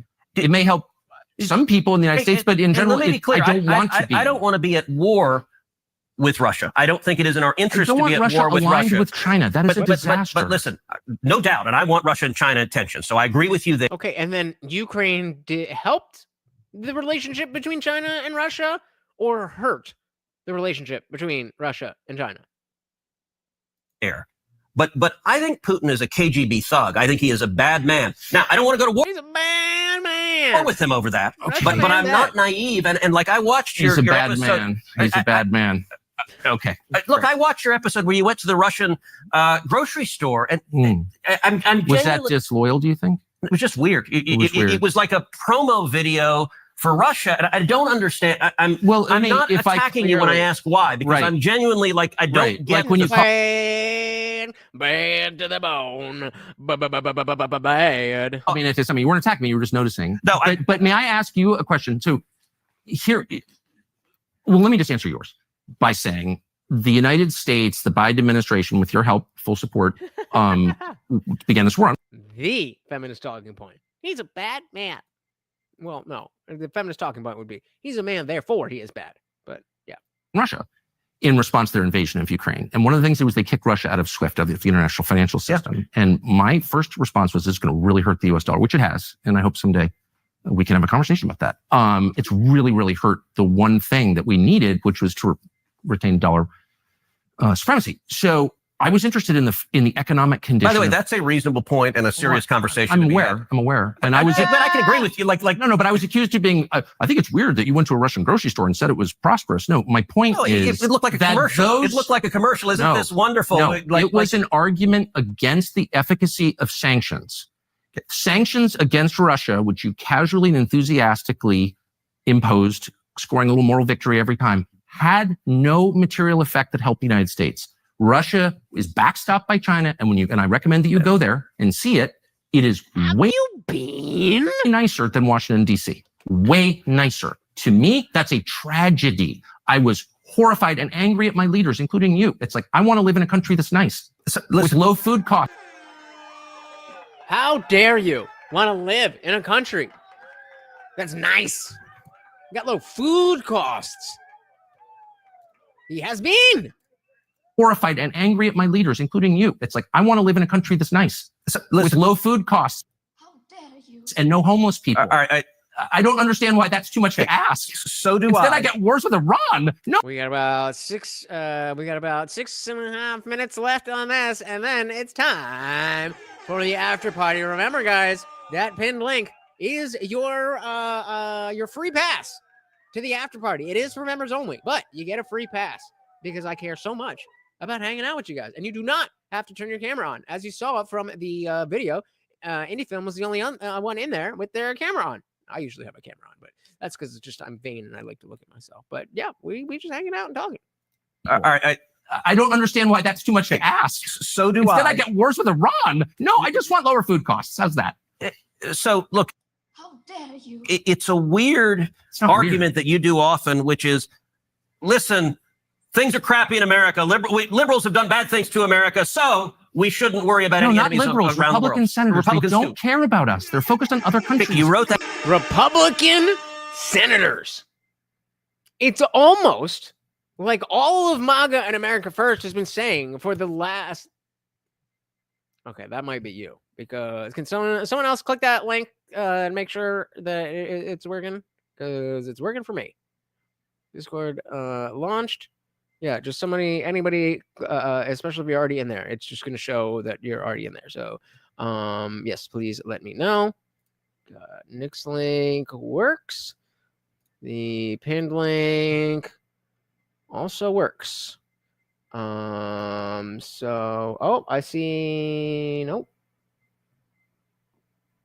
All right. Well, yeah. Send me an email.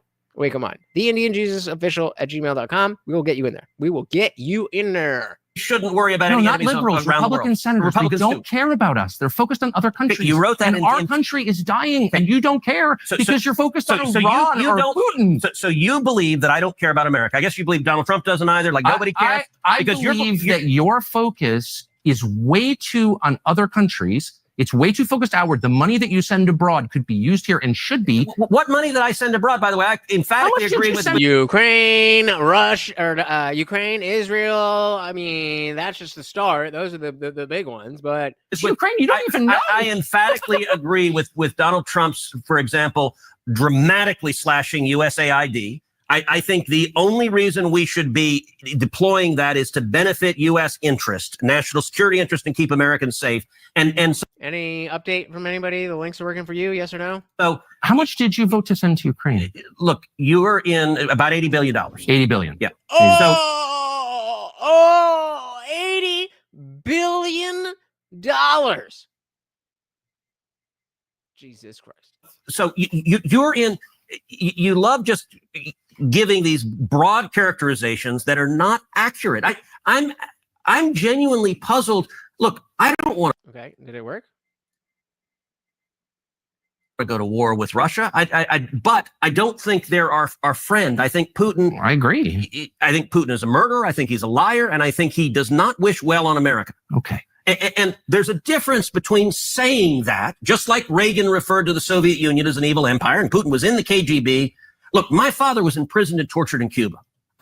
Nick, do not use that link. That is a temporary link, but we have a permanent link pinned and then a fresh link there. If it's not working, send me an email. We'll figure it out. Hate communists. It was actually Batista that tortured my dad.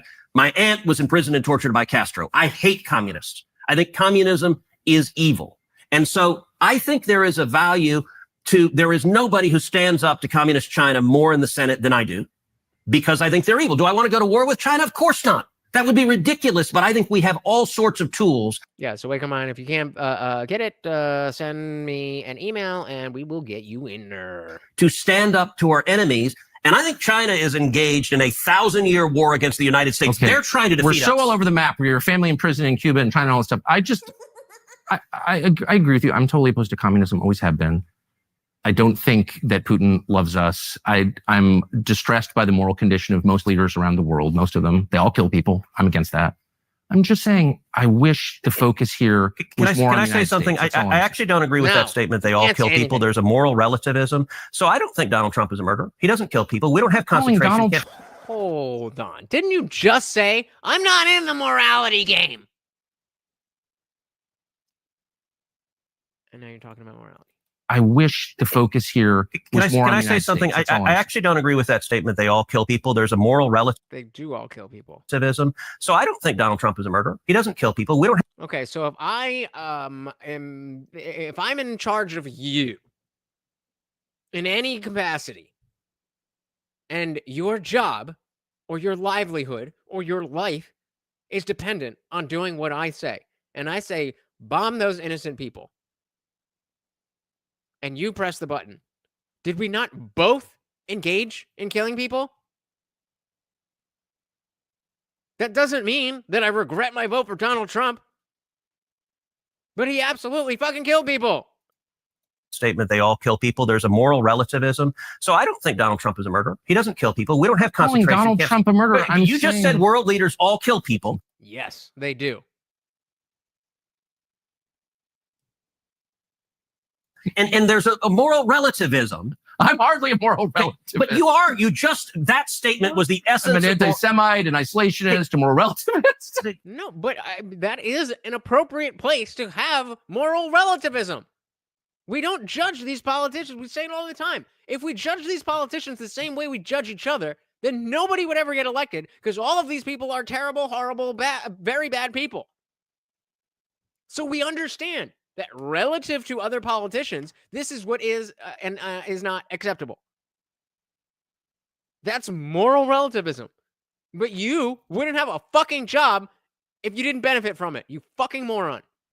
That statement was the essence. I'm an anti-Semite, an isolationist, a moral relativist. Okay, no, I'm not. Did you just say world leaders all kill people? I'm saying I'm against killing people in general. And hyperventilating about how Putin was in the KGB or whatever. I just want to serve American interests, and pushing into China is not in our interest at all. And you helped do it, and you haven't apologized. And that's good. And by the way, you're the cheerleader. I helped drive him into China. It's a complete lie. You funded the war against him. No, I authored the legislation that. Wait. How is it black-pilled to acknowledge that wars kill people and world leaders order war action? Like, what? It's just a statement of fact. That shut down Nord Stream 2, that prevented the war. And if Trump had still been in the White House, we would have had the war. And look, the comment you made, the reason things like moral relativism are so dangerous, everyone kills people. No, there is a difference. The United States, we don't have concentration camps. We don't torture and murder people. Straw man after straw man after straw man. Nobody in this conversation was talking about camps. Nobody was talking about torture. And even you're stretching it with murder because we are specifically talking about war, and he said killing. Not all killing is murder. As Tucker has been very clear, self-defense is a big factor. 1,000-year war. And indeed, morality is, in fact, subjective. You might believe that your that the object of your morality is God, but until you can prove that is in existence, it's just your subjective opinion. You look at China, where they've got 1 million prisoners in concentration camps. You look right. That's Ted saying, murder and concentration camps and torture. He said they all kill people. Torture and murder people. You look at China, where they've got 1 million prisoners in concentration camps. You look at Putin, where he's got prisoners in Siberia. He tortures and murders his political opponents. Donald Trump doesn't do that. America doesn't do that. And by the way, what are you most even other talking countries about? Don't do that. I see the game. It's like I'm distressed. You're the one playing a game. I'm distressed. No, I'm responding with facts. You don't like the fact. Are you though? You are literally giving your opinion. You are literally giving your opinion. I don't even know what facts you're talking about. I'm not. Yep. And is that not how the world works?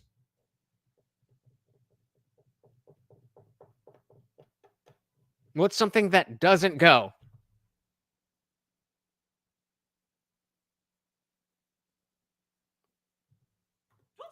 Saying that Trump puts people in concentration camps. I campaign for Trump. I love Trump. So did I. Okay. So this has nothing to do with Trump. I'm merely. Well, I mean, you were running against him. Let's not forget about that. When you said every world leader kills people, it puts them more emphasis on what's happening inside the country. That's it. Is there a moral difference between America and our enemies? Is there a moral difference between America?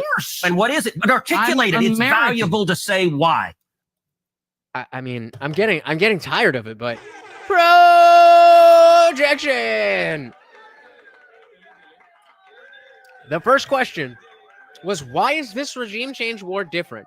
And how are we going to play it out so that it doesn't follow the other regime change wars that have been monumental failures? What is it? Articulate it. It's valuable to say why. I agree, Ted. Why are we a better country founded on better values than China? I'll tell you why. And I know because the whole purpose of America is to protect the God-given rights that each person possesses by virtue of being created by God. Amen. By being human. That's the point of our founding documents. And no other country articulates that in the way that we do. And that's what I love about America. My family's been here a long time. I'm never leaving. So I really love the country. Despite going to a Russian grocery store, despite asking questions about AIPAC, I love America is the truth. And I love Trump. So, but I just want more emphasis on America. That's it. I emphatically agree with America first. I think Donald Trump does as well.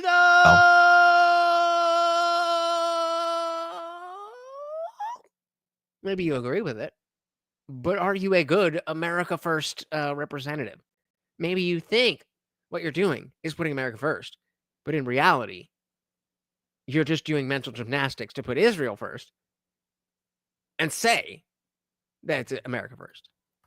And I think his foreign policy has been And the link Nick just dropped does work. vigorously protecting that. And I agree with the president. Good. Well, I appreciate you taking all this time. Sure. And I know you didn't mean it. When you called me those names. Thank you, Senator. Oh my God. So in terms- well, shit. Well, shit. I guess it's World War fucking 3. Is it not?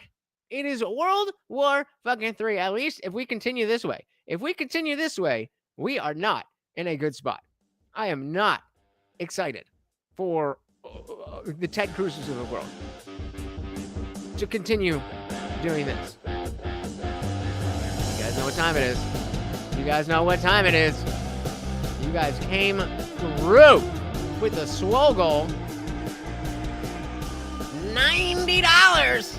I've now got to do 45 push-ups. I am not promising I can make it, but I'm promising you I will try my best. Pay yourselves, guys. If you can't do 45, do 30. If you can't do 30, do 20. If you can't do 20, do 10. If you can't do 10, do 5. If you can't do 5, do girl push-up. Do something. Get active. Here we go. Here we go. Swole goal time, baby. Swole goal time, baby. There. All right. Get these little ass. Look how little. Look how little. Look how little they are. We gotta bulk it up. Here we go. 45. 45. I'm gonna try my best. All right. I need a little bit more width on this one. All right. Ready? Here we go. Ready? 1, 2, 3, 4, 5, 6, 7, 8, 9, 10, 11, 12, 13, 14, 15, 16, 17, 18, 19, 20, 1, 2, 3, 24, 25, 26, 27, 28, 29, 30, 31, 32, 33, 34, 35, 36, 37, 38, 39, 40, 1, 2.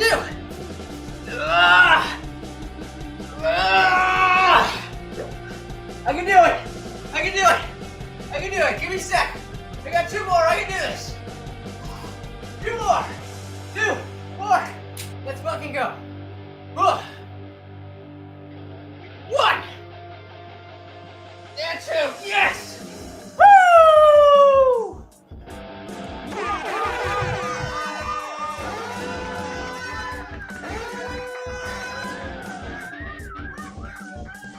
I'm fucking beat. I'm fucking beat. How many did you guys do? How many did you guys do?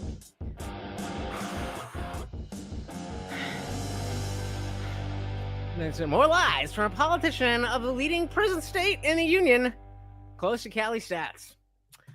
Yep. Yeah, try your phone. The phone, your phone should be very easy to do that as well. But again, send me that email. We will figure it out. DJ said the Israeli-Iran thing is way too conventional so far.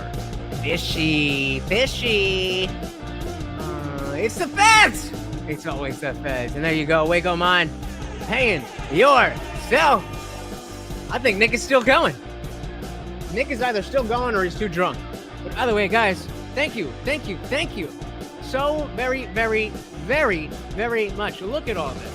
Look at all of this. All of it.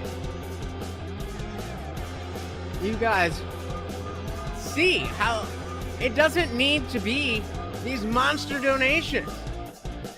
If everybody works together, $1 here, $2 there, $5 there, like, I mean, it adds up. And I wish that the world didn't cost money. But it does. The world costs money. And I want to keep doing this and keep growing this as much as I can. And if I could do that without your guys' monetary help, I absolutely would do that. But unfortunately, I cannot. So a big thank you to each and every one of you, whether you donated or not. You spending time here when you can be doing anything else in the world also means the world to me. Yes, we need money to live, but what this is really about, it's not just, a fun show to come and talk about stuff. That's important. I think it's important that we break these things down and understand what's really going on. But building community, especially with people who may not think exactly the same way you do, is crucial. That has to be done. It has to be done. Oh, Nick, only 20. Oh, man. That alcohol. Blame it on the alcohol. Once again, guys, thank you. Look at him. He's full. He's in nap mode. Guys, once again, this is Morty, and I am your host, Lutch, a.k.a. the Indian Jesus, here to resurrect the second coming of Common Sense. We are live every Monday, Wednesday, Friday, 8 p.m. Eastern. Make sure you hit that subscribe, especially if you are new. Ring that bell. Hit the like if you have not already. And one other thing that really does help, as soon as the stream is over, leave a comment underneath. Not just the chat, but leave a comment underneath. All of that stuff really does help. And of course, sharing the video, all that good stuff. You know what it is. Thank you. Oh, Bryson at the last minute. What is good? Hey, just because you didn't catch the stream does not mean that the replay is not there. You can watch that right meow. And if I do say so myself, aside from my additions, it is very important to see what we just watched. So check it out. I will be back. Thank you so very, very much. Until next time, guys, that is Morty. I am Lutch, a.k.a. the Indian Jesus, here to resurrect the second coming of Common Sense. Until next time, guys, we are out of here. Peace.